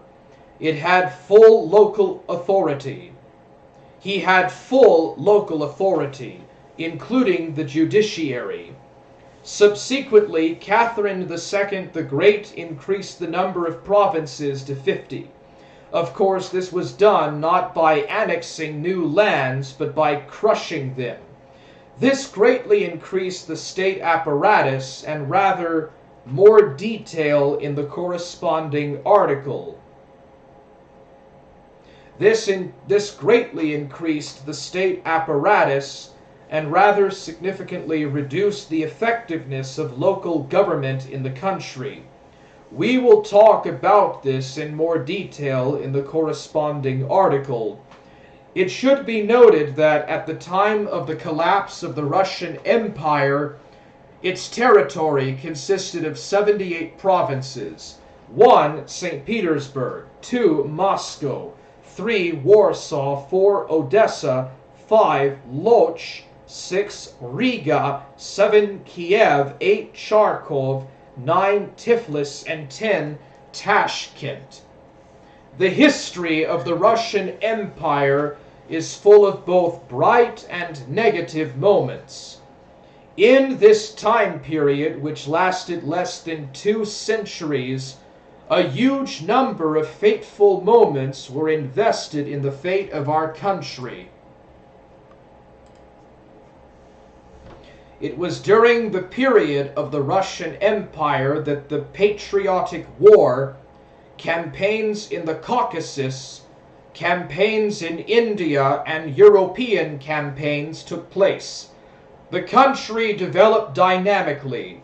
The reforms affected absolutely all aspects of life. It was the history of the Russian Empire that gave our country great commanders. whose names are on the lips to this day, not only in Russia, but throughout Europe. Michael Ilonrinovich Kutuzov and Alexander Vasilevich Suvorov. These illustrious generals forever inscribed their names in the history of our country and covered Russian weapons with eternal glory. Map. We present a map of the Russian Empire, a brief history of which we are considering, which shows the European part of the country with all the changes that have occurred in terms of territories over the years of the existence of the state. Population. By the end of the 18th century, the Russian Empire was the largest in the world in terms of area. Its scale was such that the messenger who was sent to all corners of the country to report the death of Catherine II arrived in Kamchatka after 3 months. And this, despite the fact that the messenger rode almost 2 kilometers daily. Russia was also the most populous country. In 1800, about 40 million people lived in the Russian Empire, most of them in the European part of the country. A little less than 3 million lived beyond the Urals. The national composition of the country was motley. Eastern Slavs, Russians, otherwise known as Great Russians, Ukrainians, otherwise Little Russians, Belarusians. For a long time, almost until the very end of the empire, it was considered a single people. Estonians, Latvians, Lithuanians, and Germans lived in the Baltics. Finno-Ugric, Mordovians, Karelians, Udmurts, etc., Altai, Kalmyks, and Turkic, Bashkirs, Tatars, etc. peoples. The peoples of distant Siberia and the Far East, Yakuts, Evens, Buryats, Chukchi, etc. In the course of the formation of the country, part of the Cossacks and Jews who lived on the territory of Poland, who after its collapse went to Russia, turned out to be in this citizenship. The main class in the country were peasants, 90% about. Other estates, Philistinianism, 4%, merchants, 1%, and the remaining 5% of the population were distributed among the Cossacks, the clergy, and the nobility. This is the classic structure of an agrarian society. Indeed, the main occupation of the Russian Empire was agriculture. It is no coincidence that all the indicators that lovers of the Tsarist regime are so proud of today are related to agriculture. We are talking about the import of grain and butter. By the end of the 19th century, 128.9 million people lived in Russia, of which 16 million lived in cities and the rest in villages. Political system. The Russian Empire was autocratic in the form of its government, where all power was concentrated in the hands of one person, the emperor, who was often called in the old manner the king or the czar. The czar.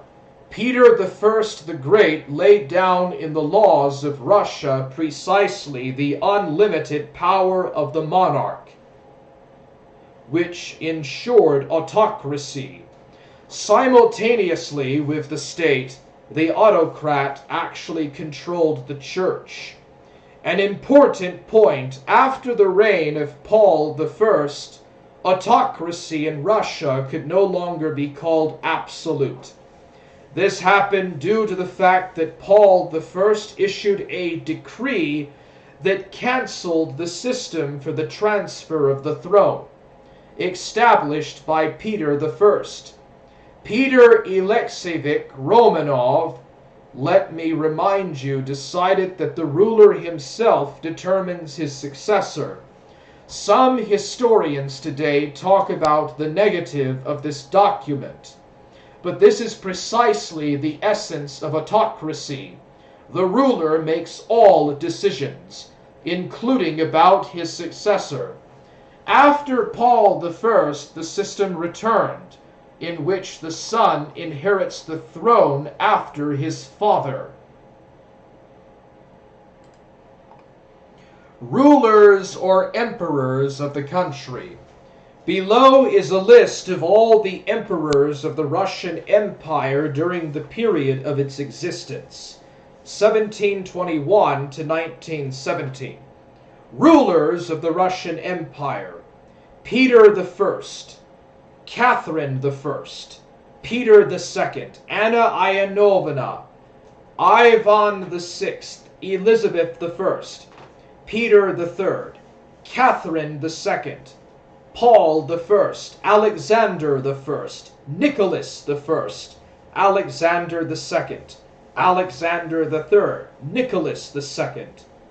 All the rulers were from the Romanov dynasty, and after the overthrow of Nicholas II and the murder of himself and his family by the Bolsheviks, the dynasty was interrupted, and the Russian Empire ceased to exist, changing the form of statehood to the USSR. Main dates. During its existence, and this is almost 200 years, the Russian Empire has experienced many important moments and events that have had an impact on the state and people. 1722, Table of Ranks of Nobility. 1799, Suvorov's foreign campaigns in Italy and Switzerland. 1809, Accession of Finland. 1812, Patriotic War. 1817 to 1864, Caucasian War. 1825, December 14th, Decembrist Uprising. 1867, Sale of Alaska. 1881, March 1st, the murder of Alexander II. 1905, January 9th, Bloody Sunday. 1914 to 1918, World War I. 1917, February and October revolutions. End of the Empire. The history of the Russian Empire ended on September 1st, 1917, according to the old Julian style. It was on this day that the Republic was proclaimed.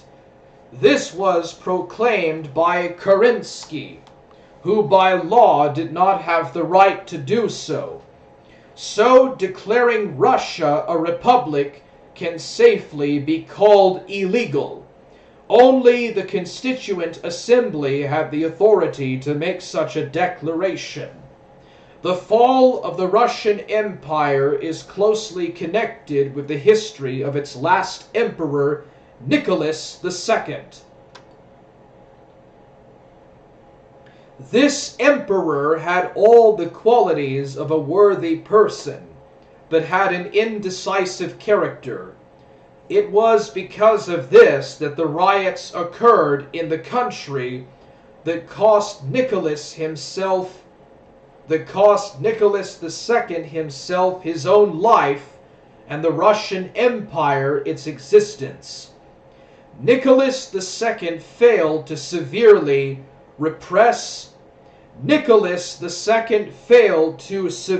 suppress the revolutionary and terrorist activities of the Bolsheviks in the country. True, there were objective reasons for this. chief among which the First World War, in which the Russian Empire was involved and exhausted in it. The Russian Empire was replaced by a new type of state structure of the country, the USSR. The USSR. Forge gang! What's up, Galdi, Galdophilia, bro?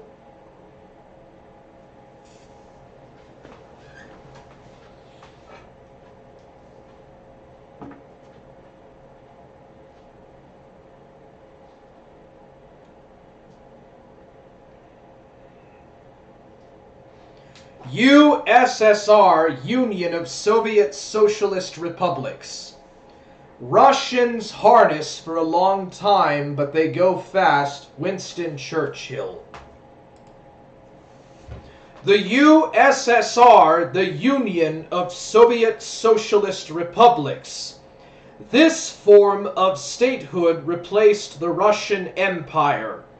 The country began to be ruled by the proletariat, which achieved this right by carrying out the October Revolution, which was nothing more than an armed coup within the country, bogged down in its internal and external problems. Not the last role in this state of affairs was played by Nicholas II, who actually drove the country into a state of collapse. Country formation. The formation of the USSR took place on November 7th, 1917, in a new Gregorian style of the calendar. It was on this day that the October Revolution took place, which overthrew the provisional government and the fruits of the February Revolution, proclaiming the slogan that power should belong to the workers. This is how the USSR, the Union of Soviet Socialist Republics, was formed. It is extremely difficult to unambiguously assess the Soviet period in the history of Russia, since it was very controversial. Without a doubt, we can say that at this time, there were both positive and negative moments.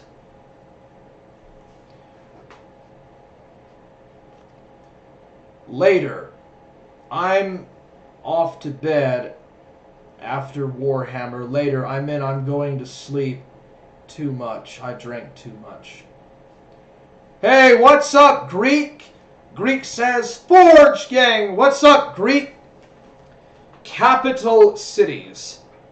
Initially, the capital of the USSR was Petrograd, in which the revolution actually took place, which brought the Bolsheviks to power. At first, there was no question of moving the capital since the new government was too weak. But later, this decision was made. As a result, the capital of the Union of Soviet Socialist Republics was moved to Moscow. This is quite symbolic, since the creation of the empire was due to the transfer of the capital to St. Petersburg from Moscow. The fact that the transfer of the capital to Moscow today is associated with the economy, politics, symbolism, and much more. In fact, everything is much simpler. By moving the capital, the Bolsheviks saved themselves from other contenders for power in a civil war. Country leaders. The foundations of the power and prosperity of the USSR are connected with the fact that there was relative stability in the leadership of the country. There is a clear single line of the party, and leaders who had been at the head of the state for a long time. Interestingly, the closer the country came to collapse, the more often the general secretaries changed.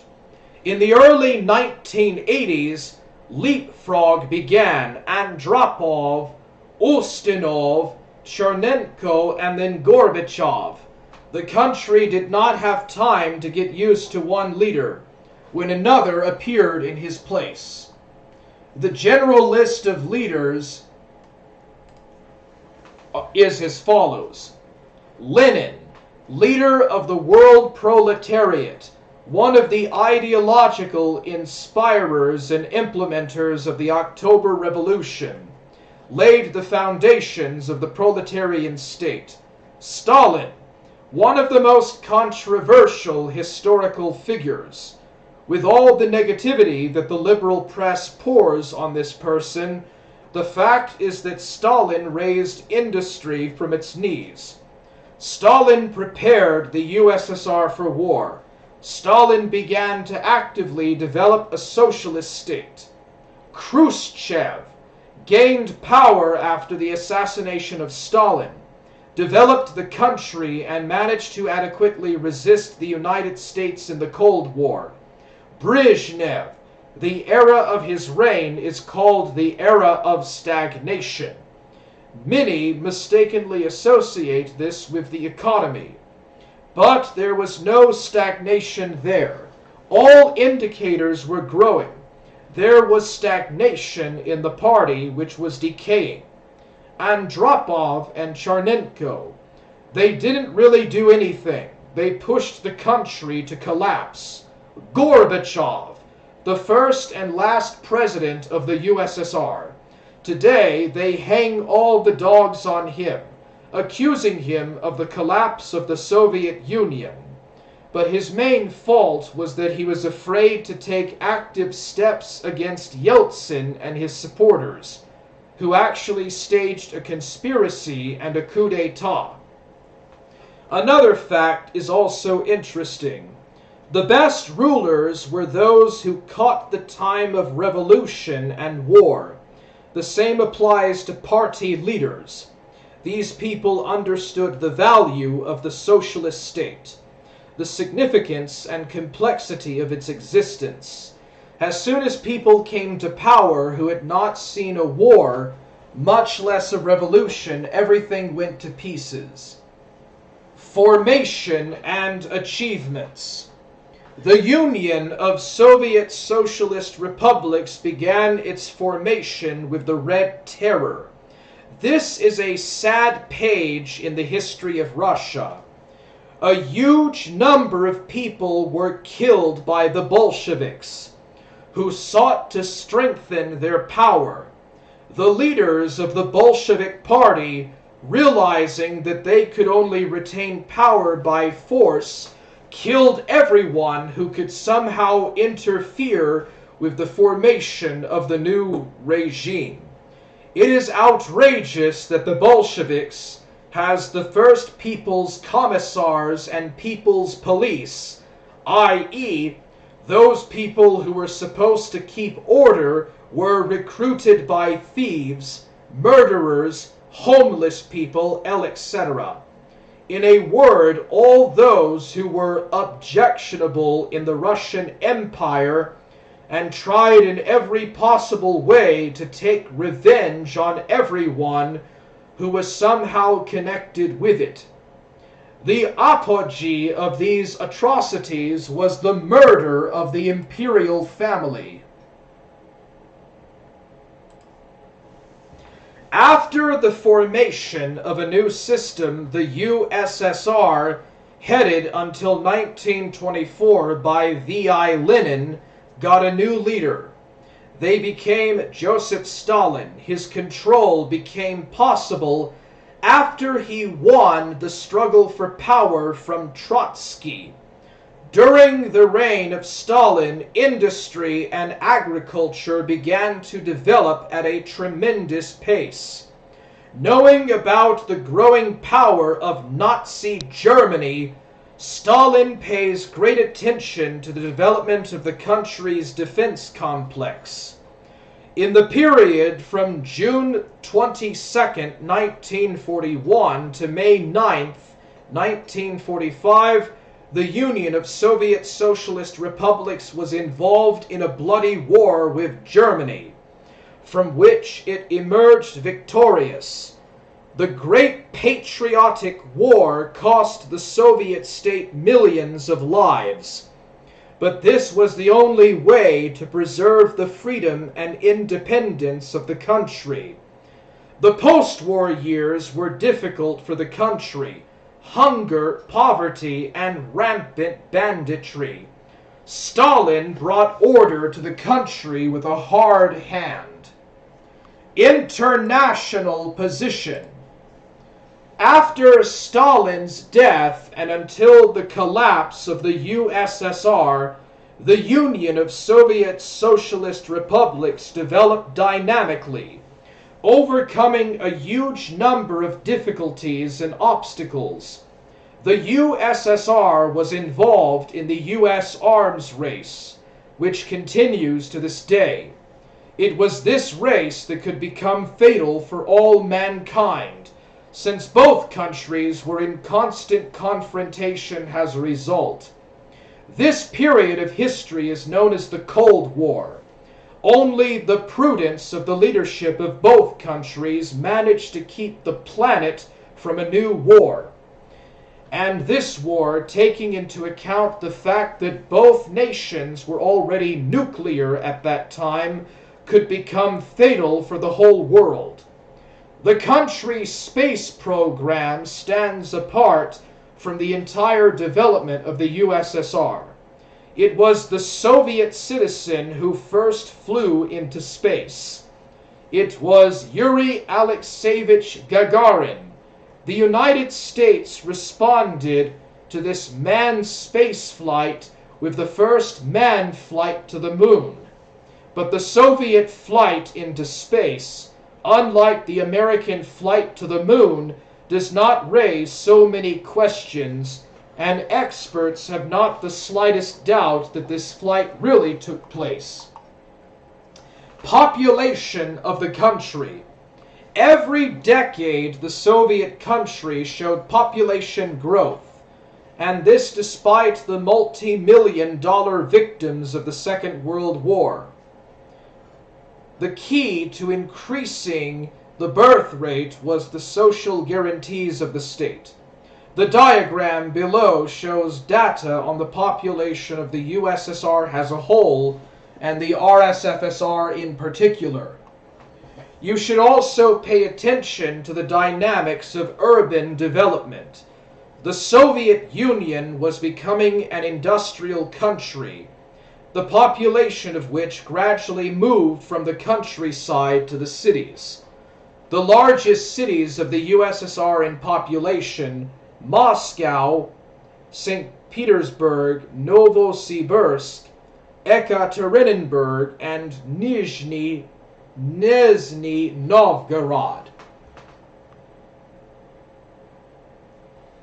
By the time the USSR was formed, there were 2 million plus cities in Russia, Moscow and St. Petersburg. By the time the country collapsed, there were already 12 such cities: Moscow, Leningrad, Novosibirsk, Yekaterinburg, Nizhny Novgorod, Samara, Omsk, Kazan, Chelyabinsk, Rostov-on-Don, Ufa, and Perm. The Union republics also had cities with 1 million inhabitants: Kiev, Tashkent, Baku, Kharkov, Tbilisi, Yerevan, Dnipropetrovsk, Odessa, Donetsk. USSR map. The Union of Soviet Socialist Republics collapsed in 1991, when the leaders of the Soviet republics announced their secession from the USSR in the Beshnakowivska forest.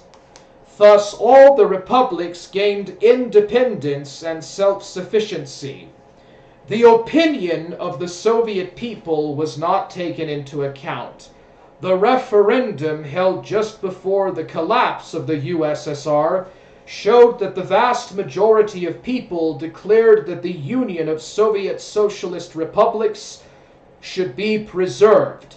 A handful of people, headed by the chairman of the Central Committee of the CPSU, M.S. Gorbachev, decided the fate of the country and the people. It was this decision that plunged Russia into the harsh reality of the 90s. This is how the Russian Federation was born. Below is a map of the Union of Soviet Socialist Republics.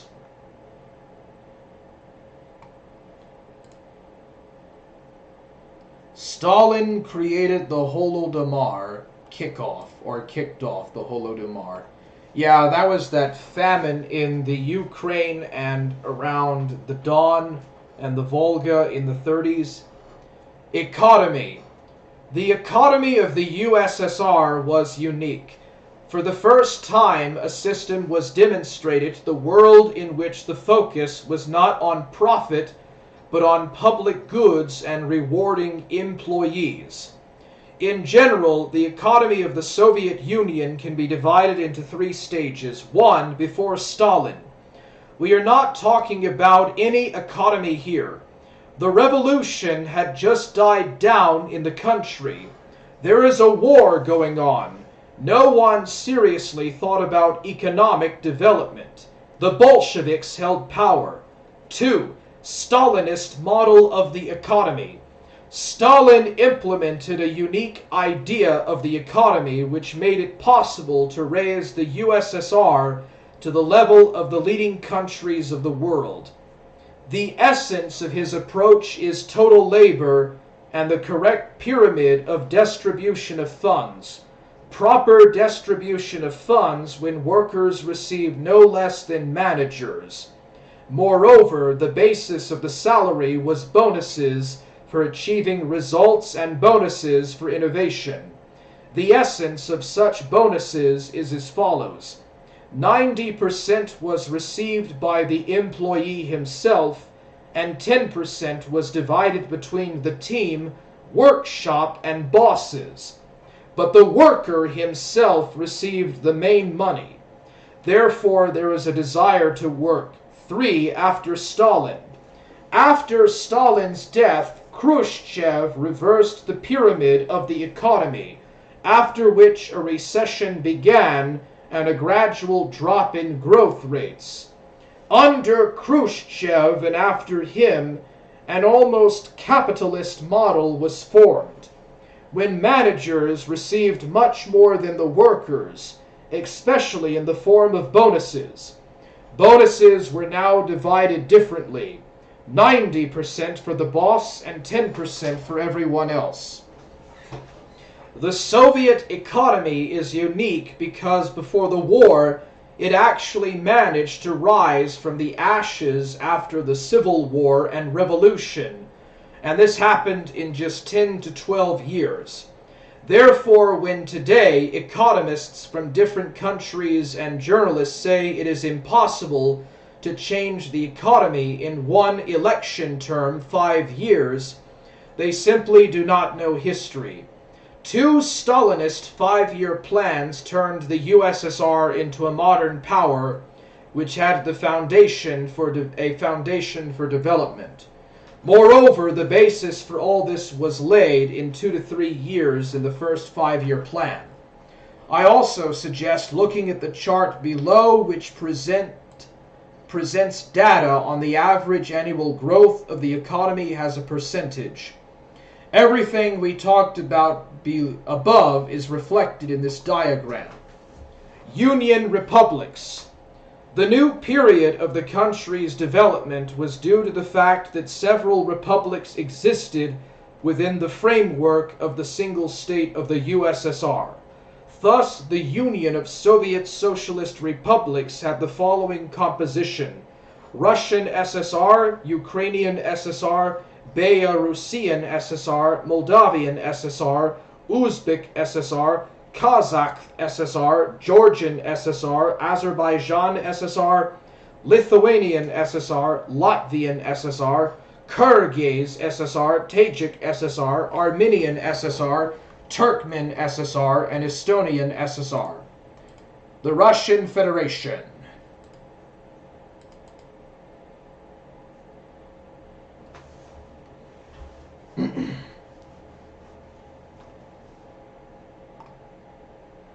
Russian Federation, history of the formation. The Russian Federation was formed after the collapse of the USSR. The collapse of the Soviet Union into republics was allegedly the biggest geopolitical catastrophe of the 20th century. As a result, the bipolar model of the world was broken, and the only superpower remained the United States. Only by 2014 to 15, Russia began to reach such levels in key indicators that allowed us to talk again about a multipolar world, the center of which is becoming not only the United States but also Russia and China. The events of the recent history of Russia can be divided into 3 stages. 1 until October 4th, 1993. Until this year, the USSR formally existed with the old constitution. Yeltsin's attempt to change it led to armed clashes and the storming of the White House. 2. The reign of Boris Yeltsin, 1993 to 1999. Briefly, this period can be characterized as follows: economic decline, problems in all areas of the life of the state, the war in Chechnya. 3. 2000 to present, the reign of Vladimir Putin, interrupted once by Dmitry Medvedev. This is a period of economic stabilization and its transition to the stage of growth, the solution of social problems, and the strengthening of Russia's position in the international arena. Federal Treaty. The Federal Treaty, or the Federation Treaty of March 31st, 1992, secured the creation of Russia as a federation state. Before that, there was a problem.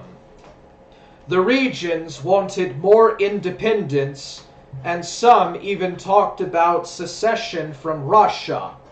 This became possible after Boris Yeltsin, in the last years of the existence of the USSR, at a meeting with the leaders of the regions, repeated the same phrase: "Take as much sovereignty as you want." So they took it.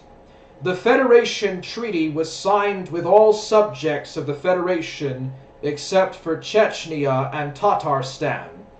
Both regions spoke of their independence, and if the case with Chechnya is known to everyone, the war began.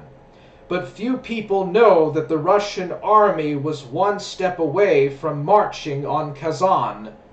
Subsequently, the issue of Tatarstan was resolved through diplomacy, and the Chechen issue by force.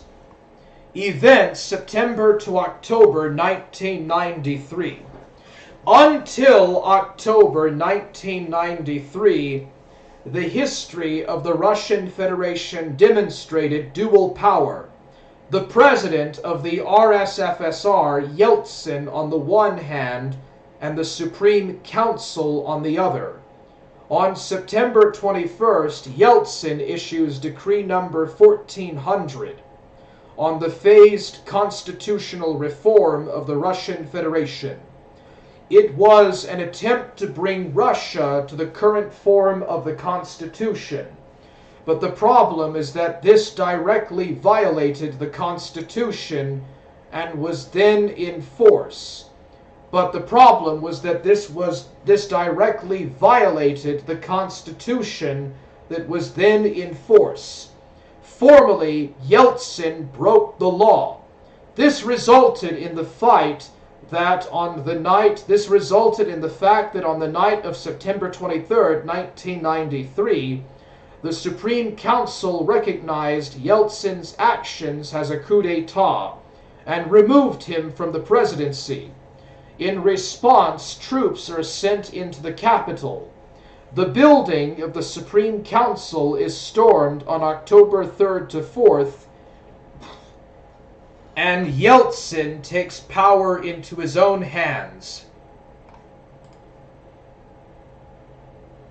According to all the laws and norms of that time, it was an armed coup that almost turned into a civil war. Or rather it turned into it, but only in one region in the Caucasus. On December 12, 1993, adopted a new constitution. According to it, Russia becomes a presidential republic, whereby all elements of the USSR were abolished. The main events of this time: declaration on state sovereignty, the collapse of the USSR and the formation of the CIS, shock therapy or privatization, the rise of Yeltsin's authoritarian democracy. B.N. Yeltsin. This stage of Russian history can be described in one word: crisis. Moreover, it was a widespread crisis: economic, political, social, geopolitical, and so on. In all areas of the life of the state there was a decline. This led to a crisis of power in 1996 to 1999, as a result of which Boris Yeltsin voluntarily leaves the post of President of the Russian Federation on December 31st, 1999, appointing his successor Vladimir Putin. At that time, there was a real problem of maintaining the integrity of the Federation state, and the new president had to solve it. The main events of this time: creation of a new economic and political system, the emergence of the oligarchs, Chechen War, 1998 monetary default, board of VV Putin. Vladimir Putin got a country with a huge number of problems, but he managed to overcome all of them. Key issues that required urgent intervention: the fall of the economy and bad default. Quite quickly, it was possible to stop it and transfer to the growth stage. Distrust of authority. The population was driven to despair by the terrible living conditions. Social guarantees and obligations. Salaries, pensions, benefits. There were interruptions in almost everything. War. A new round of the Chechen conflict introduced significant problems in the governance of the country. NATO expansion to the east. On all major issues, Putin managed to reform the country, directing it in a creative and positive direction. The best indicator of effectiveness is the support of the population, which is always extremely high for the president. The main events of this period: consolidation of power, solution of the Chechen problem, the growth of the economic well-being of the country, extension of the presidential term, election for 4 years as President of Russia Dmitry Medvedev, the conflict of 08-08, or the Russian-Georgian War, August 8, 2008. Stages of state formation, and then the map of Russia. And so that is it. I hope that you all enjoyed that presentation. We're finished. All right. Well, it's been a good 6 hours of live streaming. I think we all had a very fun time. I think this is one of the better streams I've done.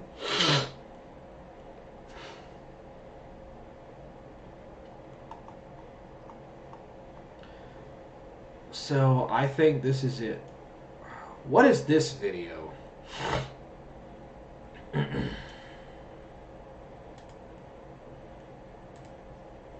Mormons exposed as chomos. I believe that is a different word for pedo. Oh, I like Harry indeed. No stink. Go on hell, Mormons.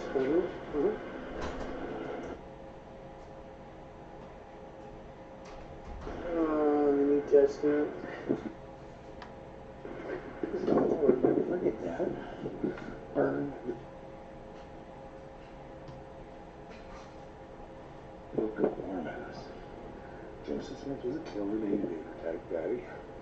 The Mormons are a dead bait. Don't forget that. Pope Francis is a chomo baby raper. This Trump screws donkeys. You see how he's not past anyways. Screwed every fungus fucking world. And that's with old Trump. God, can you imagine? Joseph Smith was a chomo baby raper.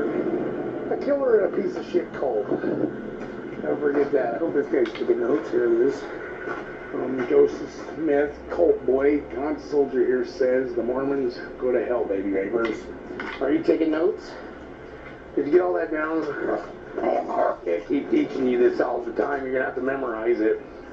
Joseph Smith was a killer. Mormons, the devil's fools, of course. A cult of baby rapers, slamming doors on these kids, banging on your doors. Pope punks, Catholic punks, all baby rapers. Did you catch that? Yeah, baby rapers, okay? And here we're back to this little lovely thing. Mormons rape their children, their own children. Go to hell. And they do, Americans.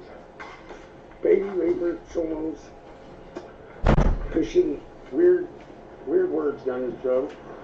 It's really a sad thing. These women have these kids all up inside their belly for 9 months, roughly. And then they get a hold of them and send them door banging. Door banging, Americans. Door banging like they have no concern at all for their fucking children to begin with. Can you imagine the creeps that prey on these fucking poor kids banging on doors? While creepy pedophiles are sitting in a van waiting for them to come back with the word that they can convince them to convert over to their creepy shit. Did you eat your chicken? Cheese? Just chicken, huh? Are you crazy? I think you are. You're just a crazy dog. Okay, that's good. They all give you their bones, didn't they? Thank you, Chief Brown, are these Americans again? It's getting whiter, Flash. Oh, yeah. Mormons rape their own children, go to hell. Oh, that's better. Whiter and whiter. Joseph Smith was a killer. Mormons are all the devil's fools. Cult of baby rapers, slamming doors on these kids, banging on your doors. I didn't say hello earlier, but been listening in for a few hours.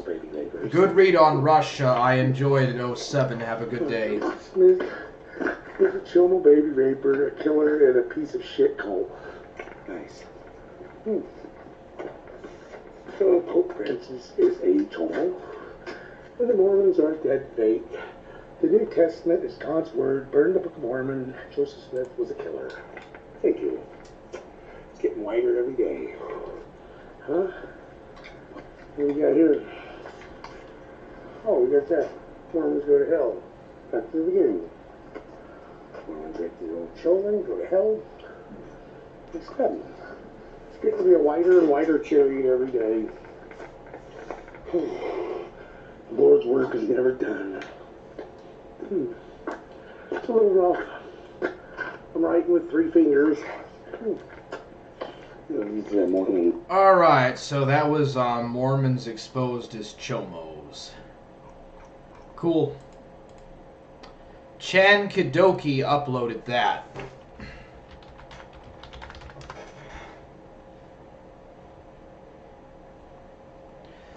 Alright, well, I guess I'm out.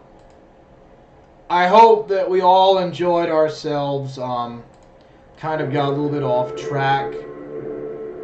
So, bye for now. I'll see y'all later.